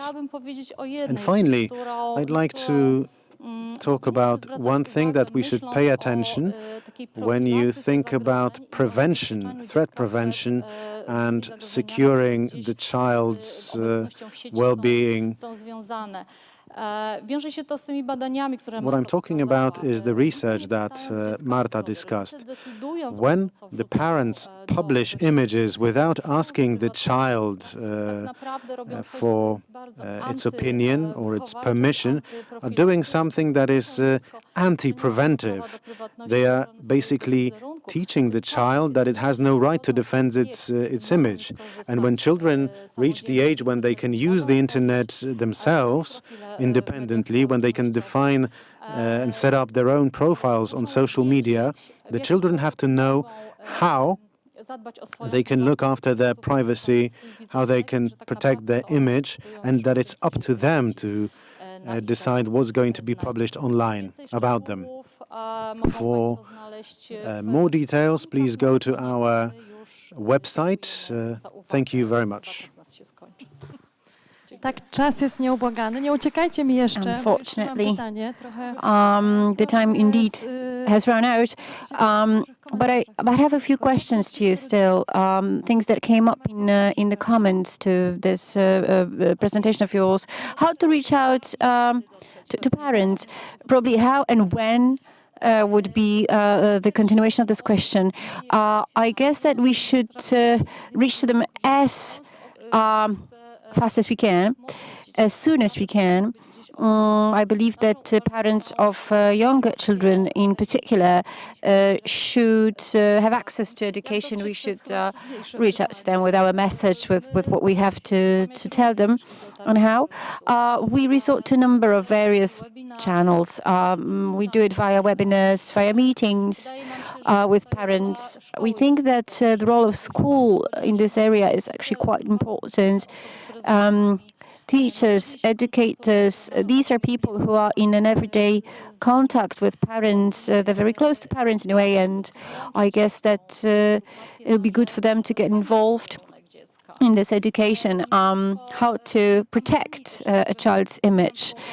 There is a number of campaigns as well. For instance, the campaign Empowering Children campaign, with the slogan, with the headline, "Think twice before you post it."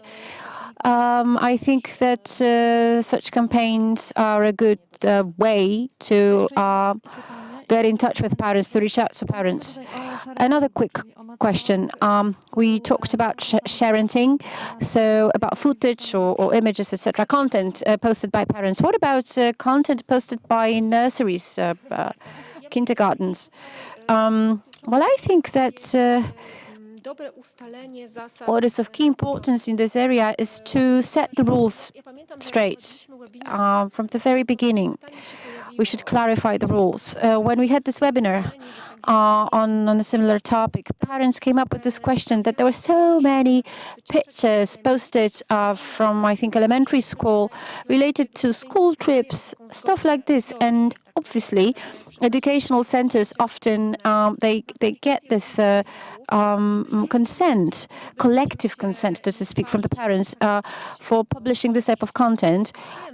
Obviously, we should not deprive children of the pleasure of posting such images or sharing them. But perhaps it would be good not to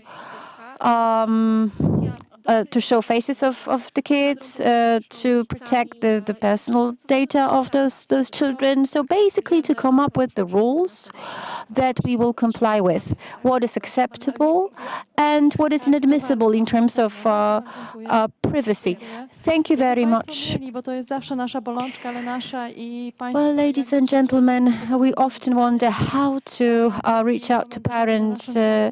Well, I would like you to take active part in our chat. It's not just about communication between us and the speakers of today's conference.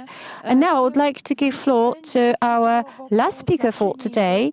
We talk about slut shaming, about macho culture and stereotypes, gender stereotypes that influence children online.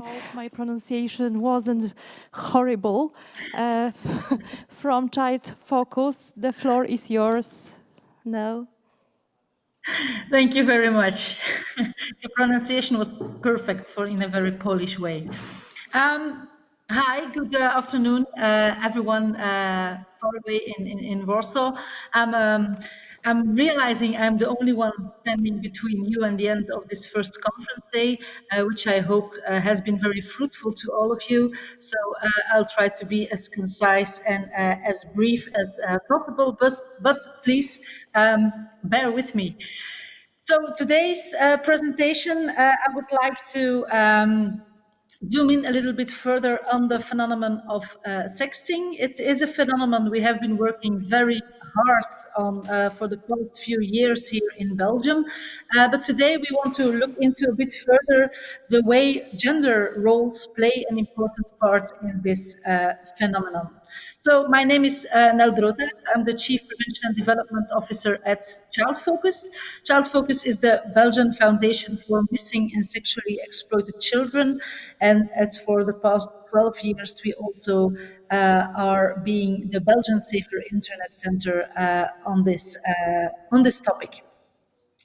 So being a Safer Internet Center, we do, as all of our colleagues in the remaining countries of Europe, we also have an eSafety helpline on which everyone can contact us for guidance and support when it comes to stuff that goes wrong online linked to children and young people.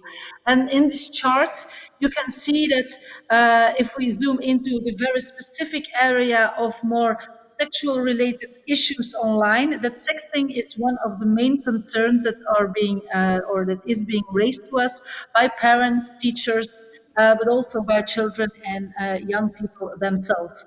So that's the reason why we have been working quite a lot on this topic from our prevention and awareness raising side. We have been doing this for the past, I believe, 5 to 6 years even. And basically, I'm going to talk to you about sexting a bit more today. Sexting, as has been also said by Professor Finkelhor, or Dr. Finkelhor, is a very, very difficult topic to deal with and to talk about because it is linked to so many different things and so many different issues that it cannot be just isolated as one phenomenon as such, but it has to be integrated in a very broader story and a broader awareness-raising message. First of all, something really important for me, and that we always want to stress when we talk about sexting, is the fact that many adults, parents, but also teachers are contacting us, telling us we don't understand what they are doing and why they are doing this. Why the hell would you be sharing an intimate picture of yourself with someone else? Basically, if we all close our eyes and we think back, for some of us only a few years, for others a bit more, that basically nothing has changed. If we look back into history, the first sexting message is the one you see on the right-handed side. It's the first history we know of sexting that has gone wrong. It's really in the time of the telegraph. So someone just by telegraph send out a bit of a spicy message to a loved one a bit further away in the country, but instead of being handed out to the person for whom it was meant for, it was shared with other people. That's basically what's happening with sexting.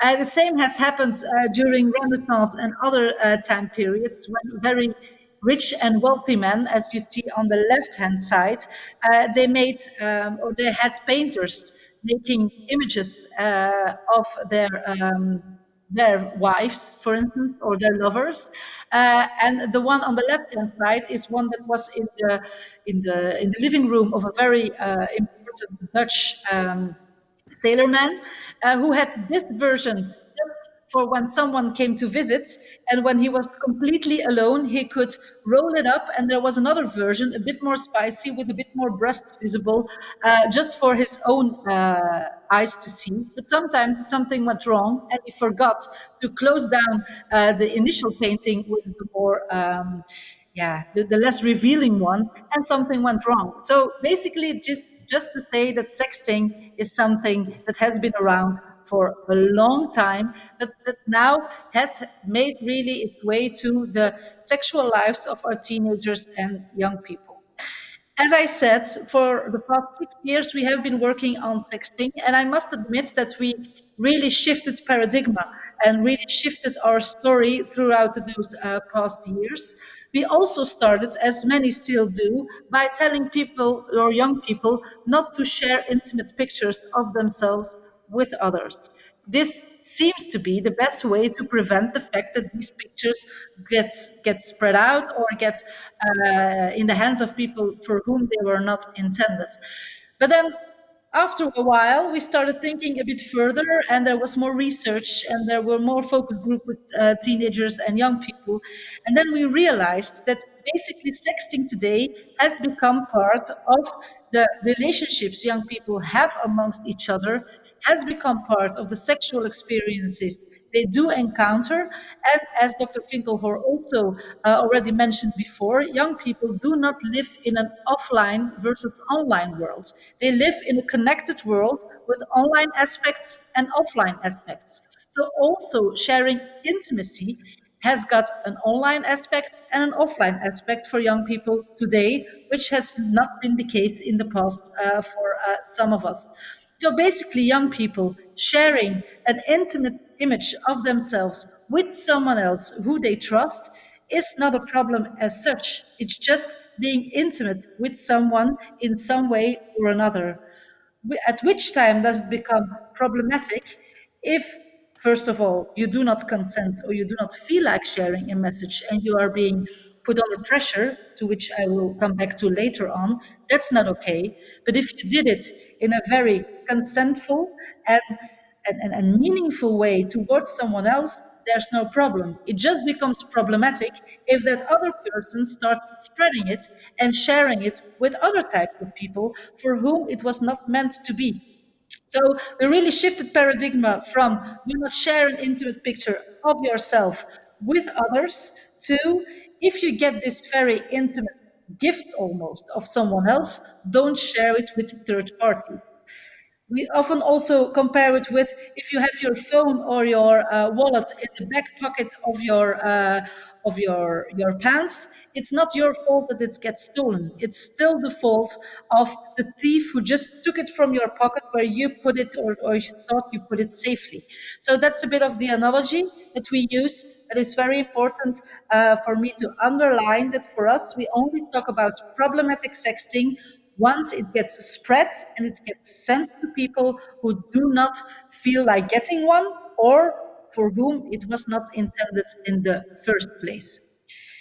If we look at the numbers in Belgium, then we see that the primary sexting, meaning share these images with yourselves or with yourself or with some significant other to whom you really want to share it with, it's about 15% of the 15 to 16-year-olds in Belgium who do get involved in this type of image sharing, where more than 27% have already received those images. So there something starts to go wrong.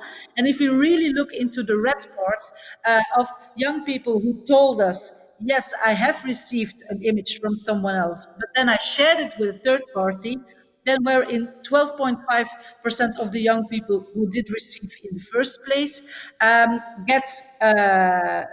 do admit that they have already shared something with someone else for whom the image as such was not intended. So that's an important area on which we try to work for the past few years with girls, with boys, with the Belgian teenage population in general.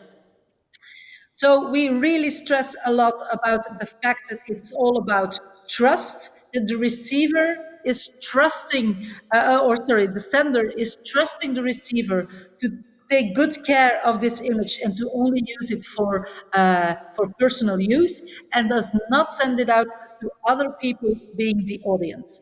So that's always has been for the past years and will remain our basic image to do prevention and awareness raising about sexting.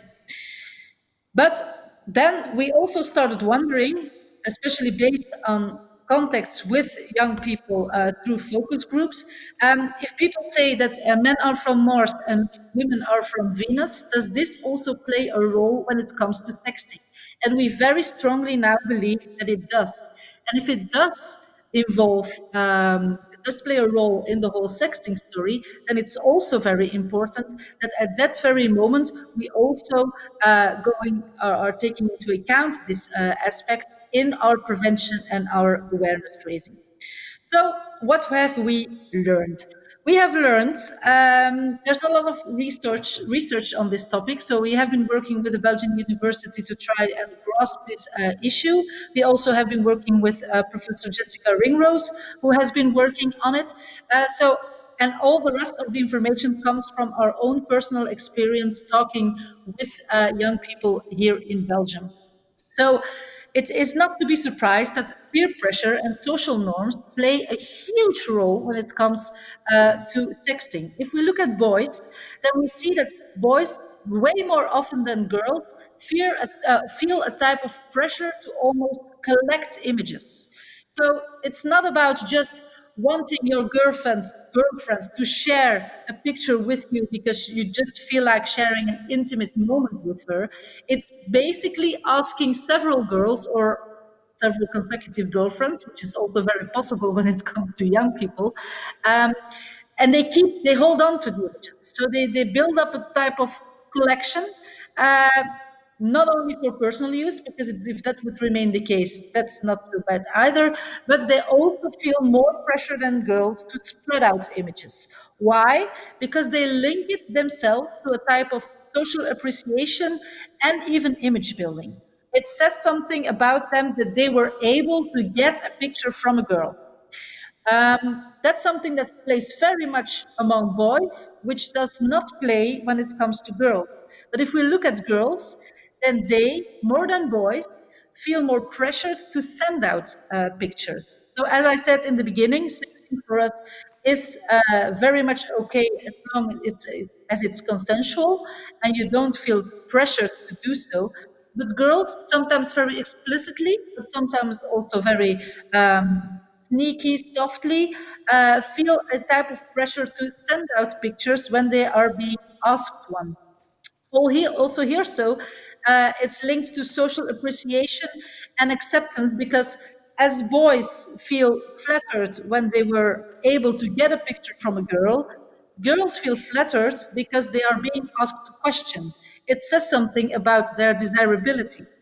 And because it says something about their desirability, they will be, when you are young and hormones are running through your body, you are very much more likely to share something with someone just for the purpose of sharing, because it says something about the fact that you're a desirable being, which is very important to young people who are developing their own sexuality and their sexual image. So peer pressure is very important at that level, and it's very different for boys on the one hand than for girls on the other hand. We also know that girls are very much more likely to be sent images they did not want, like the famous dick pics. It doesn't happen to boys that much, that they get an image that they don't want, also linked to the fact that they feel kind of flattered once they get an image. They don't experience it as unwanted images, which is the case for girls. If boys send out dick pics to girls without them asking for it, girls feel stressed, they don't like it, they don't understand why. So it's very much a very different thing when it comes to receiving images, even unwanted images. It's very different for boys than it is for girls. And then last but not least, also the type of images that are being shared are very different. If a boy, even towards his girlfriend, is sharing an image, it's most likely to be a six-pack. When they send out unwanted images, they more often send dick pics. But to their girlfriends, they often share their body and especially their abdomen and their six-packs. Where girls, when they are wanting to share something with their boyfriend, they much more often choose pictures of, for instance, their breasts or their naked body, which, if you know that sometimes these images get spread further, you can already understand that for girls, that's way much more a bigger thing than for a guy. A boy who is very proud of his abdomen and his six-pack won't find it as difficult to know that this image got spread than a girl who has shared an image of her naked breasts, for instance. Those are general things that we have learned, but we also know that sometimes it goes very wrong for boys also, and they don't like the image that has been spread by them or about them, but still we know that the type of image they share amongst each other is way less risky for boys than it is for girls. And then besides the peer pressure, our society has this type of double standards. It does not only involve sexting, it involves sexuality and relationships in general. It's not only the case in Belgium, it's very much something that is in Western society quite of a big thing. A guy having multiple girls is being called tough, and a cool guy and a popular guy. A girl who has sex with several boys is called a slut. Also, young people amongst each other have this type of ideas and reasonings. So this double standard is also very much important.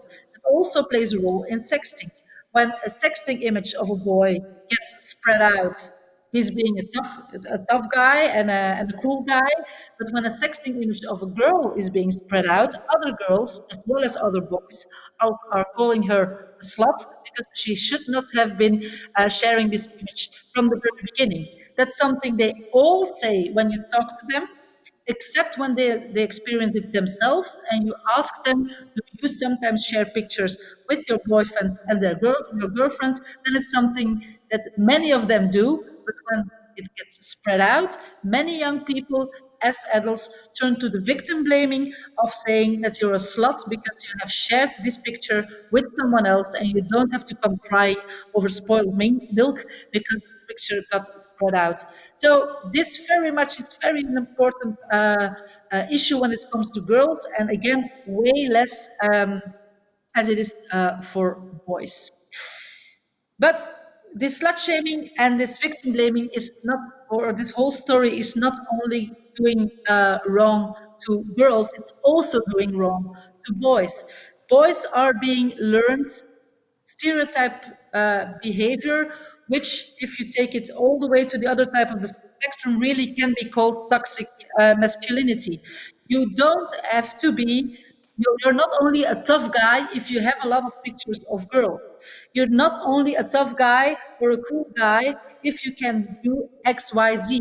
You're not only being a cool guy if you do not have to ask for help and you can handle everything yourself.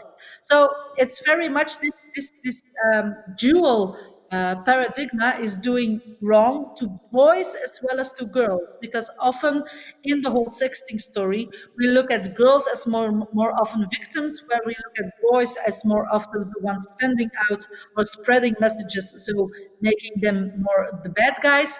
But basically, it goes way further than that, and all the analogies and the reasons for all of this lie way deeper in our society and the way we educate boys as well as girls than we should only be thinking of when we are talking about sexting as such. So there I completely join Dr. Finkelborn that sexting is not something you can only deal with in a very isolated manner. You really have to look into how it plays a role in sexuality, but I dare to take it further and even have to look into how it plays a role in the way we teach, we educate our young boys and our young girls up until the point where they get to be 13, 14, 15, and 16 years old in order to how you should behave as a boy or how you should behave as a girl to be accepted, to be felt desirable.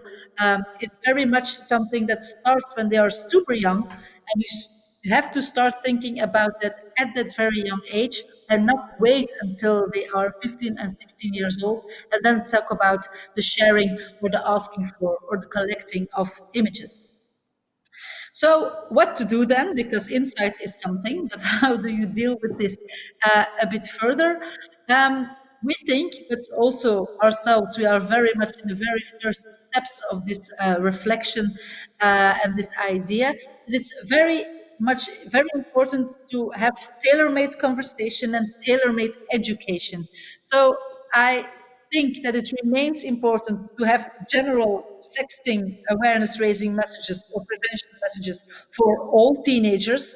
But besides that, we have to also link it to what's it like to be a boy? What's it like to be a girl? How do you feel as a boy? How do you feel as a girl? What are men? What are women? And how do they behave, the one towards the other? It's something, as I said, that is not only linked to teenagers. It starts very young, when they are very small children.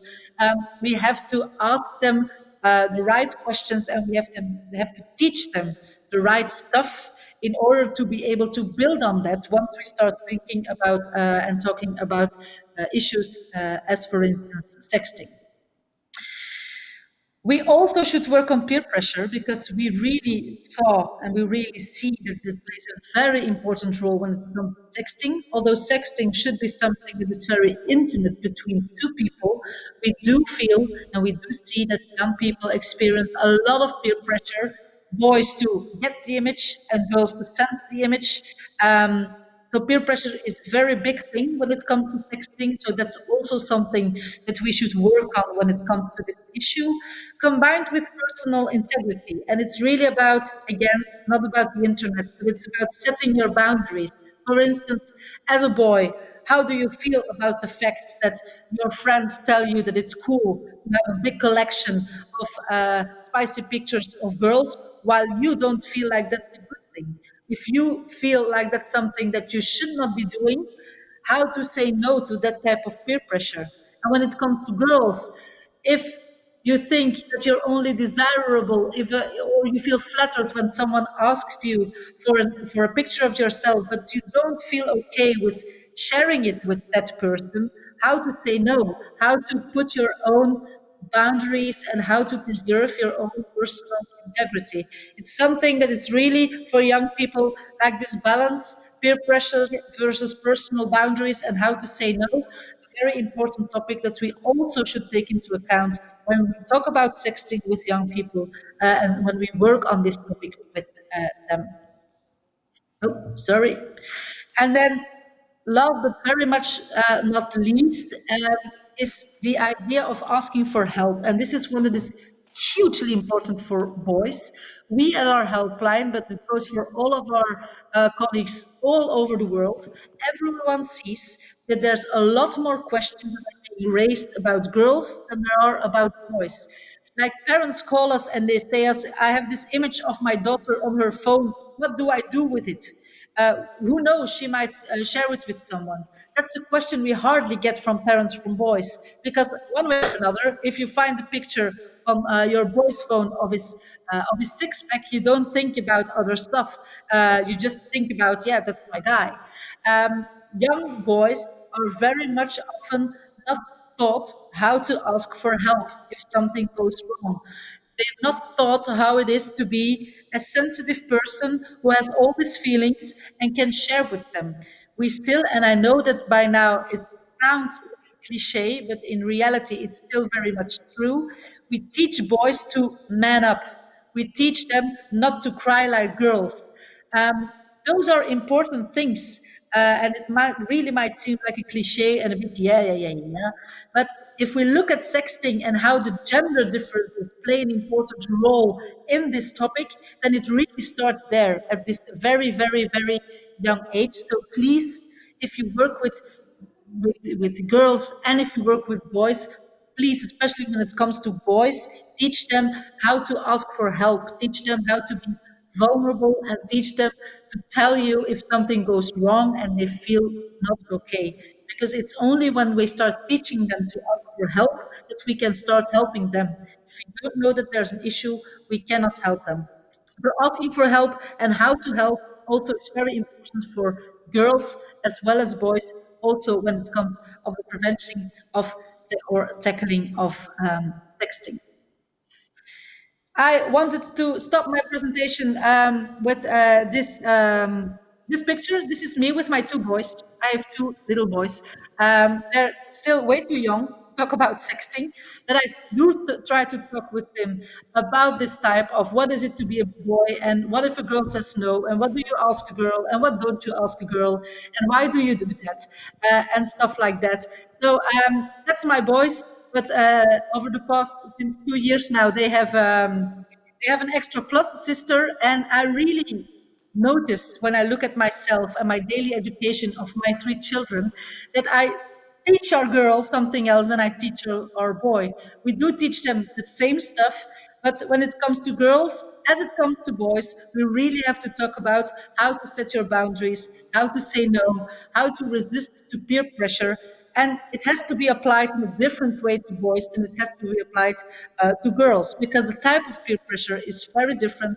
The type of issues they have to deal with is very different. So we really have to balance it out and have the same basic message for all of them, but apply it in a different manner in order to really introduce this type of gender-specific and sometimes even stereotype behavior or pattern that are playing a very important role, also online, also when it comes to sexting. So here are here is my email address. If ever you would like to have more information on this, or you would like to continue the conversation on this, you are very much welcome to contact me. As I said, it's still in a very preliminary phase when it comes to our way of work also.